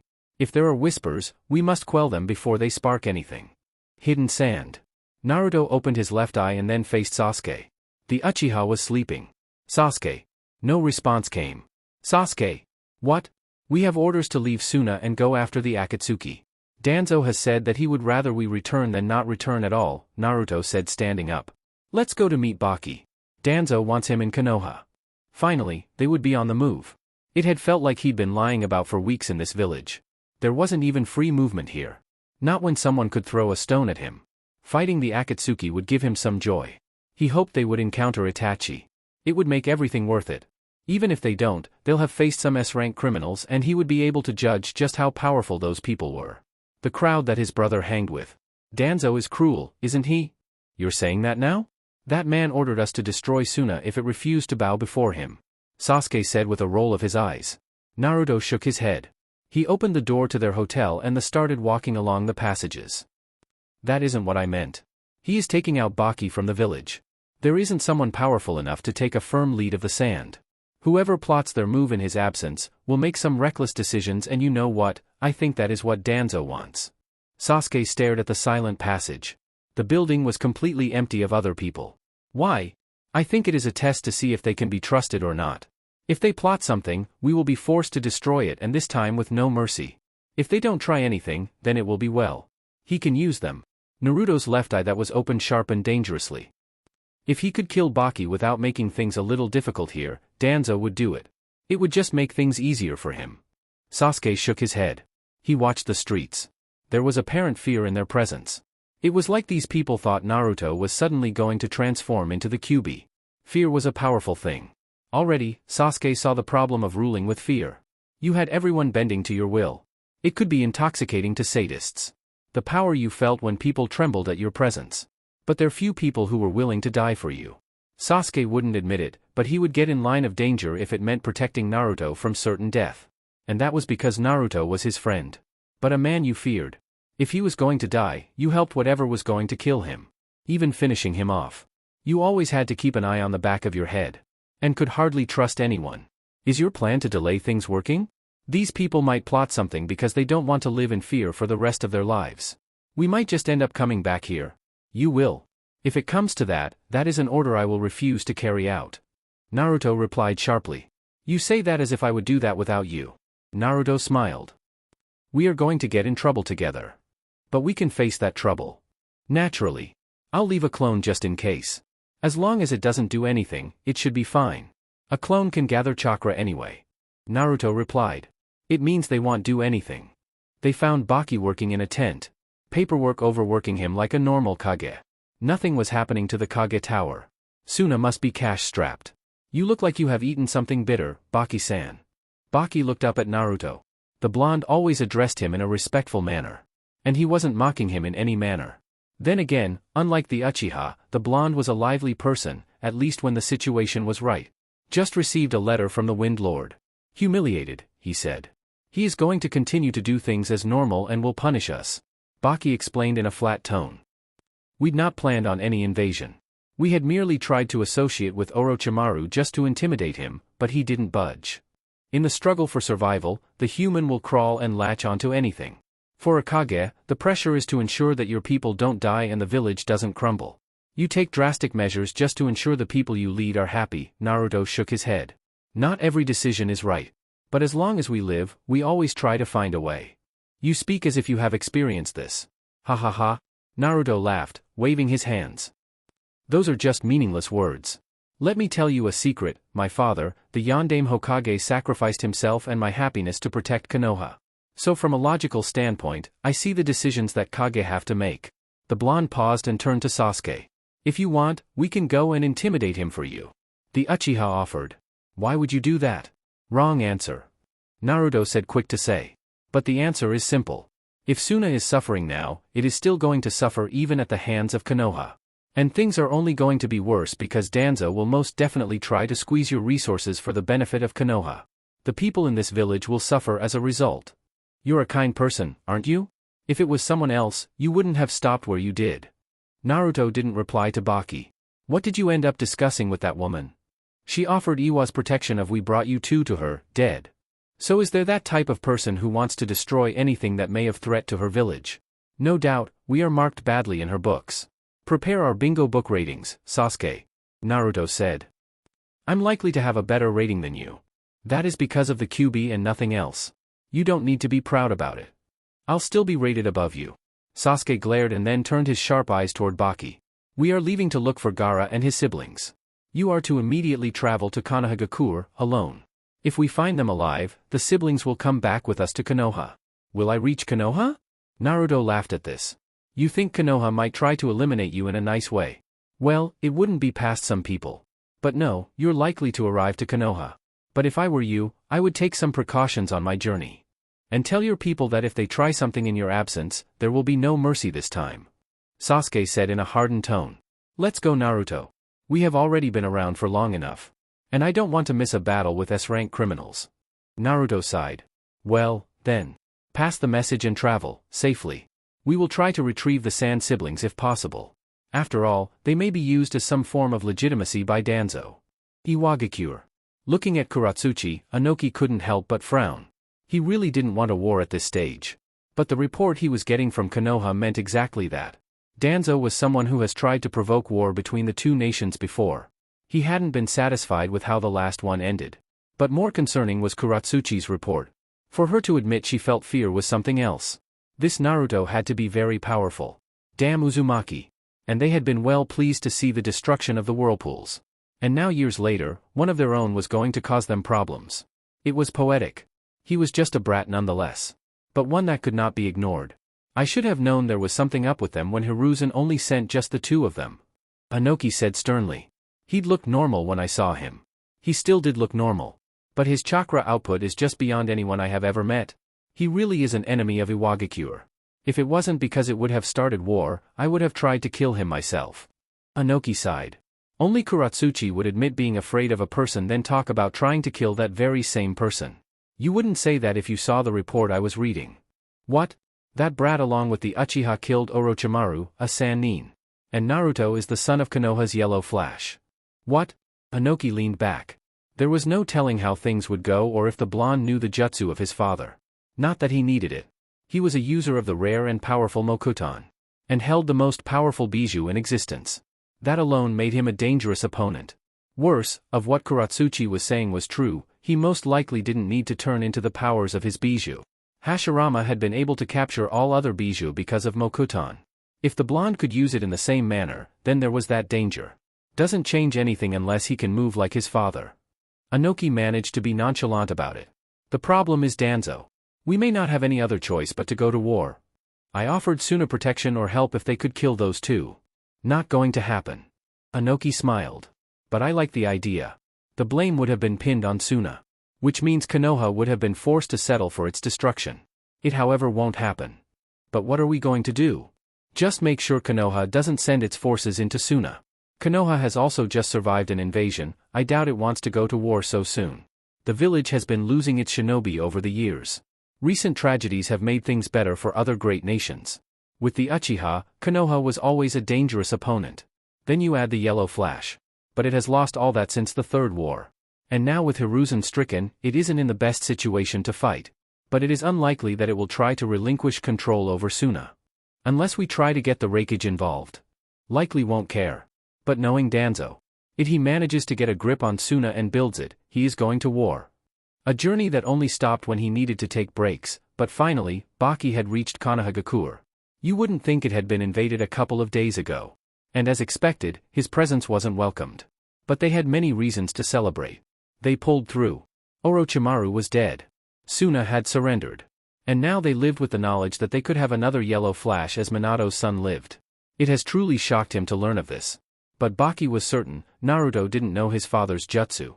Perhaps the possibility that he might know was what Konoha was going to use to make others pause in any action against the leaf. He didn't get to wander for too long in the village as he was taken by Umbu to the Hokage's office. To await Suna's judgment. His judgment. How he wished the Sandaime was sitting behind the desk.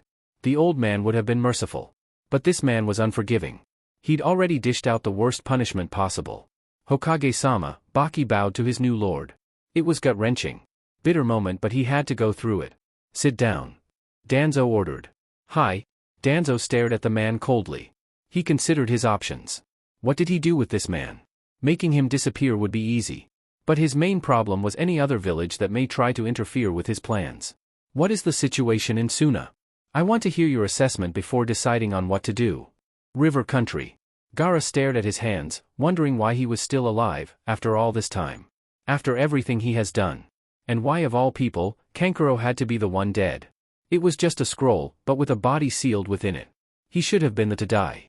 He wasn't even a Jinchuriki anymore and yet for some reason, he could still control sand. It was supposed to be an ability given to him by hosting that loud bijou but apparently not. He glanced at Temari, she looked down. She was the elder one. They'd lost their father. Not that he ever was a father in the true sense of the word. But they lost him. And now Kankuro. They'd already lost their mother. When was their misery going to end? He was in no hurry to return to Suna. The people didn't like him.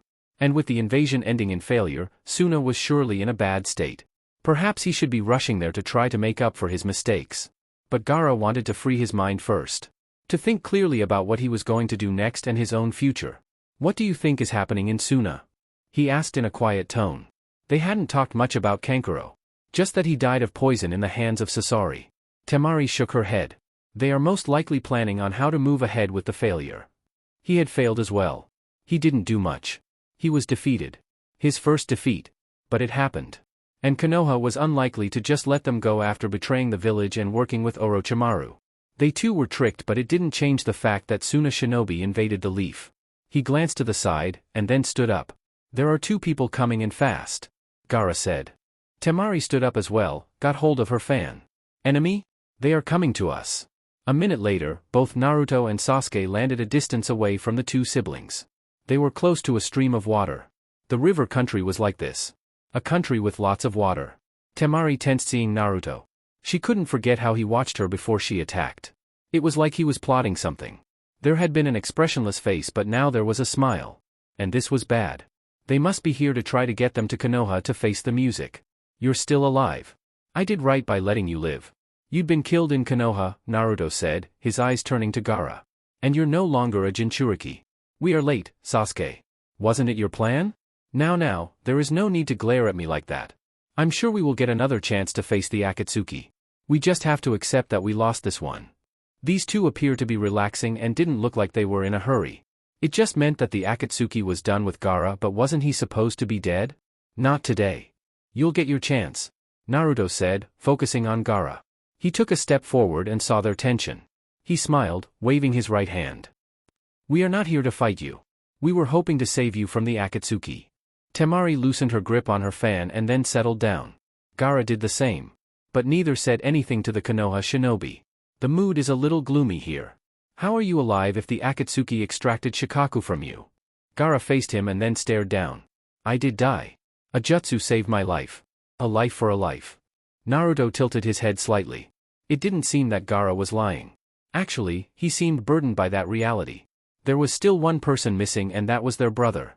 Was he the reason the two looked sad? Naruto intentionally chose not to ask about it. "Tell me what happened," Gaara explained, and then Naruto closed his eyes to face the Kyuubi. The Bijou pretended as if he wasn't there. After a couple of moments, Naruto finally spoke in a flat tone. "I'm a Jinchuriki, so I know you are not just a mindless beast of unlimited chakra. I know you are alive and with intelligence. I know you've been alive for a longer period. And more before the founding of shinobi villages. So you know more about human history than history books can teach. After all, history tends to be altered to suit the narrative of who writes it. Now, there is an organization that is hunting down Bijou and sealing them in a statue. And the person leading this is a man who uses a ripple pattern form of eyes. That can only be the Rinnegan. I'll admit, I'm ignorant about the Sage of Six Paths. But those eyes are associated with him. If such a man existed, then you surely know of such a man. Now tell me, do you know why the Akatsuki might want to collect all 9 Bijou? Gaara says there are eyes. After the sealing one closed. Do you know anything? No. I will come and ask again, Kyuubi. Perhaps you'll be willing to talk after they collected the other 8 and it is just your 9 tails remaining. Kurama opened his eyes and stared at the blonde. A curious human being. To think he would come to him to ask about why the Bijou were being sealed. Perhaps it was the logical thing to do. After all, it was true that he has been alive for a long time.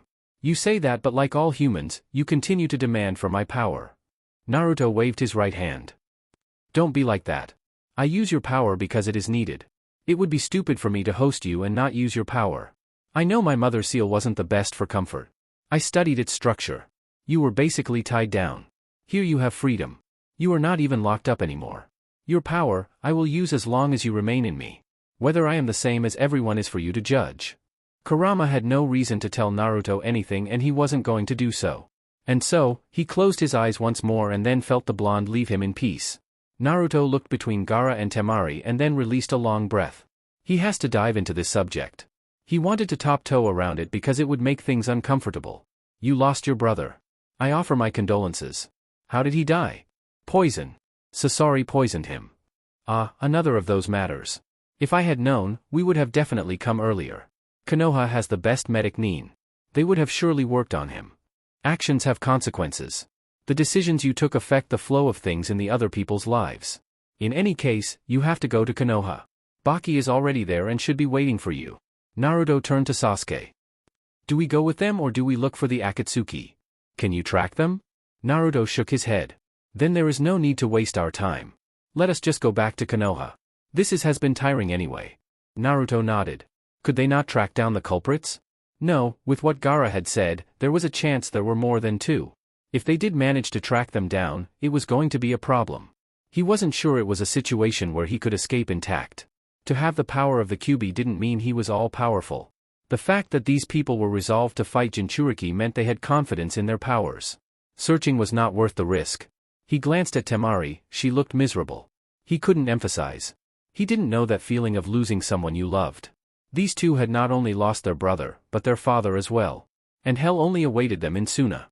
If the Sandame doesn't wake, of course. He noticed something with her body structure and then took a couple of steps toward her. In his presence, she tensed. He leaned closer and whispered to her right ear. If I had known letting you leave was just going to buy you a couple of days, I would have stopped you. You nonetheless have my sympathies. Spend the time you have left with your brother. Maybe for you, death is good. There are many things better than death. Konoha lacks wind users. You'd be used to breed wind users for the leaf. Well, maybe you can still live to see another day. That is, if you hurry to the leaf. You don't want to let your brother live by himself, do you? He straightened up and faced Sasuke. Let's catch a breath for an hour.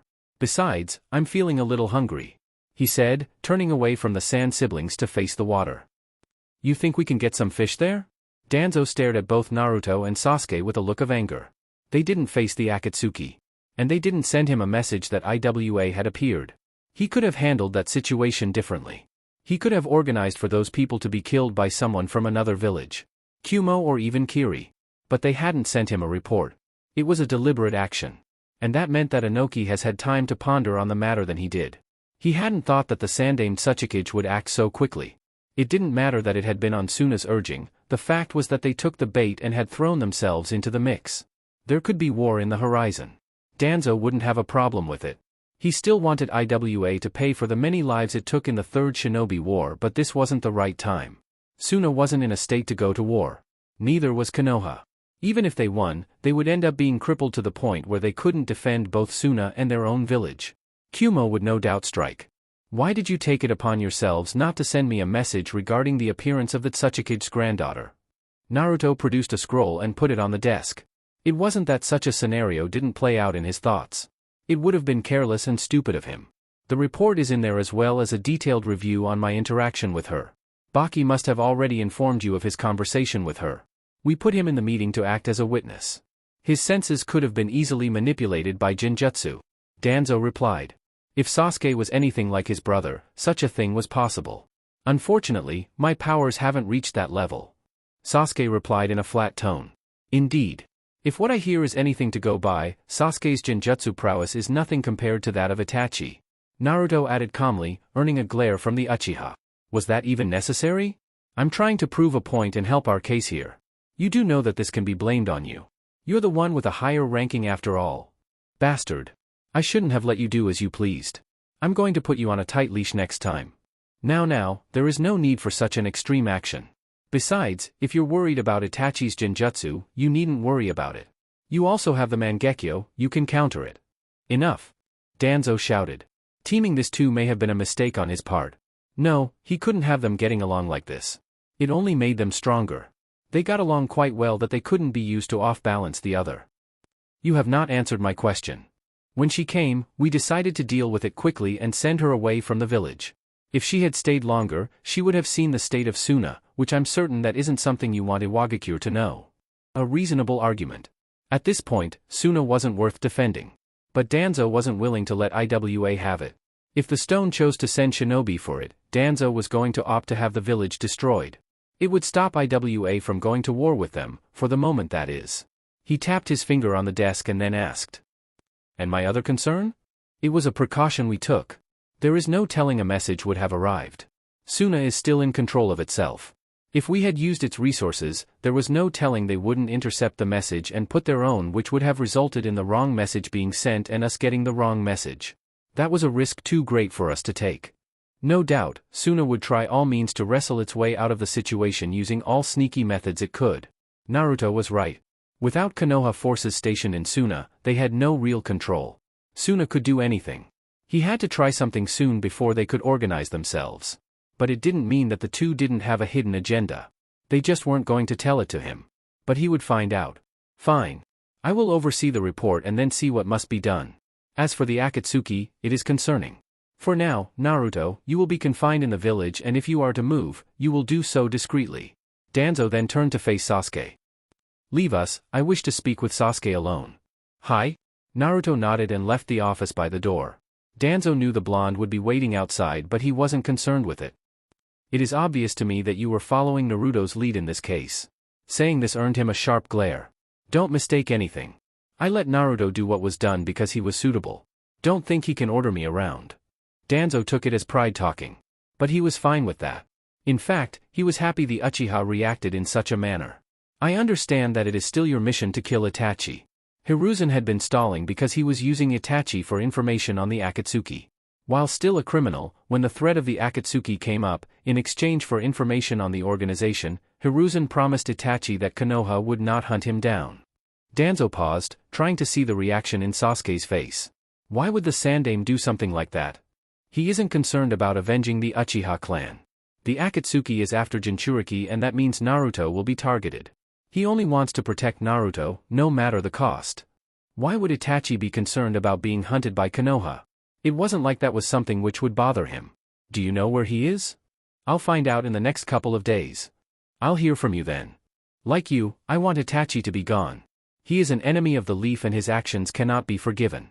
I will spare no effort to ensure we find him. You will have my thanks then. Danzo watched Sasuke leave. The Uchiha was easy. All you needed was to dangle Itachi in front of him and he would take the bait.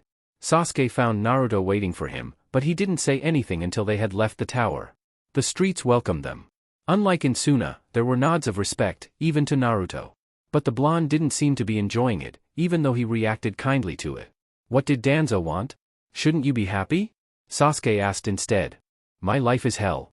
Word is starting to spread that my Minato was my father. My actions in the invasion makes things slightly better, but I'm not looking at a happy life. Being used as a weapon, huh? Sasuke stared ahead. Rebuilding was being done quickly. As what you would expect from the Leaf. We are both under the role. Yeah. Naruto nodded quietly. Itachi, he said something about the Sandaime being in contact with Itachi but not telling me anything because he is too concerned with trying to get information about the Akatsuki. Hearing this, Naruto laughed. He was surprised the War Hawk hadn't gone right to ask Sasuke if he could manipulate him with the Sharingan. Perhaps Danzo didn't want to use his eye. Then again, from what Itachi said, the power couldn't be used over and over again. You had one use and then it took some time to recover. But this was so like someone who wanted to drive a wedge between Sasuke and the Sandaime. A countermeasure in case the third woke up? Perhaps he wanted Sasuke's support. Most definitely, if Sasuke took the side of Danzo, they would clash. Naruto was always going to stick with the old man. I suppose our friendship will be tested in the coming days, Sasuke. For Danzo, it is a problem that the two of us get along. Naruto looked thoughtful. Perhaps we should keep some distance. Don't be ridiculous. Naruto laughed. Well, I suppose because I'm your only friend, you won't have anyone to talk to. Worry not, this friend will not abandon you to loneliness. He smiled fondly. But now, I need to go into hiding and get some rest. It felt like Jiraiya had been in the Leaf for months. It was the first time he stayed in the village and felt as if he had been here longer than usual. His appearances were usually visits. But now he wasn't planning on going anywhere. But given that someone came over, it was likely he would have to depart soon. I may have to depart. With the old man out? Tsunade asked, putting her cup down. They were drinking at the back of her house, as they usually did these days. Yes. Jiraiya nodded. It appears that the Akatsuki are attacking from the first until the last.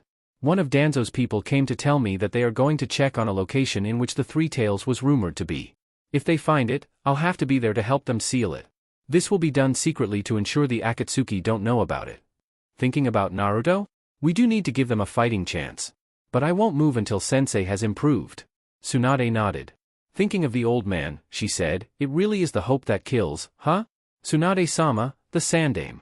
Shizune said after bursting through the back door. Chapter 15, Death and Hope Part 1. Naruto never thought he would ever find himself in one of Konoha's war rooms. It was a reality so far from him and yet a change in leadership, and here he was, with Danzo, the Jonin commander, Umbu and two of Danzo's guards. Sasuke was most likely sidelined for some reason or the other. It was impressive for Danzo to call his weapon to discuss such matters of village security. He expected to be summoned and told what was needed to be done. Only given instructions but never given an opportunity for input. He smiled, it wasn't something to brag about. In fact, if Danzo hadn't insisted, Naruto wouldn't have agreed to come here. He didn't want to partake in anything that resulted in war. He would be forced to give honest opinions. He glanced at Shikamaru's father for a second and then back at Danzo, who sat with the map of the elemental nations. Iwagakure is threatening war if we try to impose ourselves on Sunagakure. But that they have made such a threat means they too don't want a war. Konoha cannot afford it at this point, but if forced, we will have to defend our interests. The war hawk turned to him. And you'll be playing a vital role in ensuring that Konoha's interests are protected. I have not seen how you control the power of the Kyuubi aside from what Baki told me. As such, I will want to see a demonstration. Now it was coming back to this. A puppet. A toy that had to dance in front of its masters. There was a limit to how much nonsense one person could take. And Naruto would soon reach his limit. We would have to do something like that outside of Konoha. We can't have it done close. It will only cause panic, Shikaku said.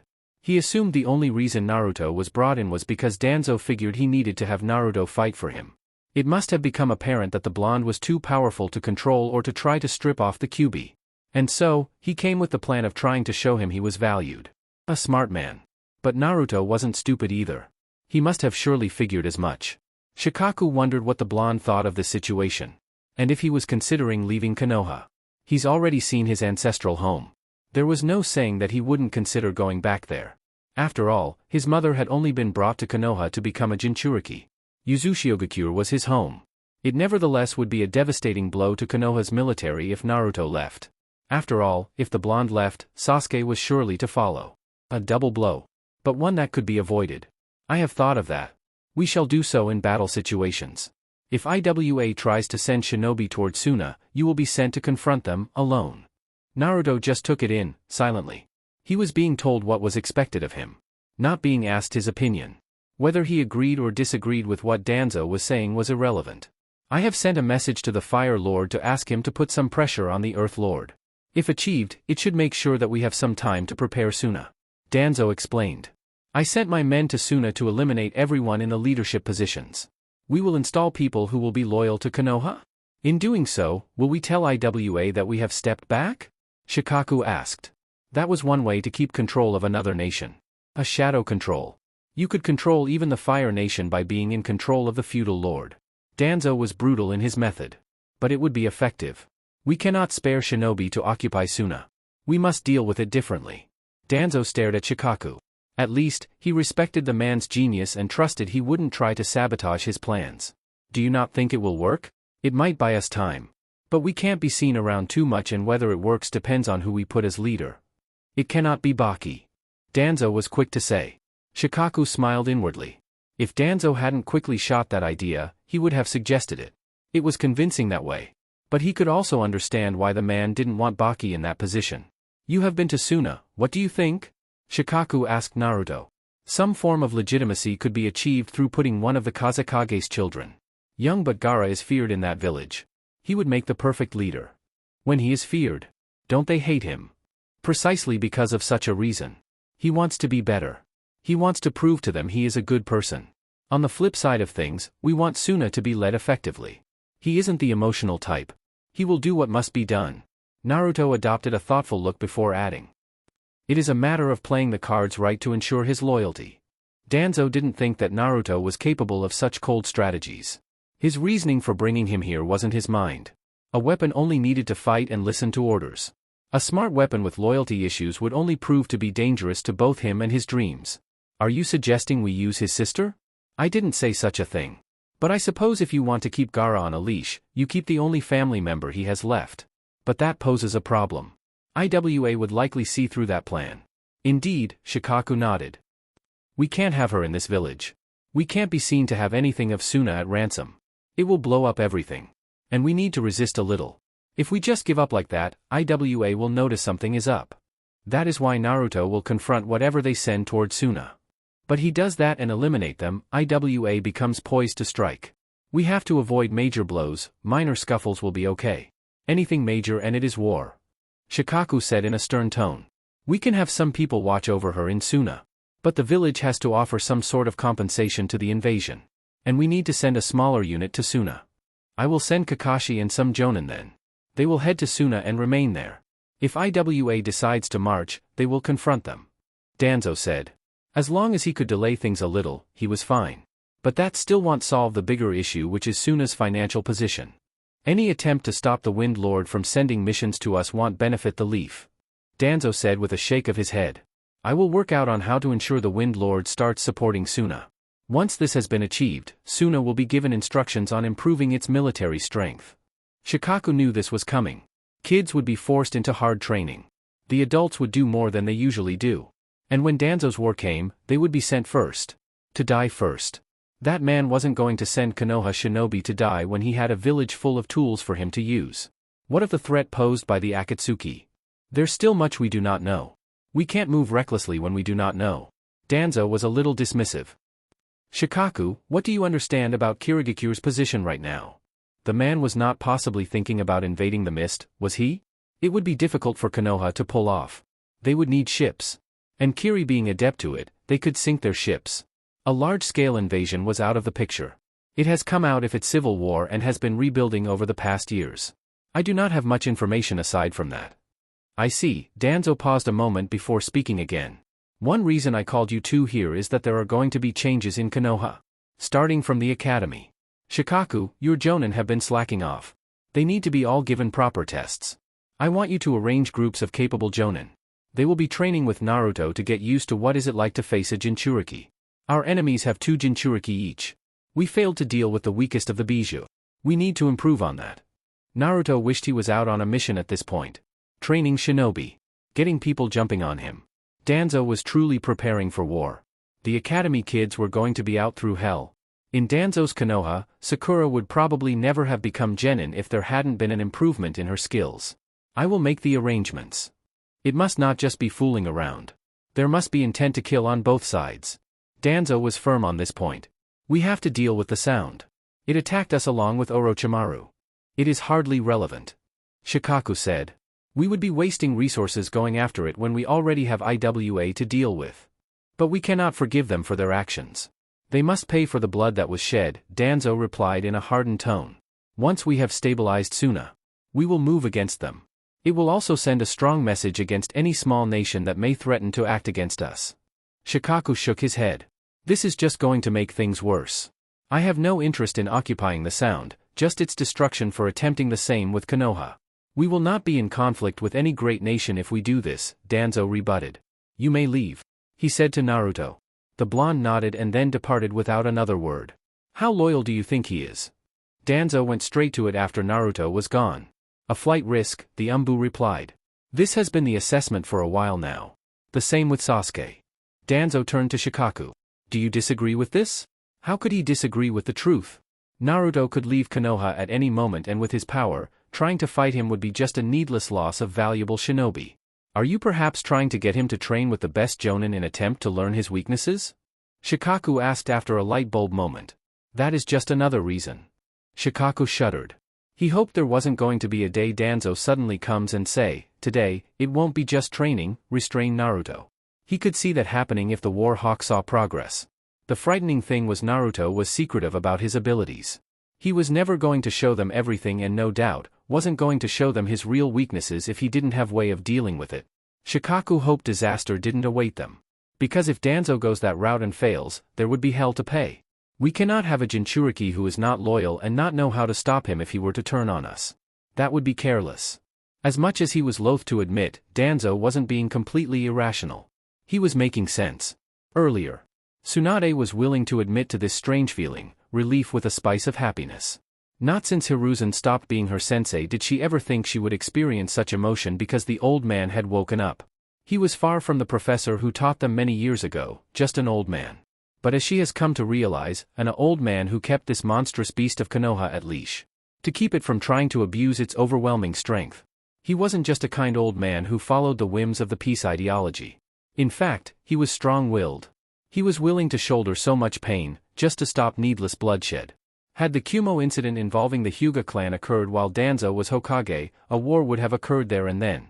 Over the greed of a man who respected strength and strength alone, and a man who had one simple principle, you were either a tool or an enemy. Danzo didn't do friends. He had people who were useful to him. And now wanted villages which would be useful to him. The road led to bloodshed. Tsunade smiled warmly as Hiruzen lifted his head, tried to sit up on the bed. Shizen was quick to help him out. She glanced at Jiraiya. He too was happy, but kept an expressionless mask. Took you long enough to wake up. Tsunade's tone was stern, her warmth disappearing in the worries of another war lurking if Danzo wasn't stopped. Hiruzen moved his stiff muscles. An aching old body. To think he would fail at this level. And even failing to die in his misery.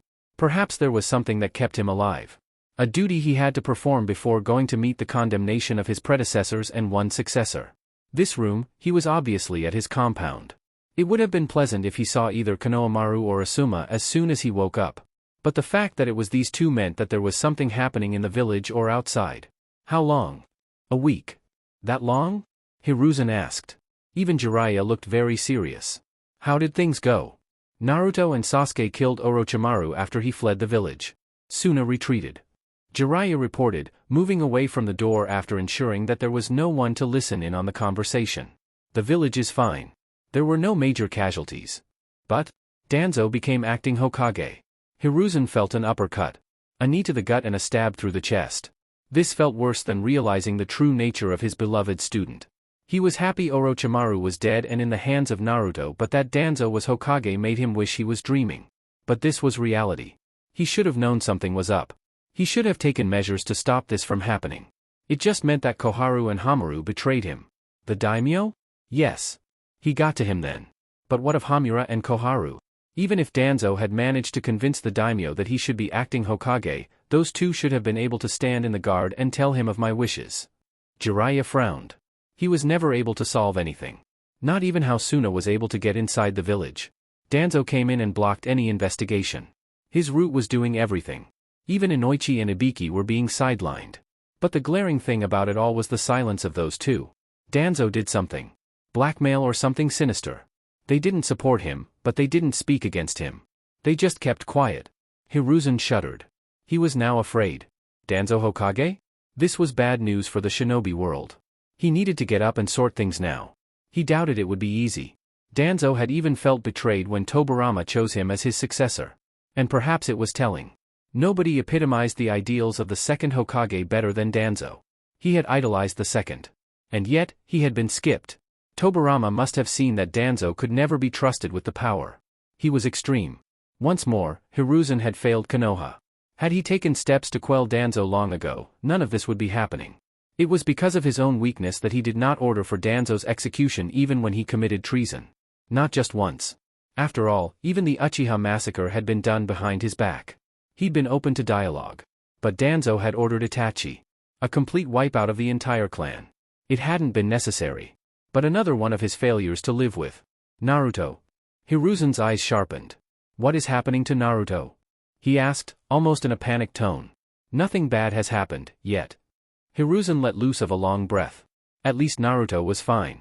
The opinion of that man when it came to the blonde was obvious. And it didn't take a genius to figure out how he would treat him. Then what is happening? Upon assuming power, Danzo ordered that Naruto and Sasuke go to Suna. They were to force it to submit or destroy it. Fortunately, nothing came to that. But by then, Suna had already sent a message to Iwagakure. Konoha and Iwa haven't directly spoken, but there are tensions. According to Naruto, Iwagakure won't permit Konoha to take over Suna. Danzo must have really been plotting this for long. No, if he issued his orders immediately, he had to have known an invasion was going to happen. War? There is that threat from Iwa. But I don't think Danzo wants to go that far. Suna isn't in a good situation. He isn't likely to risk anything for it if Iwa persists. Meaning he would rather have it destroyed. Hiruzen smiled bitterly and glanced at the silent Tsunade. Did she have some thoughts about this? How did they pull this off? We are thinking Danzo had to have known about it. But he assumed the power while we were still fighting and immediately went to work in dealing with it. The results of the investigation are known to him only. Not even Shikaku knows anything. Hiruzen nodded. He couldn't allow Danzo drag Konoha toward war. He couldn't permit that man to destroy Suna. Naruto was no doubt going to be used in that regard as a weapon. Danzo won't likely want to leave his position. Get me Shikaku, discreetly. We will discuss steps to take before I go back to the office. Hi. Jiraiya allowed his smile to show. Before you do that, don't you want to know about your condition? The Sandaime Hokage smiled. It isn't anything good, I assume. I know my body. But regardless of what it is, I can't just sit here and allow Danzo to continue.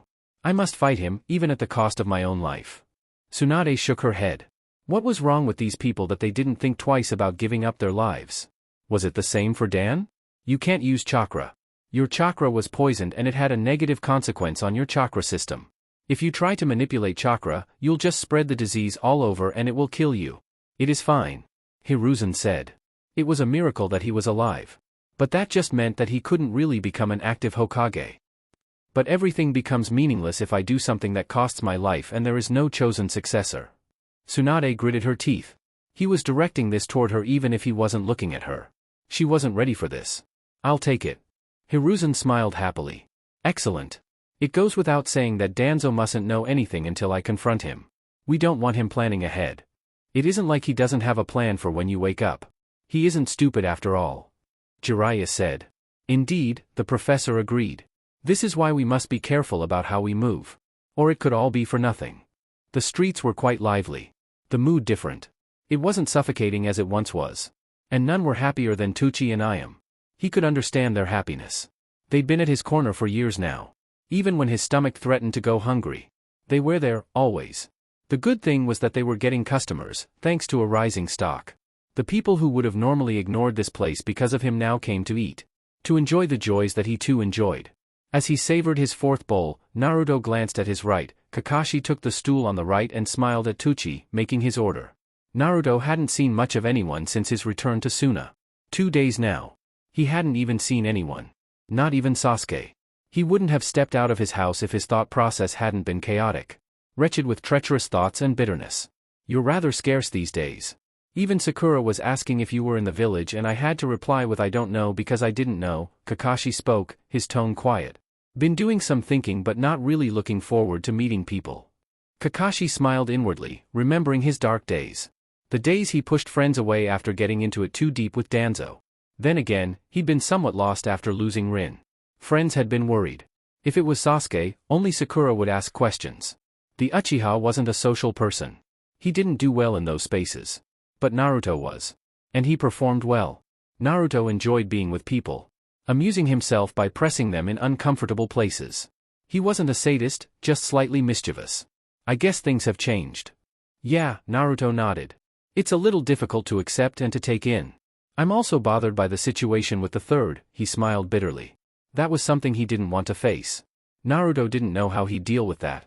There were 3 people closest to his heart, Sasuke, Ino, and Hiruzen. There would be grief if anything happened to those people. Well, I've gathered my thoughts. That's good. You should see people. There are people who worry. I know, sensei. I know. But you always want to present yourself in a good picture. It does nothing to ease the worries of others when you are at the edge of a cliff. I think it is in those moments you're allowed to be free, Naruto explained. Ready for war? Nobody is ever ready for war. You lose people you love. You lose yourself. War makes you realize that no matter how great your power is, you can't protect everyone. His father was still Kakashi's sensei in the Third World War. Kakashi was still a skilled shinobi then. But even then, he lost his teammates. His father couldn't be there to protect his students because he was out on another mission. The same could happen to him. No human was omnipresent. To desire such power would be trying to be God. And so many have fallen into the dark path for trying to reach where no human could. Reality is a bitter thing. We all want to protect the things we value. We want to be there. To say you cannot protect everything sounds hopeless and you detach yourself a little, because as you see someone, you tell yourself, I can't protect you. And so to save yourself, you detach yourself. But we live with other people. We are humans. We will care. If you love, you will hope to protect. You will give everything to protect. It was when you failed after giving everything that crushed you. What more did you have to do? Was it all hopeless from the beginning? But who could live without hope? Even Sasuke had hopes. For a human, faith and hope were the wheels that kept them moving. Do you keep your heart cold because you don't want to hurt? Kakashi asked. Naruto shook his head. That is just misery. Nobody lives forever. He chuckled, a bit bitterly. It sounds hopeless but the truth is, we will all die. I may even die before you, sensei. I didn't know you were this realistic. Once more, Naruto laughed. I've always been like this. It was what helped me cope. You accept what the world is. Denial leads to more pain and suffering. But I've just never let reality stop me from living my life. Sure, I will die, but I'm not going to make it easy. Even when my legs are cut off, a sword plunged into my chest, I'm still going to crawl, trying to keep alive. Because we all want to live. Except people who've lost all hope. To live is better, huh? Dead people change nothing. What is dead remains so. But as long as you live, there is still a chance. Then again, it usually is the hope that kills you. He smiled. Do you think I'm extreme, sensei? Kakashi shook his head. We all choose the way we want to live. How we cope with our burdens. If by your choice, you have friends. You can earnestly laugh and we can still have such a conversation without compromised morals, then you are fine. Well, anything has to be better than Sasuke. Can't you talk without bringing my name into it? Sasuke butt in, as he pulled a stool, and sat on his left side.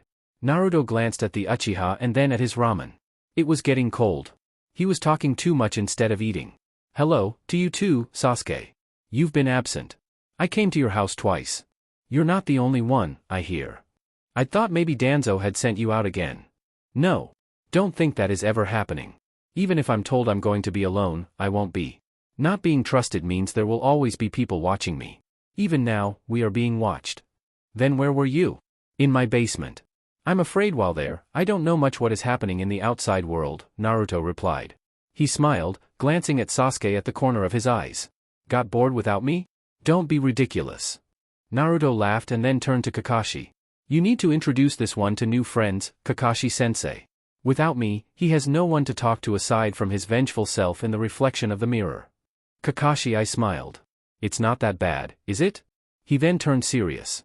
Naruto, Sasuke, listen, I've been told to prepare for a journey to Suna. We will be camped there. We may even have a confrontation with Iwagakure. Kakashi wasn't sure where he stood with Danzo. Given their past relationship, he was sure the man wasn't going to trust him again. But he still knew his value to the leaf. Be very careful with Danzo. You're either useful or not. And if you're not, then you become his enemy. Danzo believes only he can lead Konoha to great things. He loves and worships the leaf. But in a fanatical way. He wouldn't think twice about having someone killed, no matter their power, if he realized they can't be used and are only an obstacle to him. You two work together well. Danzo may try to minimize that. And he will play every trick he knows to get it done. Danzo knows some of us will never leave the leaf, so he'll push us around. And without care of whether we like him or not. But the two of you are different. There is nothing keeping you here. We know that, Sasuke said. And it has already started. Just nothing dirty. We haven't done anything to warrant it. Sometimes you don't need to do anything.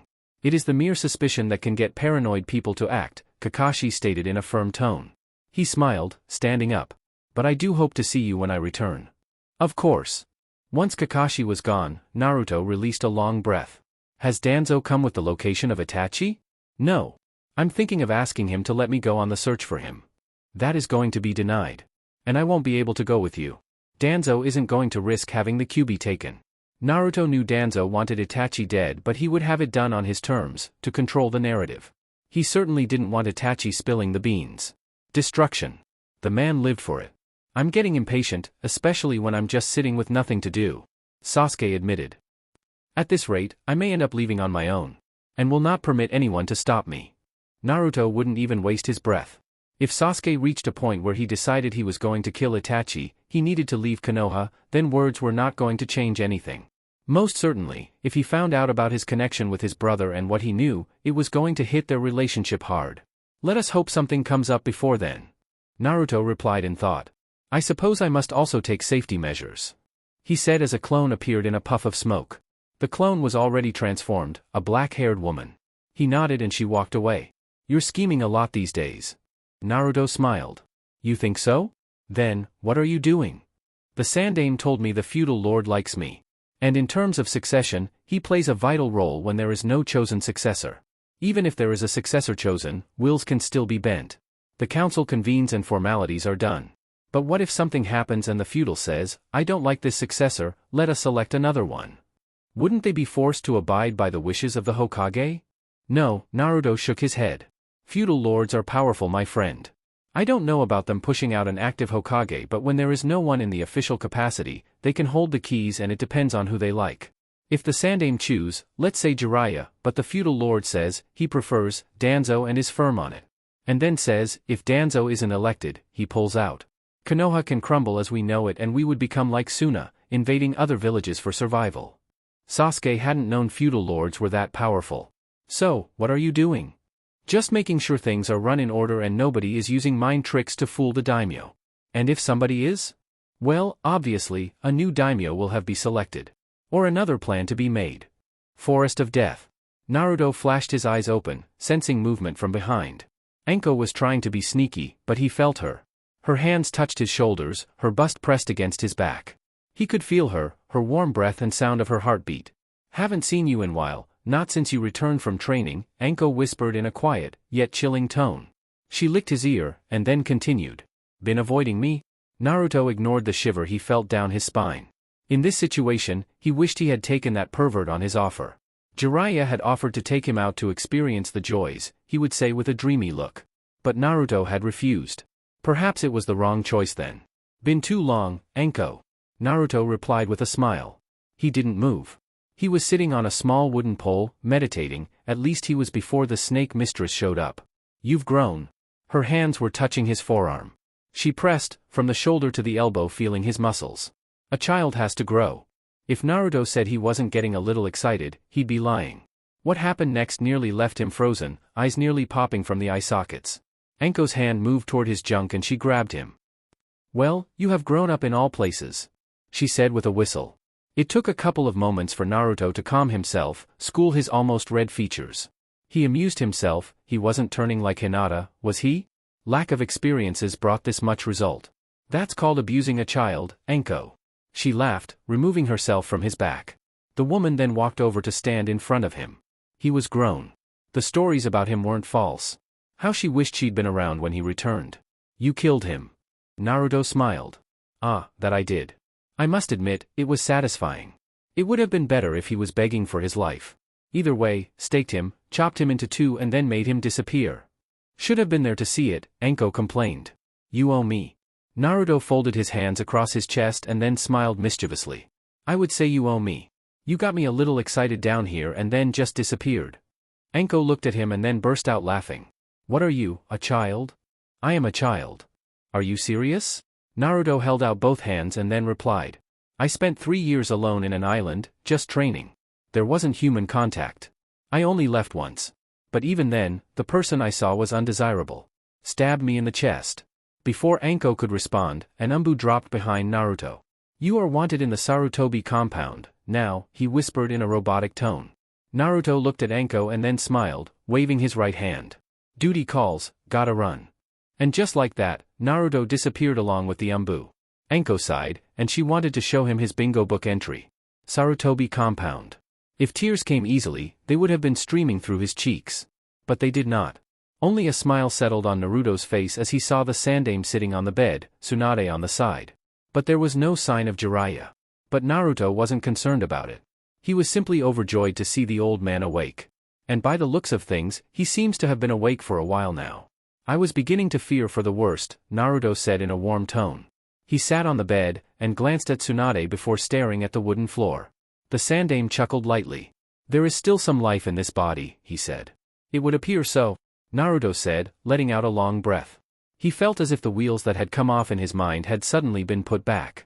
The relief washing over every cell of his body felt like a tonic. He was happy. This was going to put an end to the reign of Danzo and his misery. It had been a free fall straight to the depths of hell since that cold-hearted man took over the hot seat. But things were moving back to the way they were. Just the presence of this person would stall the ambitions Danzo.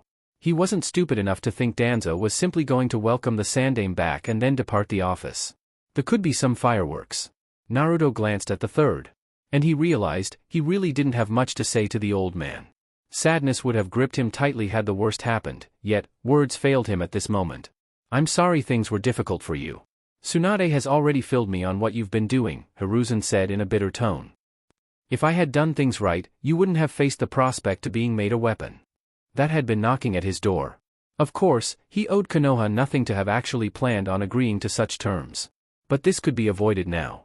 Nobody sees the future. We always think we have tomorrow. Even the best laid plans can be destroyed by a single unseen hand. But I had seen Danzo's hand. He has always been dreaming about Hokage. Hiruzen said in a firm tone. This kind of talk changes nothing, old man. Danzo is not just dreaming, he is sitting at the helm of the village at this moment. We must think now. We must think tomorrow, Naruto replied in a hardened tone. Naruto is right. Regrets over failures aren't going to solve anything. We can think about it when we have steered the village in the right way. Because right now, we are heading toward war. This is a situation that we can avoid, Tsunade said in a hardened tone. You, speaking like this, have you come to accept the old man's offer? Yeah, Tsunade nodded without any enthusiasm.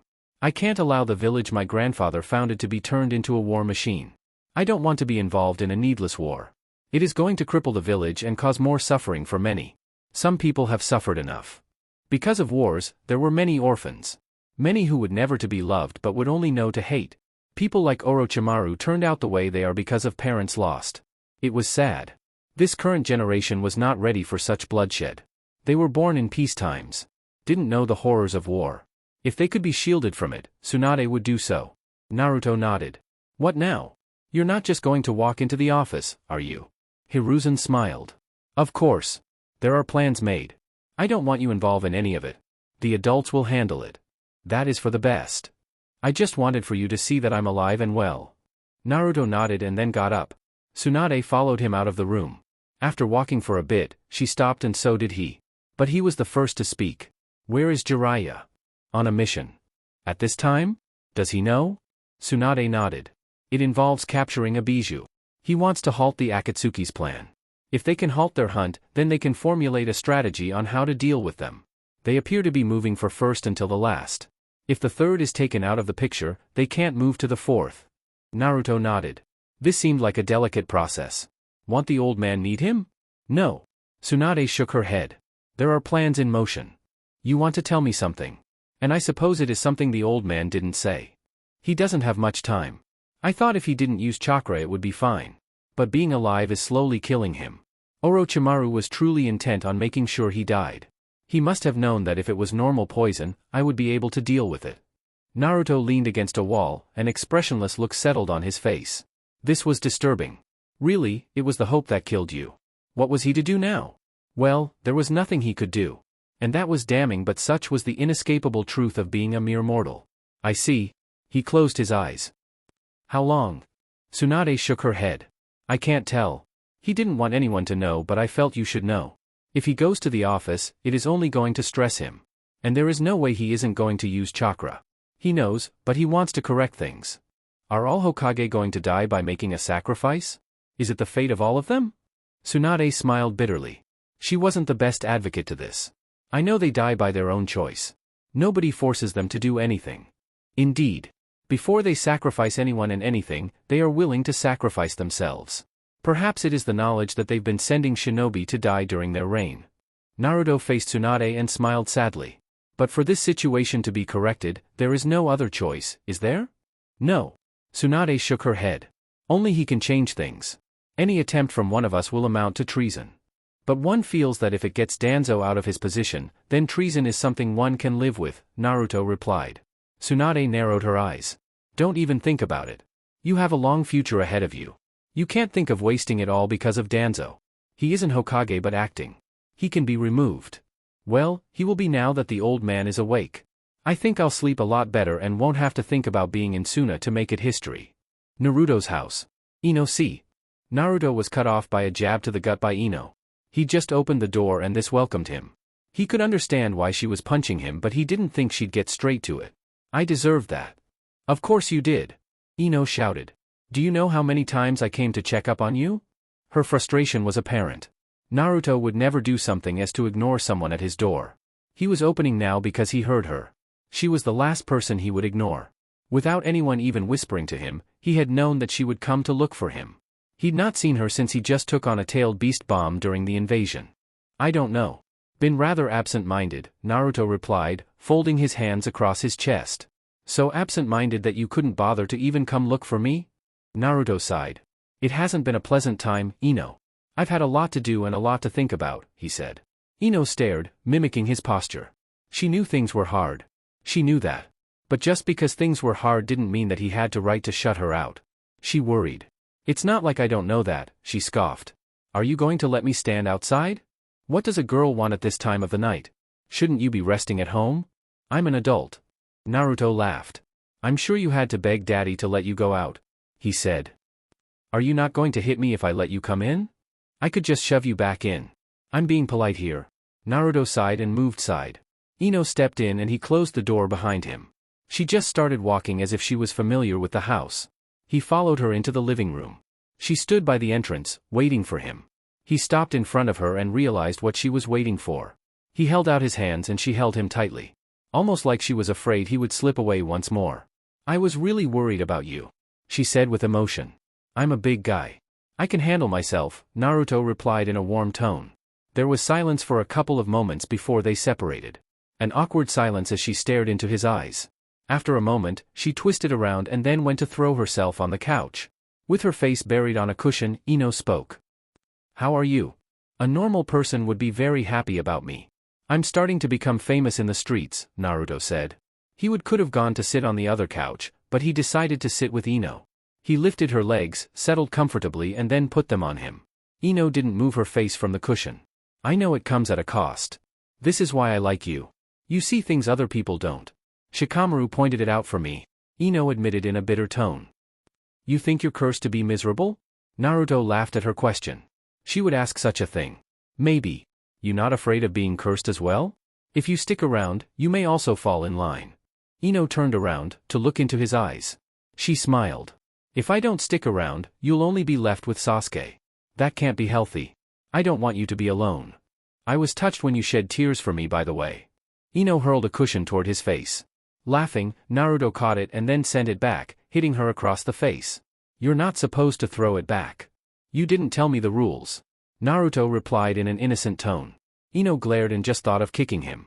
"I was worried, you know?" "I know, Ino. And I was honestly touched. You are the first person to have expressed such concern for me in that way for me. I haven't had a lot of people to care for me, but to know that you have, really made me happy. I've even reserved a special place for you in my heart. This is why I can't stay away from you. You'll be lonely and miserable with no one to care for you." "That's funny, I thought it was because you loved me. Maybe I do, maybe I don't. But I don't dislike you." Naruto laughed at this cryptic response. "If people saw you coming, they are going to start rumors, you know? Who cares?" Naruto looked at her and then shifted. Ino felt her heart pounding, her heart racing seeing his movements. She was frozen for a moment as he moved above her. His hands were on the sides, balancing him to keep their bodies apart. She yearned for that contact. She yearned for him to close the distance and just fall on her. But he did not move. But rather, just smiled. It was a smile she would never forget. Almost angelic. It caused her cheeks to paint slightly pink. Her nerves to run wild with foreign excitement. And then, he slowly descended. She thought he was going to kiss her, but to her disappointment, he did not. She nearly groaned at this. He just rested his head on her bust. She flushed, but quickly got over it. When he seemed to notice it, he stifled a laugh and then shifted back, resting his head on her belly. "I've never had anyone hold me lovingly, can you do that for me, Ino?" His voice was almost a whisper. Ino didn't need to think about it. She wrapped her arms around him. And then spoke. "You know, for a moment I thought you were going to kiss me." "Ha ha ha, that is so like you," Naruto replied. "I thought of it but then got nervous. I thought, what if you reject it? It would hurt. Uzumaki, I am at your house at night, lying on your couch and you atop of me." Naruto laughed. There was a bit of frustration in her tone. "There is no need to say it like that, Ino," he said, lifting up his head. His chin rested on her belly. "I really can't see you face because of your rack." Ino hit him on his forehead. "Ouch! That's what Kaya." It was the sudden move that shifted her entire body. Next moment he was atop of her and the next, she was above him, inches away from his face. When Naruto placed both hands at the back of her head, Ino leaned in. Their lips brushed. She couldn't hold herself, she felt she was being teased. But before she grew impatient, he captured her lower lip. She felt a jolt of excitement down her spine. Her eyes closed. His breath served as a relaxant. She enjoyed the smoothness of his lips. He separated a little too quickly but didn't permit her to look into his face. She was pushed down, her face resting on his chest. "Not bad, Uzumaki. Yet I hear complaints." "It's in your head." "Must be crazy then," he said carelessly. "There was a point in my life where I wondered if I would ever be loved by someone else. As a child, I could have never imagined such a moment, but I'm sure I would have never thought it would happen. Thank you for being in my life, Ino." "You shouldn't say things like that. They ruin things." "I suppose. You don't have to thank me. I enjoy being in your company." "Well, I'm delightful," Naruto said. "Can I close my eyes? Just wake up." "Ha ha ha, and if I don't? Tell my mother nothing happened. Or father is going to interrogate you until he gets to the truth." Following day. Karen shivered slightly when Naruto stepped into the office of Danzo. She felt his immense chakra. The potency of it slapped her hard, but there was some warmth in it. Seeing her, he seemed to recognize her. As she did. They had met in Otogakure after all. Karen. He smiled, waving at her. Naruto. That's rather subdued, Naruto said, his eyes turning to Danzo. This dangerous man was bringing Karen into the picture. Surely trying to score some bonus points. He hoped nothing was done on her mind. Yet, he didn't worry much.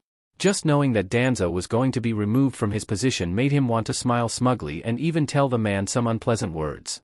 But he swallowed his disrespect to the acting Hokage. Sai found her after going back to the hideout. She is my gift to you. Karen narrowed her eyes. She wanted to tell the man that she wasn't anyone's gift. Not even Naruto, even when he was a fellow Uzumaki. You have my thanks. Repay it by doing tasks assigned you. Of course. Have you seen Iwa's bingo book? Naruto shook his head. If you're asking, then they have put me and Sasuke in it. Nothing surprising. Though, I would have preferred they not know my Jinchuriki status. Danzo threw the book at Naruto. What is done is done. Indeed. Once more, you have my thanks. Naruto held out his right hand and Karen grabbed it. They disappeared from the office. Karen found herself staring at the door of a modest house. Naruto opened it and then welcomed her. She stepped inside and listened to the door shut behind her. She folded her hands and then stared at him. Back at the hideout, there was nothing pleasant about his chakra. It was just pure evil. A malicious darkness that had made her young mind afraid of him. Even when Orochimaru introduced him as a fellow Uzumaki, he'd not been kind. Your chakra has become a little warmer. Not suffocating as it was once, Karen stated. How did you raise your chakra to this level? Miracles, Naruto replied with a shrug. That is the first thing you say? Don't you want to know why you here and where your beloved Orochimaru is? That bastard isn't my beloved. Thinking of him gives me the creeps. You jest. Last time I checked, you were calling him Orochimaru-sama. Karen shrugged. I have no reason to hate him. He saved me. Didn't do anything to me. Naruto laughed at this. You'll be surprised. Orochimaru has killed the families of the people he targets and then presented himself as a saint. Naruto showed Karen to the living room. Once settled, he spoke in a serious tone. What did that man say to you? Nothing. Did he ask about your abilities? Yes. What did you tell him? Are you interrogating me? You are in this village because I made the call. Now, Danzo is the bad guy who'll have animals bite your skin until nobody can even recognize you. Naruto said in a cold tone. I didn't tell him anything. Besides, Kabuto showed up and told me before that Sai arrived. Karen waved his right hand dismissively. But I never said I actually want to be here. Did Kabuto come back? Yes. He said he was looking for something and stated Orochimaru-sama was killed by you, Karen replied. Looking for a way to revive him. But he is being hunted down. He is sneaky, but whatever he wants is in this village and they want to kill him. They? Masked men. Karen replied with indifference. Naruto sighed. He hoped Kabuto failed in whatever he was doing.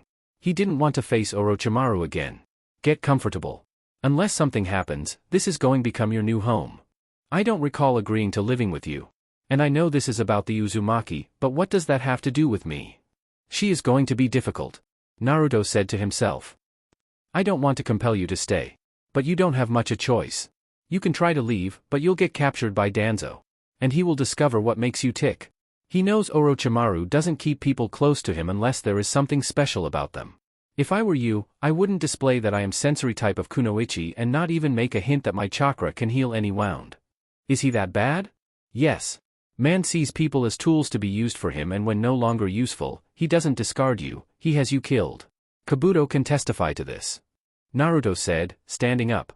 Come, let me show you your room. I'll give you money to get the things you want. When Hiruzen appeared in the office, Danzo wasn't even the least surprised. He had figured the old man would wake up. But of course, he had measures for returning to power. But he wasn't going to show hostility. Not when the old man appeared with Tsunade and the Umbu commander. He had found that Umbu were very loyal to the Hokage. Hiruzen was still Hokage and as long as he was still alive, he couldn't have everything his way. He was the acting and they were always conscious that their real leader was still unconscious. Hiruzen. Danzo said, leaning against the chair. He'd become too comfortable. To vacate this chair was unthinkable. He'd already made plans. And even redrawn maps. He couldn't allow this person to ruin it all. Danzo. It seems you've made yourself comfortable in my absence. Someone had to become comfortable to steer the village into the right path. You'd put us in a hole and I was trying to get us out. Are you sure you had nothing to with it? Danzo narrowed his eyes. Are you accusing me of something? Am I? I'm sure I merely asked a question. Hiruzen replied with a smile. You would do anything to get power. Even if it meant working with Orochimaru. Well, he is dead, so we can't prove anything at this stage. Indeed. Danzo nodded. Hiruzen didn't want to think about the flames that Danzo had put up. He was angry about it. But he could only sit in there and try to put them out as quickly as he could before they became raging wildfires. You've done well to make enemies, but I have returned. Please vacate my seat and let me know what has been happening so I can redo it. Redo? Danzo scoffed.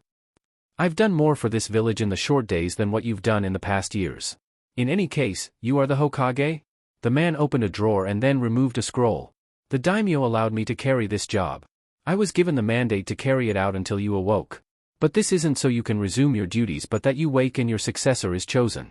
You'll do the honors of calling the daimyo to come back. I could continue to act, but I do not want Konoha to be dragged into a civil war, not when we have conflict with IWA. How noble of you. I was certain I gave Jiraiya orders for your execution. And I can carry that now. You do remember that I know everything you've done, right? And go against the feudal lord? He said such matters would be handled by him when he comes back. You want to take decisions for him. And just like that, Danzo departed from the office. Tsunade and Hiruzen were shocked. Neither had expected to see things happen like this. Hiruzen didn't even sit behind his desk, but in front of it. What the hell just happened? Tsunade questioned. Trouble. That was the only way he could explain what just happened. It is likely Danzo already knew I was awake. He may even know the daimyo will be here shortly. But what is true is that he indeed wouldn't want to see the leaf dragged into a civil war at this time. Despite his tactics, he still loves Konoha. In any case, we should be afraid. Very afraid of what will come next. I get that, but what else was his reasoning? Danzo must have figured that as long as he is acting and I'm alive, I would always retain the loyalty of the shinobi. For him to have complete control would be if I'm dead or if when the daimyo comes, he gets chosen on a permanent basis. Hokages always select their successors if they are able to, and no one has been able to usurp that. You have to be alive to select a successor. And the feudal lord must always rubber stamp it. A kage needs the support of the daimyo. Without it, we become Suna and most likely, scavengers causing troubles for anyone just so we can get jobs and fund the village. The feudal lord can make it so that other nations do not send missions to us. Without missions, our shinobi will leave to either become mercenaries or join other villages just for survival. Chapter 16, Death and Hope, Part 2. The relief that washed over Baki when he received the news that Third had returned to power was like a magical tonic. Gaara had already gone back to Suna with Kakashi. But he had been kept around, for sinister reasons, of course. He'd received word of a purge that occurred. No question the work of Danzo. He was really intent on controlling the Sand Nation. But such was their fate for foolishly thinking they could win against Konoha. Maybe if they had known that the leaf had a Jinchuriki of its own, things would have been different. Perhaps Raza had decided to quit the ploy because he knew it was a mammoth task that Suna couldn't possibly achieve. But at least the Hiruzen was awake. The man was his savior and Suna's. The Sandaime Hokage was generous and not cold-hearted like Danzo. Immediately, he had known that Suna would be freed. It was the fact that he wasn't called soon that had him sweating a little. Sandaime-sama, Baki greeted the old man. He looked pale. Worse than before. It was apparent he wasn't in perfect health. Please sit, Baki-san. He noted, there was no smile. A stern tone that had him counting his numbers, just in case things took a turn for the worst. Thank you. Hiruzen leaned back to his chair. It was bothersome that Tsunade had seen it fit to ban him from smoking, citing his poor health. There was no connection between being poisoned and smoking. She was nonetheless the medic Nin. He did right by forcing her to return. He would have died without her and Konoha would have been diving toward war in a freefall. He looked at Baki sternly and then spoke. I understand that Orochimaru had impersonated Raza-san to fool you all into leading war. But it is a fact that you all invited him and schemed with him. Yes, Hokage-sama. We invited Orochimaru, but the original plan was to scare the feudal lord. We did not save it. Hiruzen said sharply. Regardless of the reasons. I did have a good relationship with him, and he betrayed that trust by working with Orochimaru. Suna was already aware that we were looking for him, yes? Baki couldn't deny it. A message had come. If their shinobi were to come across any hideouts, suspicious of nature and even find information about Orochimaru, they could sell it to Konoha. But they welcomed the snake into their homes, and it poisoned them. Yes. You could have captured him and used that as leverage to come to some negotiation with Konoha. But you did not. I know what Danzo was trying to do. I don't agree with it. Which is why I have sent for Kakashi to return home and Suna will be free to make its decisions. Hiruzen paused. He'd previously made decisions that made people take advantage of situations. He couldn't fall into that route anymore. I've sent people to the Wind Lord. They will make sure he provides funding to Suna. But, for a full year, half of that funding will be paid to Konoha, for damages your invasion caused. I could take away Temari from young Gaara and force her to become a shinobi of the Hidden Leaf, but we would only earn his animosity. But payment must be made for the loss of lives. For the next 2 years, you will be stationed in Konoha. In the first year, you will not be permitted to leave the village, but will stay around, teaching my shinobi wind-based jutsu. Everything that you know. In the second year, you will be permitted to visit home. If, however, we find you doing treasonous or contrary to the agreement, you forfeit your life. Baki thought that was a light sentence but still much more than what he had expected considering this was the Sandaime. Suna would be effectively robbed of its best shinobi. And whoever will be leading the village won't be depending on his knowledge. If Sunagakure is to be attacked? In the first year, you will not be permitted to leave. Unless of course my successor changes things. But I have already spoken to her about it and although she disagrees with things, this she has decided to abide. Basically, whether Suna is being attacked or not does not matter. Unless, of course, it pays for your services. It was still much better than being controlled. Even if Baki had to die as a result, he would be fine if he was able to give Suna its freedom. But this would be cruel on him. He would just sit and improve Konoha while Suna is being attacked or facing an attack. I see. You can leave the village now. But I expect you back soon after discussing things with Suna. This isn't negotiable. You accept them or reject them.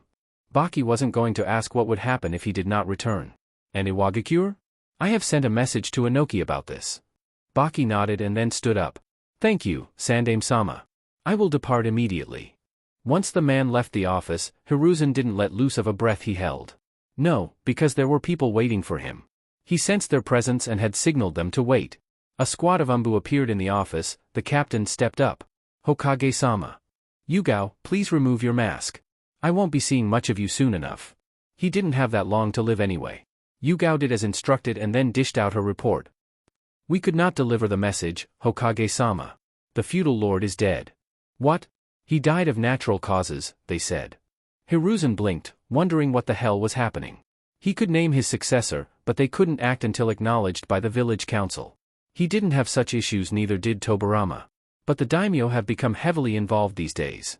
And to avoid a situation of anyone killing a Kage and then saying they elected him as the successor, some rules had to been changed. He could name Tsunade as his successor, and she could move into the office, but it wouldn't be official. Even Danzo could fight it because according to the letter, the man was to be acting Hokage until he woke up and a successor was appointed. Those were the terms. Waking up just meant he could select his successor and there would be no one to dispute it. But the daimyo dying delayed things. He had written, stating his intentions to name Tsunade as his successor. And calling for the man to arrive at the village as soon as possible to make it official. And then? We were informed that a representative would be sent. And according to customs, you will get to name your successor. Then why did they refuse to take the scroll? Because there was no one appropriate to read it. Yugao said. Fine. You're dismissed. Hiruzen waved his right hand and then heaved a heavy sigh. Everything was in order now. There was no one in the council who was going to reject his wishes. Tsunade would become his successor. Naruto's house. Just the person I wanted to see, Naruto said with a smile after opening to see Ino at his door. When you want to see someone, you go visit them. Why? When you can just come to my humble abode? Ino rolled her eyes. Just because you're a little famous now and the villagers know that you're the son of the Yondaime Hokage doesn't mean that you can just sit around and have people come to visit you as you're a king. News of the Sandaime's survival had already spread across to the village and there was much joy. He too found reason to be happy. He was doing his best to ignore the nagging feeling of caution that threatened him. It was because of such news that even his name resounded in the streets. The actions in Suna didn't hamper anything. He could have accepted it if nobody found out about his relation to Minato. He didn't want that man's shadow to keep him grounded. How did you step away from the shadow of a man who died to protect the village from the Kyuubi? You just couldn't top that. The gift of life wasn't something that came cheaply. Naruto laughed. Don't be like that, Ino. He moved closer to her and whispered to her right ear. You live in your parents' house. We can't do private things there. He said, his fingers dancing on her forearm. Private things? Ino kept a straight face. Uzumaki, last time I checked, you didn't know anything about private things. Ouch, Naruto put on a hurt look. That kinda of hurts my pride, Ino. He then smiled, moving out of the way for the girl to enter the house. Perhaps I should show you. I think we will all be happy if you could do that. You're a naughty girl, you do know that? Ino shrugged. I'm just an adult who isn't afraid to speak her mind. Unlike some timid people. Naruto kept his smile and followed Ino to the living room.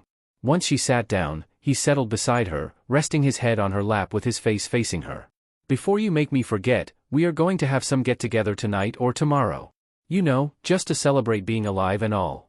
That'd be lovely, Naruto said quietly. He closed his eyes, feeling a bit of warmth. He was really enjoying having Ino around him. If she wasn't the one coming here, he was surely going to end up visiting the flower shop just to see her. Perhaps he could do that, help a bit. There would be nothing wrong with trying to get her mother to like him. Parents held sway over their children after all. Ino wasn't a rebel. She was her parents' child. He had seen it many times. Parents telling their children to stay away from him. At least, with Ino's mother, he hadn't sensed anything sinister. Then again, you could never know. There were people who could press you to laugh, and then when you turn away, call you a spawn of the devil. What am I to you? Naruto was silent for a couple of moments. A question that he didn't expect.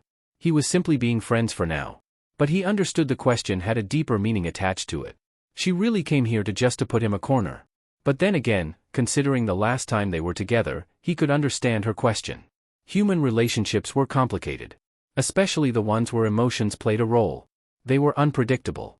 But it was a fun unpredictability. At least when the other person wasn't dipping drops of poison in your food. Shouldn't I be asking you the question? I asked. Naruto got up and then leaned on the couch with his eyes closed. What to do? You don't want to get your hopes up for nothing, huh? Ino shook her head. She did like him. How deep was questionable. But sometimes Naruto was so unreadable, she couldn't even try to guess what was in his mind. Sometimes, there were even doubts he even liked her given his actions. We've just gotten closer, you know. I've honestly never asked myself that question. But you are someone important to me. Someone I want to care for. Someone I like deeply. Friends say that to each other. I remember saying I loved you. I was wondering who is it that came to visit, Karen said, standing by the entrance, her hands on her chest. Girlfriend? Ino glanced at the redhead and then at Naruto. There was woman in Naruto's house, and she'd come from upstairs. Ino hadn't gone there. She'd only used the bathroom, kitchen, and this room.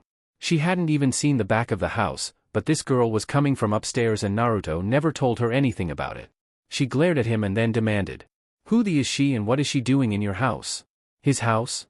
Karen smiled, and then walked over. She sat on a couch and looked between the two. This is our house. Explain, Naruto. And you better have a good reason. Naruto had a feeling that even if he said Karen was his girlfriend, Ino wouldn't be going anywhere. He glanced at Karen. She was amused about something. He sighed and then spoke. That is Karen Uzumaki. She is a survivor of the Uzumaki clan. And she is a freeloader in my house. Clan? Just the two of them. Ino was speechless. If it was just the two of them, they weren't going to be talking about reviving the Uzumaki clan, were they? She imagined them trying to make little redheads. You're thinking something naughty, Naruto said with an amused look, seeing Ino's cheeks flush pink. I'm not. Ino denied it loudly. Why does she have to be living with you? Because we are of the same clan and I decided that she is going to be very close to me. Naruto replied in a hardened tone, just to get the message through to Ino. Ino quickly recognized the tone and slouched slightly. But it was Karen who spoke. How long am I going to be locked up in here? I'm going to go crazy just waking up to eat and then sleep. Karen put her hands on her head, shouting a bit hysterically. Naruto groaned at this. He wasn't hearing this for the first time. But he didn't want her to do anything in the village. She would not become a kunoichi. Absolutely not. You know Tsunade? The legendary Sannin? Yes. She runs a lab. They conduct some research. I can take you there and you can spend your times there and come back home here. As long as I find you having cooked something. You get lazy and just boil ramen. Cook for you? I showed you the pots and everything. You're a freeloader and now you want me to cook for you? What am I, your wife? You're certainly not my husband. I'm going to put a pillow on your face while you're sleeping. We'll save you from having you fall off the bed at night anyway. I do not fall from the bed. I was just that one time and I was having an unpleasant dream. Woman, have you seen yourself while asleep? I swear whoever is going to end up sleeping next to you will have to chain you up in the bed just so he doesn't get kicked off the bed. Karen folded her hands across her chest. Do you want me to tell your girlfriend there was a woman who left the house in the morning?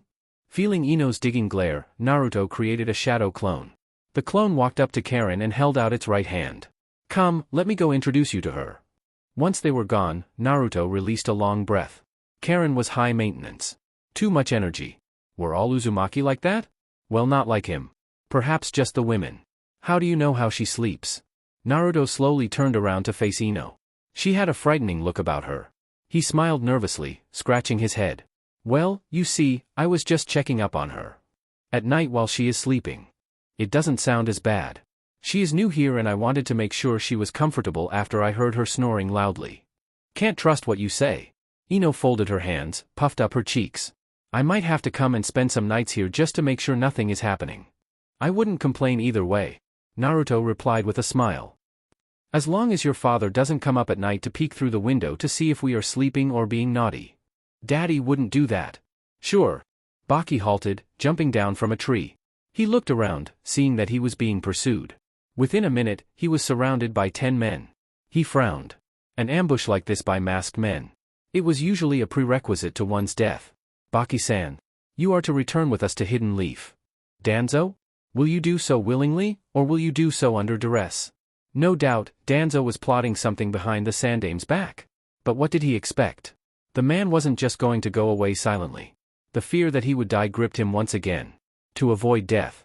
To avoid anything treacherous, he had to defeat these people. The third Hokage had just given him his life back, and he would not allow it to get taken away. Why does it sound like you want me alive?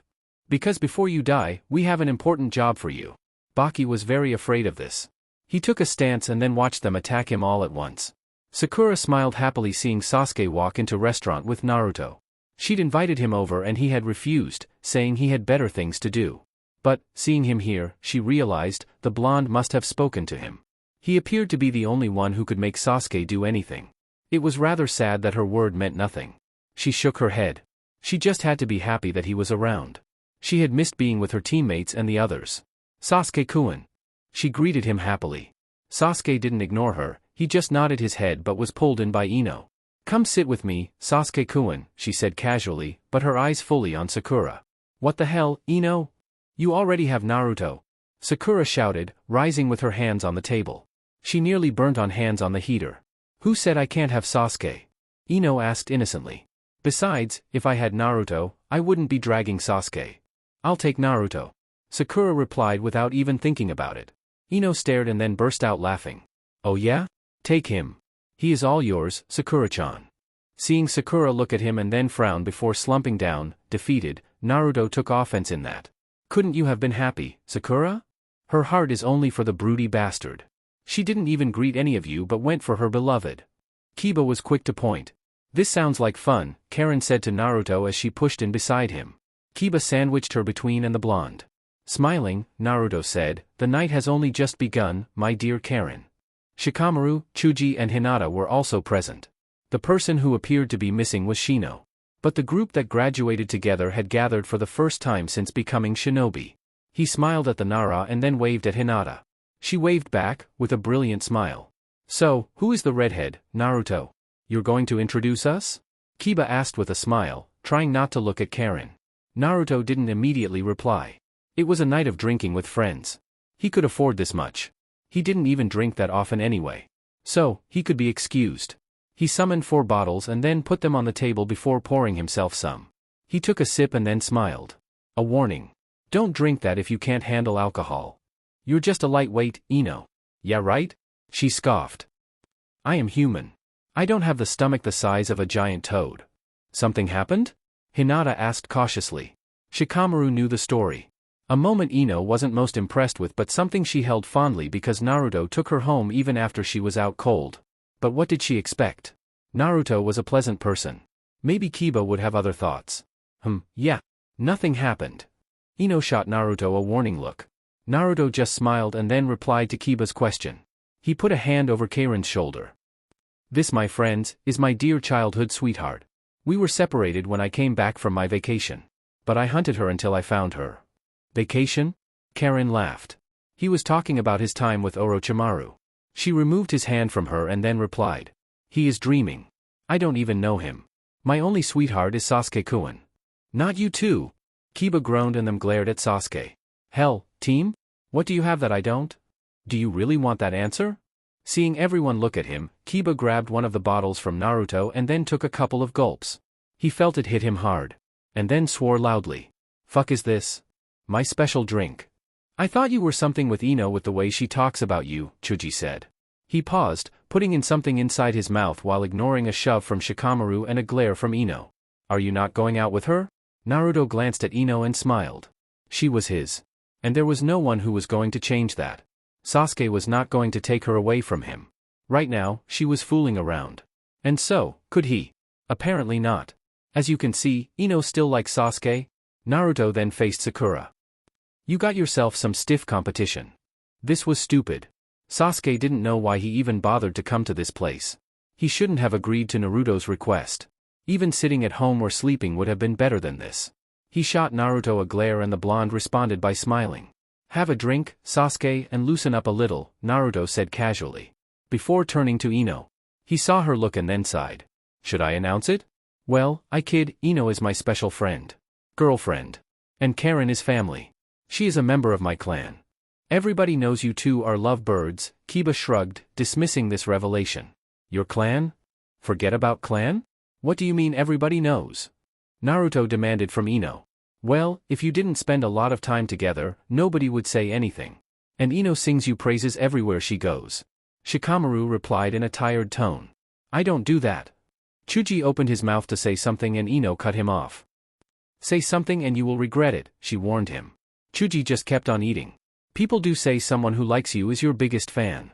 Why does it sound like you're talking to me? Sakura asked with a stare. She was envious.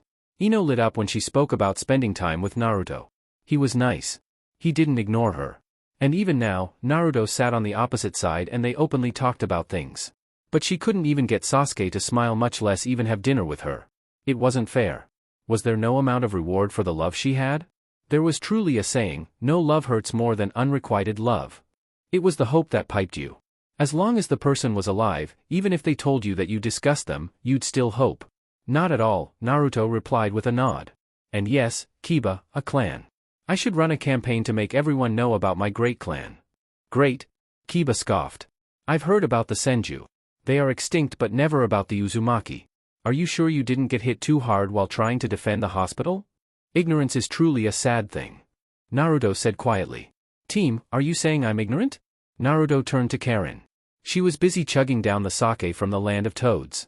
He was going to end up carrying her home. Maybe Tsunade had worked her hard and she needed to make herself loose a little. He smiled. Well, he wasn't complaining. Who wants to explain? The Shodai's wife was Uzumaki. As far the Uzumaki's connection to Konoha is concerned, the symbol you see at the back of Jonin vests and on the sides of shirts worn by Jonin is the symbol of the Uzumaki clan. That is how important they were to Konoha. Were? Homeland invaded and the village is now in ruins. Shikamaru replied. He wondered just how Naruto felt about the fact that Yuzu was Konoha's ally, and even then, Konoha didn't protect it and did nothing after its destruction. As far as history was concerned, the clan was peace-loving and never took part in wars. Even going back to the warring times, there is not that history of violence with the Uzumaki. He'd asked his father about how Yuzu was destroyed but didn't get any answer he wouldn't find from a history book. It was a sign that told him he was better off not knowing. There were some colorful words after that. Sasuke was brought into conversation as well by some serious questions. Karen continued to drink, but nobody could really make out what she was saying whenever asked. Everything was going smoothly until Kiba asked. How does it feel like being the guy who transformed into the Kyuubi and then forced a great nation to surrender? He went straight into the subject of the Kyuubi. By now, everybody knew that he was a Jinchuriki. Perhaps they just chose not to talk about it until he brought it up. Given how almost everyone looked at Kiba, it was like an agreement had been formed. We are never giving you a drink. Ino said with a stare. But he can't be worse than Lee. What did Lee do? Trashed a restaurant. The guy was practicing a drunken kind of taijutsu style. Ino shook her head and then looked at Naruto. Given his strength, it's unsurprising. Naruto said before adopting a thoughtful look. To answer your question, Kiba. I feel nothing. But I must admit, after transforming and looking down at those people, I felt like a god. Demon. Kiba mumbled. Argh! He cried after Sakura stomped on his foot. What the hell, Sakura? But Naruto just laughed. He isn't exactly wrong. And I'm sure Kiba is just looking at it in this way. Would those people in Suna think, oh, that's a god? No, watching things get destroyed, they thought, demon duh. Kiba stared at Sakura. Apologize to me. What the hell do you think about me? Sakura refused to apologize. And as Kiba drank a bit more, Hinata apologized for him and dragged him away. Shikamaru and Chuji followed. Naruto stifled a yawn and then shook Karen. We should also go home. What about her? Sasuke asked of Ino. I'll carry her. Help carry Karen for me, will you? No chance. Use a clone to carry her. Cold-hearted bastard. Naruto shot and then smiled at Sakura. She hadn't touched alcohol but just decided to drink juice instead. You're going to be a fine woman one day, Sakura. Not like these disappointing drunks. Maybe one day, you'll find someone who loves you just as you love them. Naruto wasn't going to give her hope on Sasuke. He didn't even know where things stood with the girl. Sakura smiled sadly. Thank you, Naruto, she said. Naruto nodded and then created a clone. It would have to send Ino back home while he carried Karen. Sasuke most likely wanted to speak to him. So, they could walk. If Ino found out it was a clone, she was going to be pissed off. She wasn't dead after all. Just silent, wide awake and apparently listening. Sakura said her goodbyes and was leaving but Naruto stopped her. He was familiar with the home alone walk. He shouldn't, but he felt sorry for the girl. They walked her to her home, while he carried Karen. She said her thanks again, with a bright smile. That was awfully kind of you, Sasuke said. Naruto looked up. Sasuke, even you recognize what kindness means. He smiled. Yes, I was being kind. Cruelty pays nothing. I've already told you, I don't want to be miserable. Grudges just make you bitter. Besides, what did we lose? I lost my time coming here. You should understand things, Sasuke. If you want to live the life of a loner, go become an Umbu. If you're going to become a clan head, you'll need to know the value of friends. There is such a thing as clan politics. Shikamaru, the Nara clan. And soon, he will probably replace his father as a Jonin commander. Ino will be doing her thing in intelligence, taking after her father. Sakura becomes the greatest medic and most powerful kunoichi. If you want to rise to higher positions, you become friends with such people. Thinking ahead, huh? It was so like Naruto these days. He was always thinking ahead. With Itachi still alive, Sasuke couldn't really think ahead. You already have a picture of Konoha's future. But that can change if Danzo returns to power. Not happening. Naruto said in a hardened tone. I heard he didn't even put up a fight when the Sandaime returned. That made me realize Danzo may have just been using the old man to calm things but would still return. Because a successor still needs to be selected. And with what he knew, sitting still would have been a mistake. He couldn't just act as if he didn't know anything.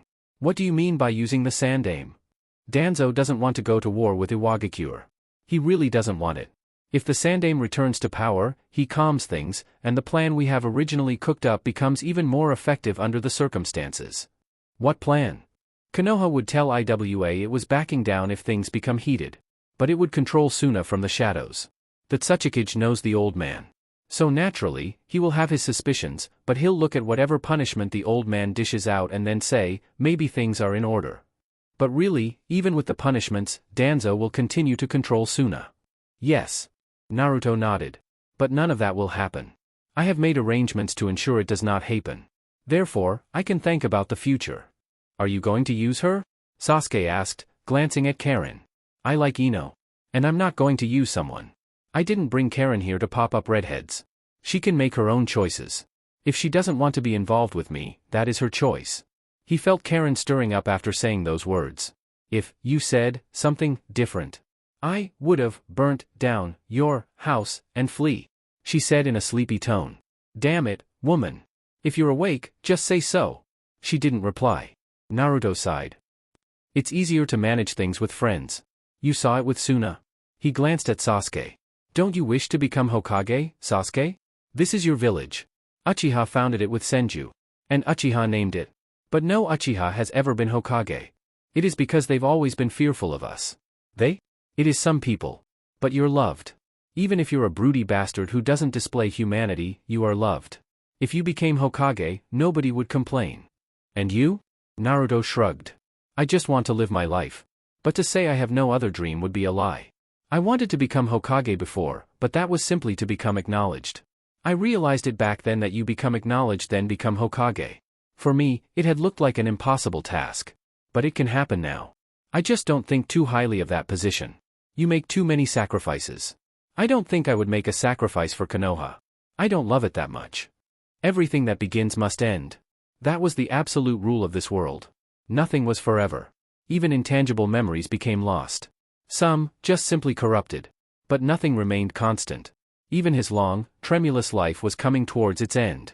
And Hiruzen had many regrets than he would have liked. At least, he would die on his own terms and would have done something significant for the hidden leaf. For the shadow of Danzo loomed large. Hiruzen had what he needed to have the man executed for acts of treason. But he doubted it would be so simple. Not in his weak state and when Danzo had been poisoning his shinobi while he fought with the labors of Orochimaru. He glanced up, seeing the person he wanted to see, Naruto. The blonde had an expressionless mask on his face. Not often did they speak as much as he would have liked to. Hiruzen believed there was still much he could pass on to the blonde. Yet, it was about time. What more could he do now in his current state? Once Naruto sat down in front of his desk, Hiruzen started speaking in a serious tone. I wish I had called you for good news, the third started. Naruto shook his head. I'm old enough to understand that things are not ideal at the moment, for many people that is. He paused, staring at the old man. Besides, I also wanted to talk to you. About? He hoped Naruto wasn't going to tell him he was leaving Konoha. 2 issues. The Akatsuki and Danzo. I need to become stronger to protect myself against the organization. Aren't you already? Not quite enough. There is much that I cannot do. I want to leave Konoha and go into hiding to train. Sasuke will most likely follow. At least, it wasn't the self-exile he'd feared. But this was not the ideal time for anyone to go into hiding. Not when their enemies were watching. It wasn't like things with Iwagakure had cooled down. And the Raikage was threatening to bring his nose into things. But Hiruzen couldn't stop Naruto. No, he didn't think he had that option. Whether anyone liked it or not, Naruto was going to depart. What of Danzo? I suppose you called me here because of him. I have been a little busy watching. You must know, he kidnapped Baki. What? Hiruzen was surprised. But should he really be surprised? I think he plans to use the man to attack you. He can get close to you. And if he understands your current situation, he doesn't need to succeed, just make you think. Hiruzen shook his head. This was his failure. I've permitted him to do as he pleases for long enough, he said sternly. He'd given Jiraiya the order to have Danzo executed, but because the feudal lord was now involved, he had to wait for him. It was a disturbing turn of events. But once the Fire Lord stepped on, his actions were limited, lest he became rebellious. At which case, Konohagakure would suffer the consequences of his actions. He wanted to free Konoha, not burden it to its knees. The problem with that was that the feudal lord who made that arrangement was dead. And Hiruzen feared things would only become complicated. The hyenas left in the Fire Council were merciless political brutes. He has done many things in the past that I've overlooked. Even attempting to kill me, Hiruzen smiled at this. How he allowed this puzzled him. Even his sensei would be baffled. But such were his decisions. And he plans to do so again. I've already announced Tsunade as my successor. But the feudal lord can still reject your wishes. Political might can triumph your will. Naruto paused, wondering if he should tell the Sandaime what he knows. Danzo has Shursue's eye. I think he has been using it and plans to use it. The genjutsu it casts is subtle enough not to be detected. Hiruzen didn't seem surprised by this news. In fact, he just blinked and then released a long and tired breath. So, Baki will be controlled by it. He said calmly. I won't ask how you know but what you plan to do. You must have already known that there is news that the feudal lord is dead. Yes. I received that message after I sent my Umbu a message to him. Well, that report is false. He isn't dead. Danzo was manipulating him. He or a representative will be coming to Konoha for the election of the new Hokage. I plan to expose him in front of everyone. To watch him feel the whole of Konoha turn on him, call on his execution. The professor leaned back on his chair. So, Naruto was playing in the Fire Temple. A clone most likely was doing everything while he kept appearances here at Konoha. Unlike most people, Naruto had the chakra reserves to make a lasting Kage Bunshin. And he had informed the blonde that this would be solved by the adults. It seemed that Naruto had everything covered. And his words explained why Danzo has been silent. He knew he had the support of the feudal lord. It seems there is no need for me to say anything. But can you get it done? Yes, even Itachi going mad can be blamed on him. For his hatred of the Uchiha and lust for power. The third understood that it was not just about removing Danzo from the picture but to completely dismantle him. To crush a man's hopes, huh? After all, he was still to be executed. Hiruzen had evidence to present to the feudal lord. The problem was on whether the man was being manipulated or not. It seemed that Naruto had a plan for that as well, which made him curious. No, there were many curious things. He already knew Naruto had contact with Itachi, but now it seemed that there was more that the blonde knew. And it could only be from the Uchiha. I'd called you because I know my time is soon coming. But I'm glad that you are making this effort, Naruto. It gives me peace to know that even if I die, Konoha will be well taken off. The third dying? Naruto never gave this much thought. He didn't want to think about it. Not that much. Simply because he didn't know how to process it. He became subdued. His expression displaying a range of emotions. I wanted to let you know that things will be well. What I didn't know was Danzo's ability to control other people, the old man said sadly. Nothing short of a public campaign would have brought him down if I didn't know this. Corrupt people have become leaders. Some continue to be leaders, simply because the political powers support them. Power is everything. But Danzo will not successfully use his power to gain Konoha. You have thought things through. I have. Do you have any desire to be Hokage? Naruto shook his head. No. I do not want to be a leader. It is too much responsibility. I want my freedom. To enjoy my life. I still cannot really express myself because I'm constrained. He said in a sad tone. I see. But what constrains you? Scars of the past and fear. I've discovered, fear is a very powerful thing. Naruto stared at the old man, switching the subject. Are you really going to die? He couldn't imagine coming to the Hokage Tower and not find the old man. For all his life, the old man was there. Forever present in the village and his life. Lies, deceitfulness and yet, much loving. The relationship had it all. Yes. It seems so. I would have liked to introduce a girl to you and say, old man, this is the girl who has loved me. Naruto said with a laugh. You can still do that. Sure, Naruto smiled and then glanced up. There has been much that we haven't spoken about. Much that we have kept to ourselves. I am to blame for that. Perhaps. But, what am I gaining from this? There is so much I would have liked to share with you. But memories of the old. The scars kept me from doing so. I don't really have anyone I can share certain things with. Naruto said quietly. We've never really spoken deep about my parents, the Kyuubi and my time with Orochimaru. I suppose I still have issues with the latter. It isn't something I really think about. Does having Karen there not make you think about it? A little, but we were children. Little kids at that time. I can't put much weight into anything. Naruto shook his head. I know my body. What Orochimaru was trying to do. I know. So, what do you want to know? Shikaku stared at Naruto. The Sharingan implanted on Naruto's right eye socket, pulsing with immeasurable power. In this secret hideout, just him, the blonde, the Umbu commander and the Sandaime Hokage. He felt a little weary looking at the eye.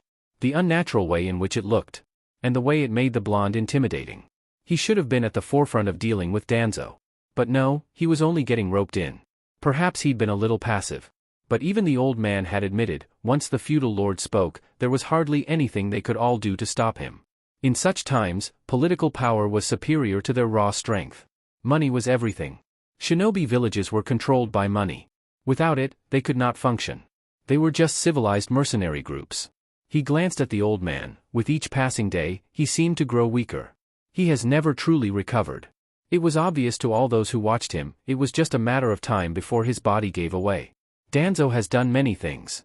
And I allowed him to get away with it because of my own weakness. Hiruzen started in a weak tone. There is evidence that can be presented, and he can be executed for his actions. But, he has control over the daimyo. Or at least used to. Naruto finished. Shikaku nodded, seeing the big picture. It was as he had feared. What if Danzo had tried to kill the Sandaime? What if there was evidence about it? If the feudal lord said it didn't matter and such things should be buried, they would toe in line. For they were all in a subservient relationship with the man. He spoke and they nodded their heads. Perhaps that was why the Sandaime was trying to make the leaf self-sustaining. If Konoha could function without the daimyo, then his influence would wane. Used to? I have sorted that out.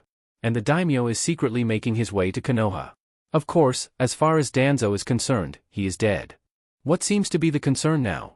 If Danzo no longer controls the feudal lord, then he is finished. Shikaku knew there was a problem somewhere. Lord Sandaime might not be alive by the time the feudal lord arrives. He is barely holding on, the Umbu commander replied in a stern tone. Danzo has also brainwashed Baki and has made him target him. Naruto has a clone watching him. Shikaku glanced at the blonde. Clone. Transformation. Naruto shrugged. It is the aftermath of the old man's death that we have to deal with. No mistakes. We can't allow anything to slip. Surely, if Danzo catches he is going to meet his end, he will not lie down. There is something you're not telling me. Shursue's eye. You know the genjutsu it could cast was powerful. Danzo has that. Hiruzen explained. I suppose Naruto has the other half. Shikaku paused, allowing his mind to wander. He frowned, deeply worried about the conclusion he reached. Danzo was acting Hokage. There is no telling if he used that ability on the Jonin or Umbu. If we handle things wrong, it could lead to a civil war. But can he do that? Danzo has had the eye for years. I don't know how far his control is. Koto Amatsukami is not supposed to be used continuously. In fact, on normal use, if I were to cast it on you, it would take some time for it to recharge. But there are other means to be able to use it without limits. Hiruzen would not forget that Shursui had offered to use it on the entire Uchiha clan.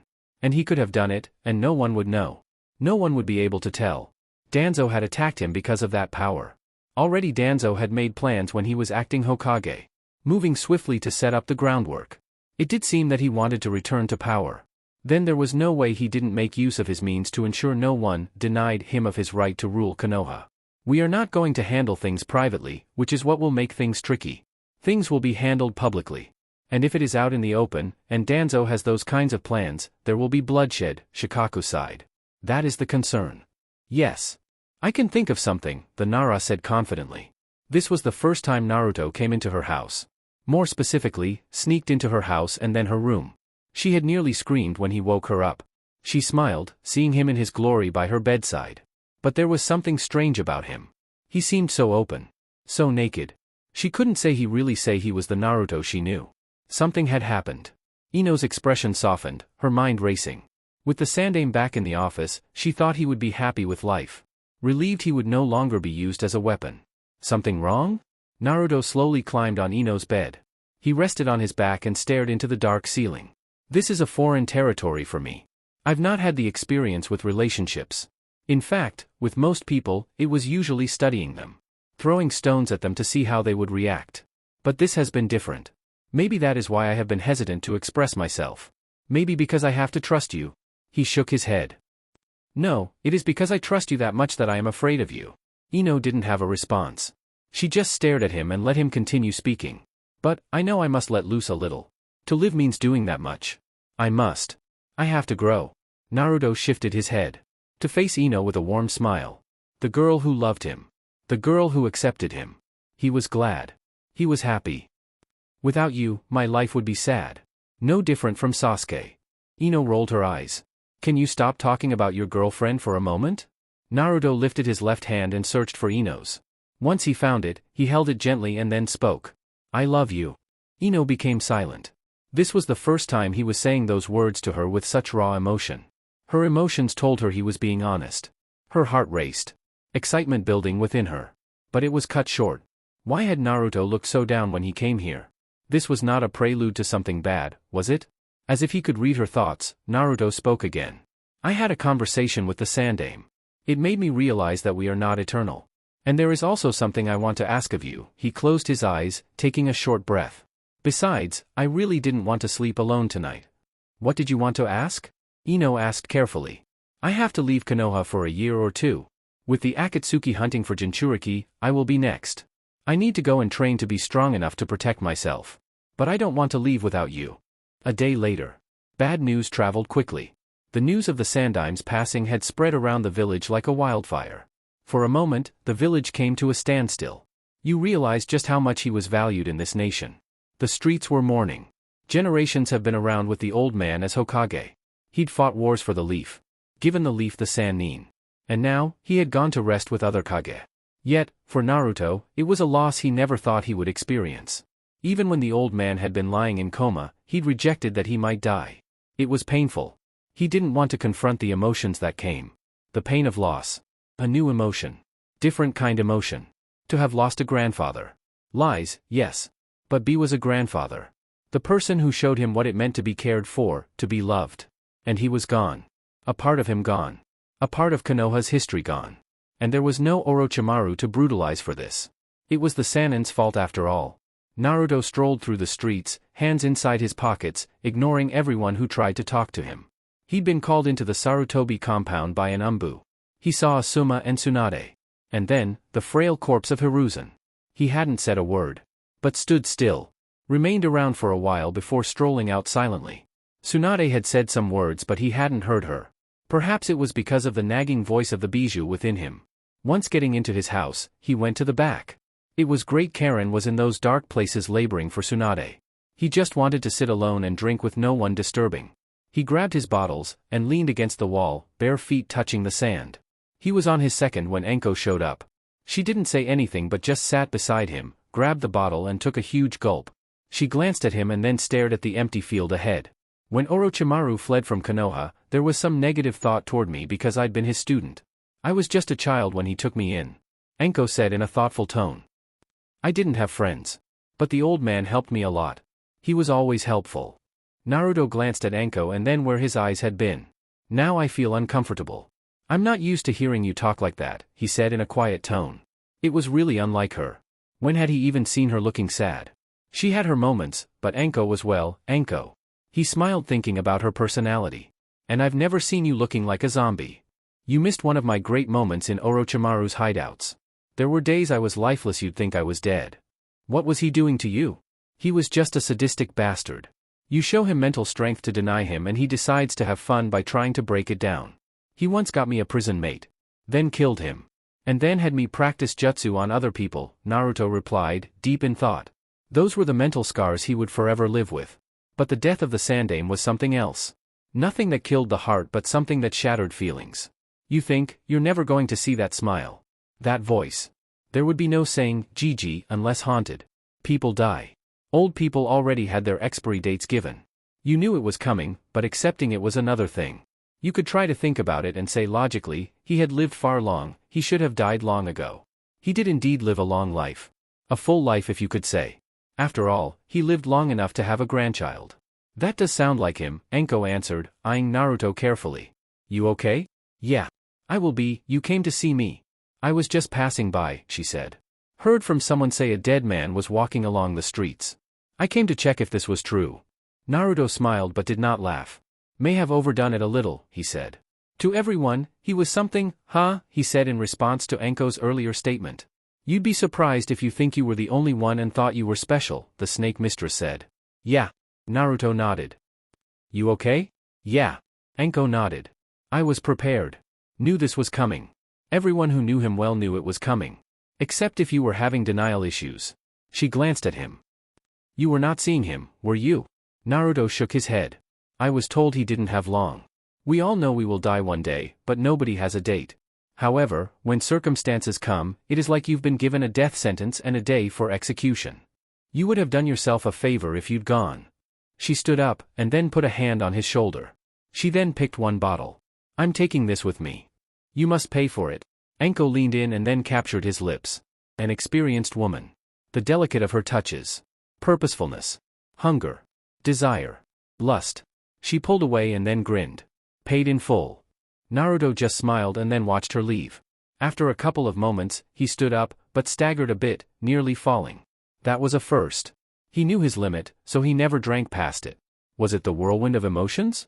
He shook his head and then walked into the house, shutting the door behind him. He put a hand on the door, and it glowed slightly. Nobody could get in now. They could all just knock. Karen could pass through the barrier since her chakra was activated. Satisfied, Naruto walked toward his room, for an afternoon nap. Ino smiled seeing Naruto stir slightly. She'd been watching him sleep for the past hour or less. He reeked of alcohol. But she hadn't minded it. His silent snores, the peaceful expression he had on his face had been pleasant to watch.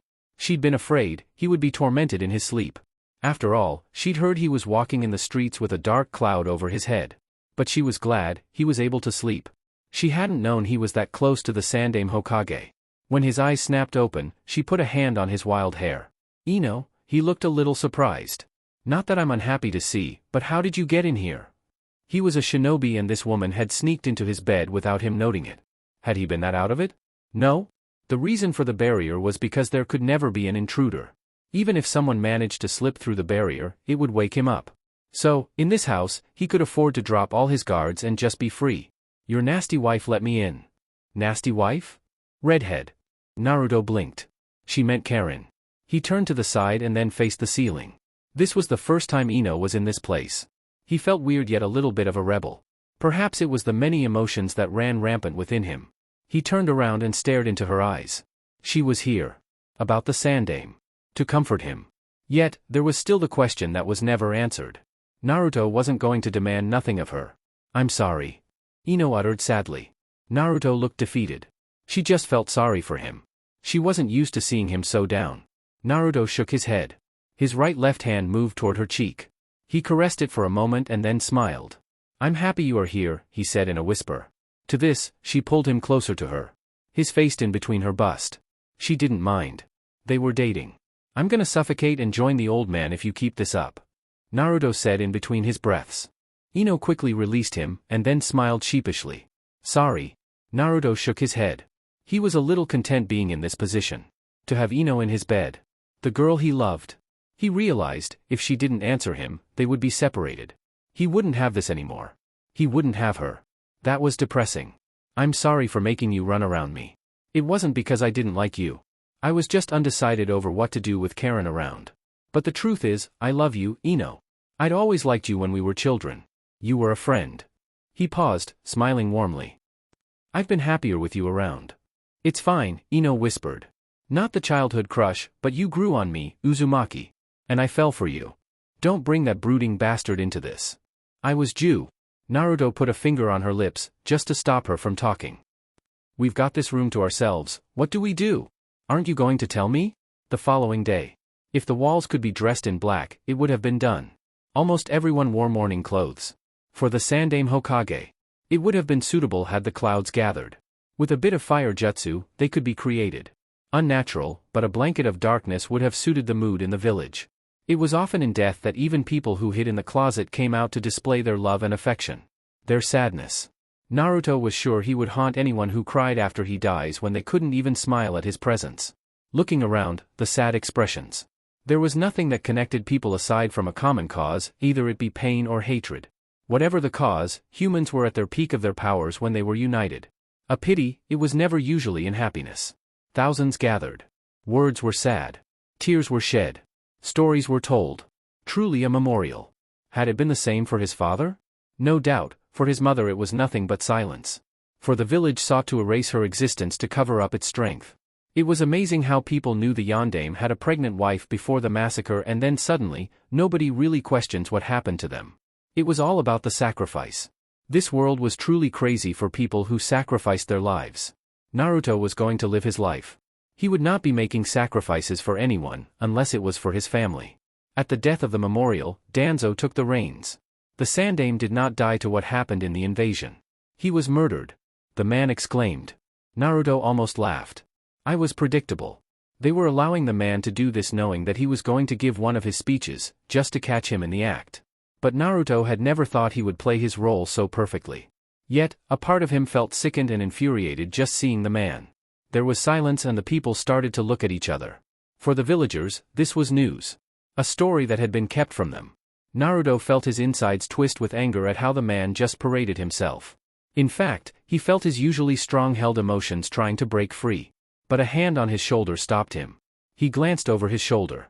The last person he expected to see, Sasuke. You want to cause a scene?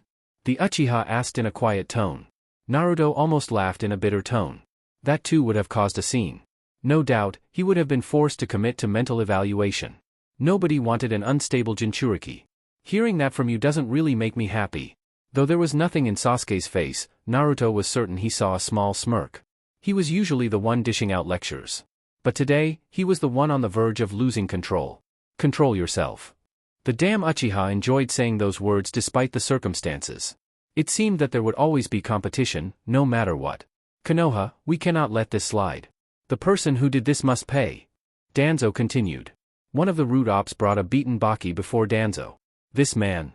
Hiruzen showed him mercy. Allowed him to go home and even instructed Kakashi to return after our Jinchuriki had forced Suna to surrender. He took advantage of Hiruzen's kindness. Having seen that Hiruzen has freed Suna, they made a deal with the Tsuchikage. If Baki gets the head of the Hokage, IWA would defend it from punishment. I tracked him down and brought him here. He will be executed for his actions. And we will not let Suna get away with this. Not even IWA. The roar that followed. Anger and grief was something else. Even when he trained his ops to be emotionless, Danzo knew how to manipulate the emotions of others. Obviously, if the Sandaime was murdered, the village would demand those involved in it to be brought to justice. It didn't matter if IWA and Suna denied it. The fact was Danzo said it in this moment meant the villagers would be with him. Even if Tsunade took charge, she would face the pressure. And who would even take responsibility for such an action? If Danzo pulled the village into war tomorrow, they would support him. They would give him their children to take to war. Nobody would criticize him for going to war now. Shrewd and evil. It was no wonder he was the master of the dark arts. But such a man wasn't supposed to talk in the light. He should always walk in the darkness. But it was about to end. There is actually a plot that I didn't tell you about. Sasuke narrowed his eyes. He knew Naruto had been scheming. But he didn't bother to ask. He knew it had something to do with Danzo. What?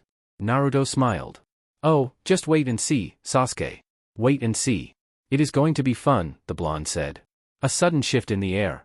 Not long ago this person was leaking a murderous intent, and now he was smiling happily. What the hell was wrong with him? Danzo-sama. It was Naruto who called out. Calling the former acting Hokage out in such a sad tone you would actually pity him. All eyes turned to the blonde. Even Danzo's measured look turned to him. But the man did not reply. In fact, he seemed to want to continue with his program, but Naruto spoke again. Forgive me for interrupting you like this. But I would like to say a few words. Please permit me. He was begging. Danzo glared sharply but nodded his head. Is it true that you're the one who killed Shisui Uchiha for his Sharingan? Is it true that you manipulated Itachi into committing the Uchiha massacre because you wanted the Uchiha gone? Is it true that you manipulated the feudal lord into appointing you acting Hokage? Is it true that you tried to kill the Sandaime Hokage before? Is it true that you're hiding Shirsui's eye under those bandages? There was silence. A complete silence with eyes shifting between Naruto and Danzo. Outwardly, Danzo was perfectly calm. Inwardly, he was seething. Just that Naruto dared to say such things. The blonde could be easily handled. But it was just that he dared that infuriated Danzo. After all, Naruto wasn't the most liked person in the village. I didn't think you were the type of person who would dishonor the Sandaime by making such wild accusations. Wild? It was a voice that had shinobi and civilians alike shifting. The voice of Jiraiya. The legendary shinobi was walking alongside Tsunade and the feudal lord. Upon seeing the three move through the crowd, Danzo knew there was something wrong. First, he didn't know the fire lord was in the village. Secondly, when did Jiraiya return? It seemed that they had been plotting behind him. Thirdly, wasn't the man supposed to be dead? To make his move, he couldn't allow this farce to play out in the public. It would ruin his reputation. He motioned for his Umbu to come and fetch him. But there was nothing. No one came. Not even the man who brought Baki before him. Danzo knew he was doomed then. Doomed as hell. He panicked. He focused on the villagers. The shinobi. They were starting to glare at him with contempt. Yet, Danzo remained perfectly calm. Inwardly, at least. Danzo, before I appointed you acting Hokage, Hiruzen had made a wish that you be executed for treason. Those were the words of the Hokage, do you remember them? Danzo did not reply. Jiraiya was enjoying this. But he had to keep a serious face. This would mean the death of Danzo and his dreams. It was a pity they had to ruin the memorial, but he knew, the old man would be happy things were happening like this. Danzo would join him in the afterlife soon enough. It was just a pity, much had to be put on Naruto. Then again, this had been his plan. Still, he would have liked it if they had done everything without the blonde. Perhaps this would also work well on his reputation. Danzo, the feudal lord has asked you a question, do you refuse to answer? We should be discussing things in the office. Not here. Tsunade burst out in a laughter. A frustrated laugh. You were here trying to get everyone to hate Suna. You were trying to frame Baki for murdering the Sandaime. She shouted. If you refute what you've been accused, reveal those bandages. Show the villagers that you don't have Shirsui's eye and you didn't murder one of Konoha's promising shinobi because you craved his power. Show us that you are being falsely accused, Danzo. But if you do have the eye, it just proves you manipulated the feudal lord simply because you wanted power. Danzo did not budge. He would not do as they demanded. But it didn't seem like he had any options now. Was this his end? No, even if they exposed him at this moment, they would not do anything to his life. He could figure a way out then. For now. His thoughts came to a halt when Jiraiya suddenly appeared in front of him. A full squad of Umbu behind him. There was no help. He couldn't cause a scene. Restrain him. The Toad Sage ordered. The Umbu held him forcefully, bringing him to his knees. This humiliation. He would pay it back. He would not let these people get away with this. The problem was that he couldn't use Shirsui's eye now. Not with those damn Hyuga watching him. And if the feudal lord was here, it meant someone had changed his manipulation. But who had that power? Sasuke's Sharingan did not have that power. It couldn't possibly be Itachi. The Uchiha was a loyal servant. Sasuke watched with anger. Had his brother been manipulated? No, that couldn't be true. But as he watched the Sharingan revealed in Danzo's right eye socket, he couldn't help his anger and suspicions. As far as he could remember, his brother had been the one suspected of killing Shisui because they were friends. But to think it had been this man. Now, it isn't that time yet. Sasuke glared at Naruto for keeping him out of the loop when things affected his clan. We will talk about things later. You have a lot to tell me. Your connections with Itachi and about this. Indeed. But not now. Naruto had to make sure Danzo wasn't killed. And if he was killed, Sasuke did it. The Uchiha would want to kill someone once he has found out about his clan. Hokage office. With Danzo shoved in a dark cell, only 4 people knowing where he was locked, it made Tsunade take a breather. She was satisfied they avoided things becoming bloody. If not for Naruto, they wouldn't have been able to get it across the line. Again, it was a pity that the Sandame's memorial had to be disturbed. But it was what was needed to be done and he had agreed to it. And now, they could rest a little bit. But of course, the villagers were demanding a public execution for Danzo. Once he was exposed, people had become angry. He had stood there, trying to manipulate them into supporting his mad circus for war with everyone over an invasion he had plotted with Orochimaru. It didn't become better when the villagers were even willing to listen to Baki make a confession that the old man had sent him back to Suna, but then, Danzo's people had ambushed him. He was going to attack the Sandame until he was stopped by Naruto. The only person who came out good in all that mess was Naruto. But he hadn't been around to take the credit. His root forces must be kept in their hideout until we have executed him, Tsunade said to the Umbu commander. Is there anyone else who is suspicious? The Umbu commander shook his head. We have sorted issues at our end. Naruto's other eye was useful. But what are we going to do with that eye? Shikaku asked. I will think of something. It is a dangerous weapon since it is virtually undetectable. Tsunade frowned. A person like Danzo would be paranoid to have something like that with him. Someone who could control the entire leadership of the village. Admittedly, it made her wary a bit. There is something of concern immediately. We must resolve things with Suna immediately and then deal with Iwagakure. But I'm more concerned about Naruto leaving and why I was not told about it. She glared at both the Umbu commander and Shikaku. It was an agreement made between him and the Sandame. He will be departing with Sasuke. The Uchiha to hunt down his brother and then they will train a little bit. Naruto expressed concern for the Akatsuki. And wants to be prepared. But this is a difficult time for Konoha. We don't know how IWA is going to take things. We could go to war. I'm told that is not happening. The feudal lord has said he will put pressure on his counterpart to smooth things, the Umbu commander replied. Either way, those two will be available if anything breaks out. Later that night. It was just after 11 p.m. when a familiar presence came into his house. A clone of Itachi in his house. He took him down to his bunker and then stared at the elder Uchiha. You have a good timing. I have been keeping an eye on things, Itachi replied. I was concerned when I heard that Danzo had walked into the office of the Hokage. He is fine working in the darkness, but as Hokage? He is a man with corrupted principles. You would know better than anyone, Naruto said.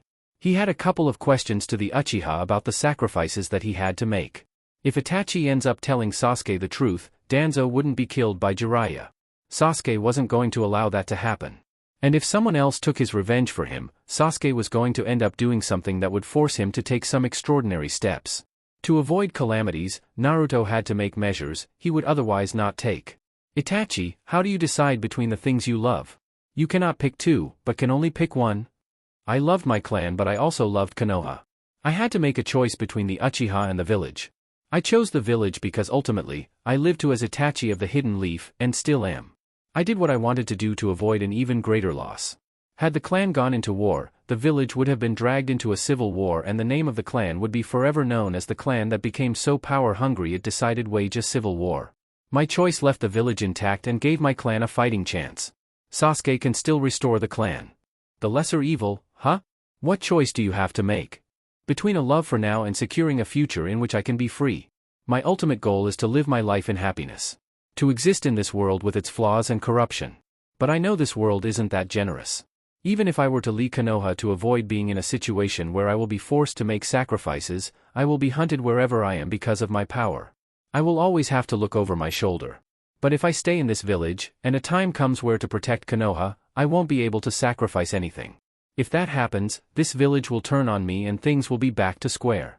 It just seems like I have to wait to escape the treachery that follows. Naruto paused, shaking his head with a sad look on his face. I choose love. I'll be happy. Very happy. But the Akatsuki is still around the corner. They might come. This village becomes in danger because of me. The people I care for could be in trouble. When you love someone, you will put yourself in the line for them, because you cannot live with looking away. I'm still young. Many years ahead of me to make mistakes and then still be able to cover them. That is the only thing that works out for me now. There are certain paths that once you cross, you cannot escape from, Naruto, Itachi said. But, he smiled slightly. I trust that when it comes to it, you will make a choice that is for the best. We hope so, Naruto said in a thought tone. Have you come for Sasuke? The Akatsuki has attacked Kumogakure. The 2 tails was taken and there are orders to go after the 3 tails. After then, Kisame and I have orders to go after Iwa's Jinchuriki. They are moving quickly now. If I do not face Sasuke now, it may become too late. Come to the Uzumaki Mask Temple with him. Isn't it closer to Konoha? You can make a barrier to make sure that the chakra doesn't come here. Naruto nodded his head. Fine. I will be there, he paused, staring. And I hope you don't suddenly change and then say you want his eyes instead. Itachi smiled at this. You make jokes? Love them. If you were friendly with your brother, you would find out that I make fun of him all the time. He tilted his head to the side. Actually, I think I just bully him. Karen was peaceful in her sleep. There were no sheets on the floor, legs spread as if she was a terrorist. If only she could be this quiet during day, then everyone would have some peace. He hoped he wasn't making a problem by waking her up. Either way, this was a problem he had to deal with, considering the circumstances. Moving closer to the bed, Karen's eyes flashed open. What the hell are you going in my room? Naruto smiled, folding his hands across his chest. I came to collect the rent. You've been living under my room for free. I've decided you must pay rent. Don't worry, you don't even have to wake up. Karen glared at him and then flipped to the side, staring at the ceiling. Late night like this. Perhaps she was used to Orochimaru's hideouts where there were all kinds of animals who'd wander into places they weren't supposed to wander. Although she slept, movement easily woke her up. Then again, with his chakra glowing up like the sun, Naruto was hard to ignore. She turned to the side, and stared at him. You look rather beautiful without glasses. But I still prefer you with them. Flattery? You have a girlfriend. And you're disturbing my sleep. I'm going to sneak out of the village for a little while. Depending on Sasuke's mood, we might have to leave Konoha now. I'd planned on staying a little while longer, but I doubt Sasuke's mood will permit it. Now? In a couple of hours. Before morning. When I come back, Sasuke will need some medical attention. So, he will be in your care. Then we'll do something else and then depart the village. Pack everything valuable that you need. Karen stared Naruto. She rose from the bed, sat up, ignoring that she was exposing some of her skin. It didn't matter. He'd already seen her naked anyway. Something dangerous was going to happen. He'd already told her that they might end up leaving Konoha. But it was nothing permanent. And she'd been adjusting to this village. She frowned. Did he have to go with her? What was he even plotting? No, if it was something good, she would be staying behind. And he wouldn't be sneaking in the night like this. I really don't want to know what you're going to do. She said, still staring. Do you have to? Yes. Karen nodded and them smiled. Well, at least Sasuke will be around. We are going with him, yes. Just go shag the Uchiha already. Maybe I will. Karen shrugged. You're going to leave your girlfriend behind? You know, she is going to cry if you just leave like this and might not even forgive you. Naruto smiled bitterly at this. He hoped that things wouldn't turn out like that. I'm going to leave a clone to tell her goodbye. I owe her that much. She has been a delight to my life. If I just leave without a word, it would be cruel. A pity. Karen said. Must I get anything for you? Naruto shook his head. I'm already prepared. I just need to take a couple of scrolls. And that will be it. He then turned away. Transformation jutsu was quite something else. For him, even better since it wasn't a genjutsu but a real transformation. He could take any shape or form. To get out of the house, he'd turned into a bird that couldn't fly. He'd just sneaked through the shadows. But as he did so, he realized there really wasn't much he needed to be afraid of. Sasuke had gone back to the Uchiha compound and he immediately went into the main house. The poor bastard wasn't even sleeping, but just sitting, staring at a portrait of his parents. Naruto transformed into his real form and then stared at the portraits. To think that Sasuke would just be sitting here, staring at dead people. He didn't even know what the Uchiha did when he was home. He shook his head. This was sad, truly sad. Now, this is disturbing. If you had a girlfriend, or had just taken Sakura, you've been staring at her instead of this. Sasuke glanced at Naruto and then back at the portraits. I have flashes of that night. I think I first activated it then. The Uchiha said emotionlessly. My mother was a kind-hearted woman. Although my father was a little indifferent at times, my mother always took care of me. But Itachi was the best. His face twisted. It is why I cannot forgive him. It seemed that you had some family, Sasuke. But I don't wish I was in your position. To have everything taken away from you by the man you admired the most has to be the most infuriating thing. Sasuke nodded. I admired him. Wanted to be better than him. My father even only started paying attention to me when Itachi started to change. He once even told me to stay away from him. I couldn't understand it then. But now I do. Itachi had focused most on the village than the clan. He joined Umbu after all. Fugaku would have wanted to have his family with him. He would have wanted his heir to take clan seriously and think clan before village. It was sad that the man had hoped by taking his young son to the battlefield, he would make him a better shinobi who understands the shinobi world. But all that it did was turn Itachi into a pacifist. Your mother and my mother knew each other. Unsurprising, really? I wonder how things would have been had they survived. Naruto shook his head. Your vengeance awaits. Come, Itachi is waiting for us. Sasuke's Mangekyo Sharingan came to life as he rose. Where is he? And after I kill him, you will explain to me exactly what your relationship is with him.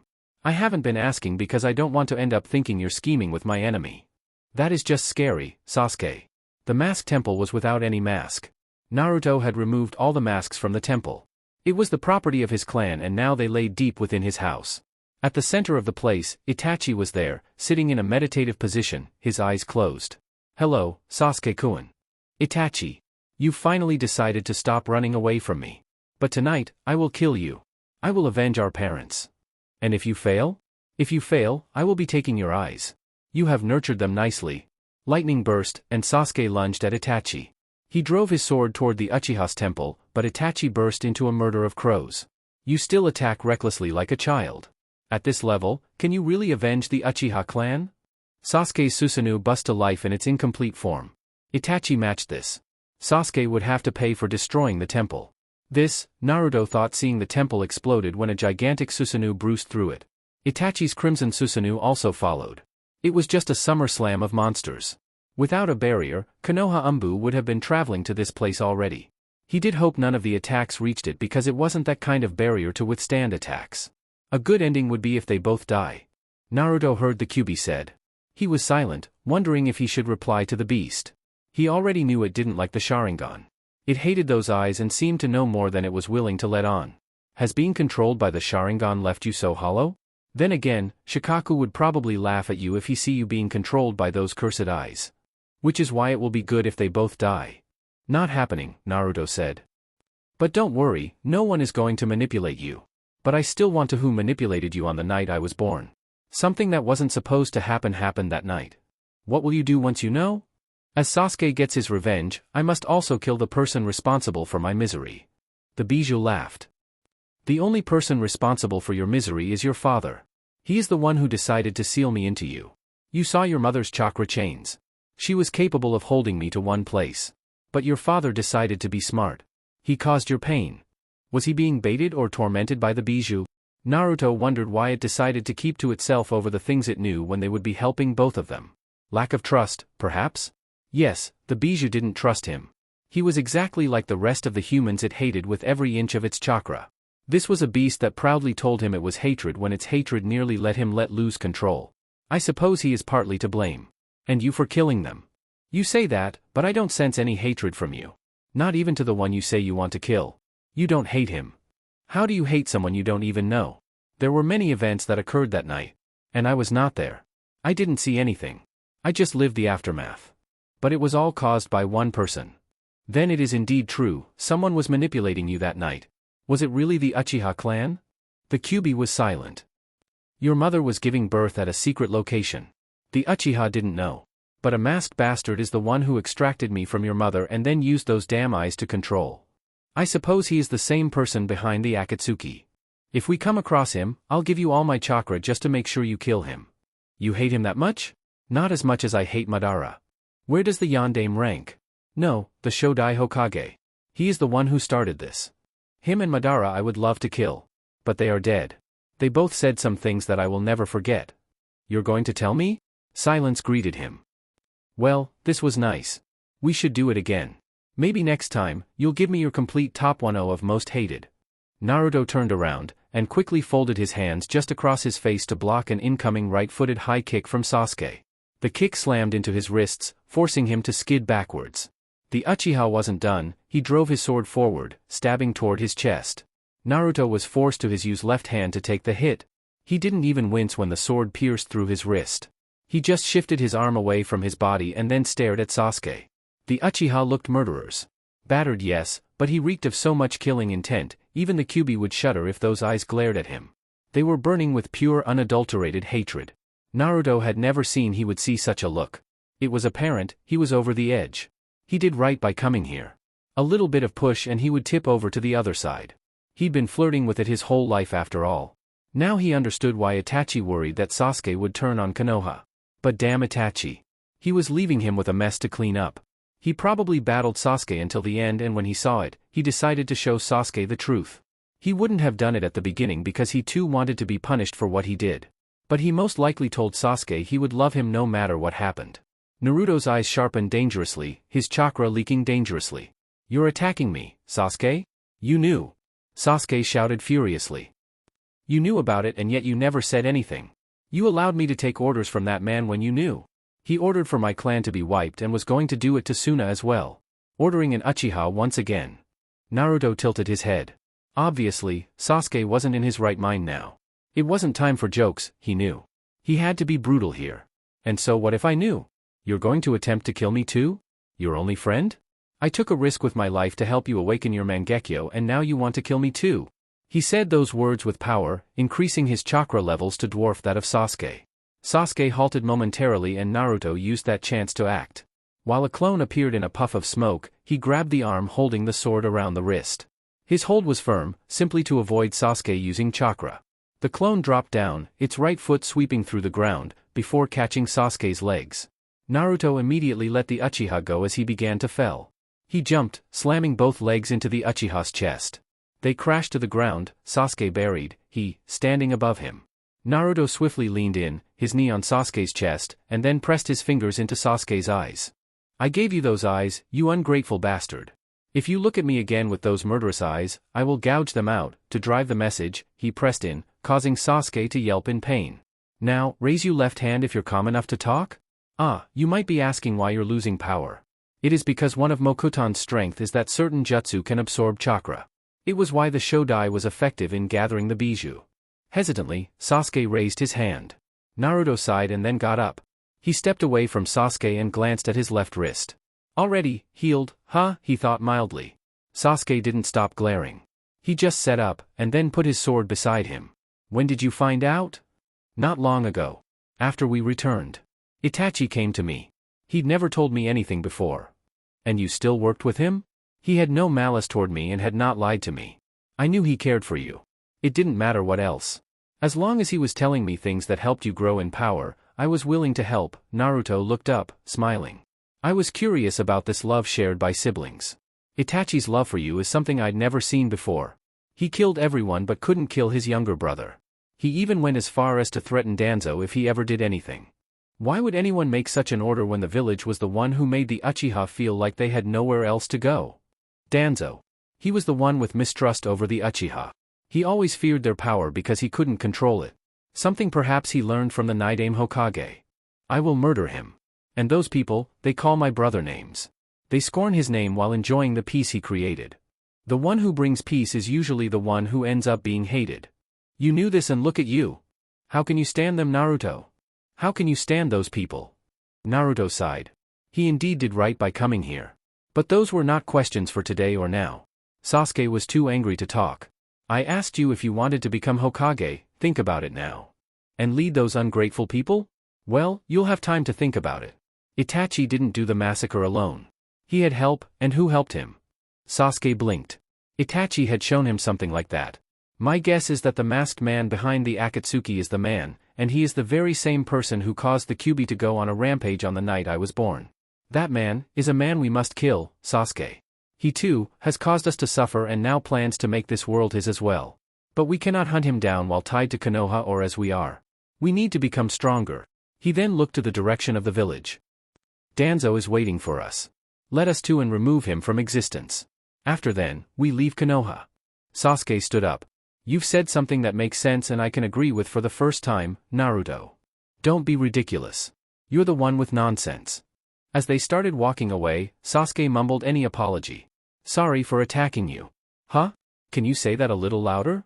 If you didn't hear that, that's your fault. Karen stared at both Naruto and Sasuke with her hands folded across her chest. The latter's chakra was almost depleted. And if she wasn't mistaken, they still had something to do after this. He looked depleted, but he wasn't wounded that he needed her help. He could just take a chakra pill if whatever they needed to require more chakra. Are you ready? Naruto asked her. Yes. She said. You don't look ready. There is something we must do, Naruto said, dropping Itachi's corpse to the floor. Take the eyes from this corpse and put them in Sasuke. Then have him bite you to make him heal so he can use his eyes immediately. Why you ordering me like this? Karen. Naruto stared. We don't have much time. You owe me. She said to Naruto. She then walked over to the kitchen and took some tools. When she came back, she ordered Sasuke lie down. Naruto then walked over and spoke. Allow me to compel you to sleep. I want to feel everything. Crazy bastard. Naruto replied. He didn't make a sound when Karen surgically removed the eyes. He didn't make a sound when his eyelids closed to the empty eye sockets. He just waited until she forced them open. He felt when she inserted Itachi's eyes, his power. Here, Karen put her wrist around his mouth. Bite and be gentle. Sasuke didn't question anything. The moment he bit her, he felt the pain slowly go away. He felt his body starting to return to normal. He laid there, silent for a whole minute before asking. Last time I checked, Danzo was in a holding cell. His escape has been arranged and my clone is busy acting as his replacement. Once we're done, it will, he made a puff sound. We are not really supposed to be doing this. Umbu are also watching Danzo's hideout. How are we going to deal with it? Naruto smiled. Genjutsu, of course. What about me? You are leaving now. A clone will be with you. We will join you. Don't forget the other clone. Yes. Naruto replied with a sad look on his face, his tone subdued. Root hideout. In his glory, Danzo thought it was ironic that he had to face this test. He was the one who ordered Itachi for a massacre and now Tsunade had just ordered another, and it was Sasuke coming. The lone survivor of the massacre he commissioned. It wasn't even funny that things had come to this point. But he should have known that Tsunade wouldn't just let him go back to his office. He too had a Yamanaka, so he could play with his memories. He didn't care about exposing his secrets now. There was just no way out for him without going this far. I didn't think Tsunade had it in her to order such a mission. Ah, you think we are here on such orders from the Hokage, but we are not. I know about the Uchiha massacre. Sasuke said hatefully. Danzo disgusted him. He already wanted to kill the man but seeing him clothed in the eyes of the people of his clan, Sasuke wanted nothing but to cut that man off and remove all those eyes. Danzo's eyes narrowed. I didn't think Itachi was the type of man who would tell. Ah yes, he didn't even say anything about you attacking Shisui. If he had said something, the Uchiha clan would have probably had you killed. And maybe the massacre might not have happened. Either way, the only reason you're alive now is because of Itachi's pacifist views and his love for Konoha. Naruto couldn't understand the decision to allow Danzo to keep Shisui's eye. What Danzo did was wrong and had to be punished. Perhaps it was Shisui's will that nothing be told. Then again, in Itachi's life, decisions have never been based on what is right or wrong. Moral values had no place in shinobi business. You know about that as well. Of course, Naruto looked around for a moment then and turned around, summoning the sword of Totsuka. Sasuke. Got it. The moment Sasuke replied, Naruto had already disappeared in blinding speed. Amaterasu. Danzo narrowed his eyes, and then cursed when his Jinchuriki burst into a black flame. Those flames that couldn't be extinguished. But what made him swear was that Naruto had suddenly just appeared behind them.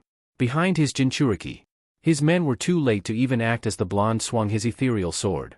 After appearing behind the burning Jinchuriki, crying and trying to put out the flames, Naruto swung his sword in a downward slash.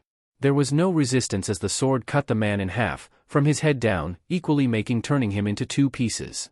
The bloodwork that followed was overshadowed by three who jumped ahead of him. 3 wooden spikes burst forth, skewing the 3 who were in midair. Naruto was forced to jump back as he saw a horde of bugs charge toward him. As he landed, he saw them still charging toward him. He allowed his sword to disappear and did hand signs, converting chakra through his lungs into fire. Fire style, Great Fireball no Jutsu. He released a monstrous ball of flames from his mouth. The intense flames lit up the entire structure before encountering the bugs. All of them were entirely swallowed by the flames and none escaped before the jutsu died out. There had just been 15 men with Danzo. Sasuke assumed some of them died in his many missions. After all, for Danzo, the mission was more important than their lives. Locking eyes with the War Hawk, Sasuke focused. Amaterasu. The flame caught Danzo and he burnt for a bit before seemingly disappearing. He appeared fully whole, charging toward him while doing hang signs. Wind style, Vacuum Bullet. Sasuke immediately activated his Susanoo. The bullets were invisible to the naked eye. But he could see them with his Sharingan. The bullets hit his Susanoo head-on but did not break it. Danzo kept on charging toward Sasuke but came to a halt when something pierced through his chest. He glanced below and saw a blade coated with wind. He turned behind and saw a long-stretched sword. He wasn't the only one who was pierced by the sword. Another one of his agents had been pierced through by it with Naruto standing a distance away from him. Once more, Danzo rewrote reality and appeared a distance away from the two. What the hell, Naruto? Sasuke demanded of Naruto. I just wanted to see something. I thought I was dreaming or may have been caught in a genjutsu when he just disappeared and then came back. You know, his chakra disappeared. What the hell is he doing? I don't know, Sasuke replied. But check his eyes. 2 eyes have closed already. I guess as each time he does that trick, he sacrifices his eye. Sharingan abilities. That's cheating death. We should also have that as well. Our path is going to be dangerous from here. We may need to also be able to cheat death like this. Just don't interfere. Sasuke said, deactivating his Susanoo. This just gives me the chance to kill him over and over again. I want to enjoy this. Don't sacrifice the right eye. I want to salvage it. But knowing him, he most likely has some thought. Don't let him run out of options before I act and gouge his eye out. You want to do it while he is still alive? Yes. Sasuke smirked. Fine, but don't blame me when you do it and he still has it set to use that jutsu. Is it that time? Ino asked in a quiet and sad tone. That Naruto was leaving, and he had asked her to leave with her was something they only spoke about once. They've been ignoring the subject in the past couple of days. Naruto didn't press and she liked to pretend that it never happened. Is this goodbye? That was, if she was not leaving with him. Yes. Since you never answered me, I imagined you didn't want to leave Konoha behind, even if it was for a while. I can understand. You have a family here and friends. I was asking you to leave that behind, for me. A little selfish, he said with a laugh. I was actually just going to leave without saying anything. Can I answer you no? I have had the time to think and talk about it with my parents. Naruto smiled. Sure. Ino shared his smile.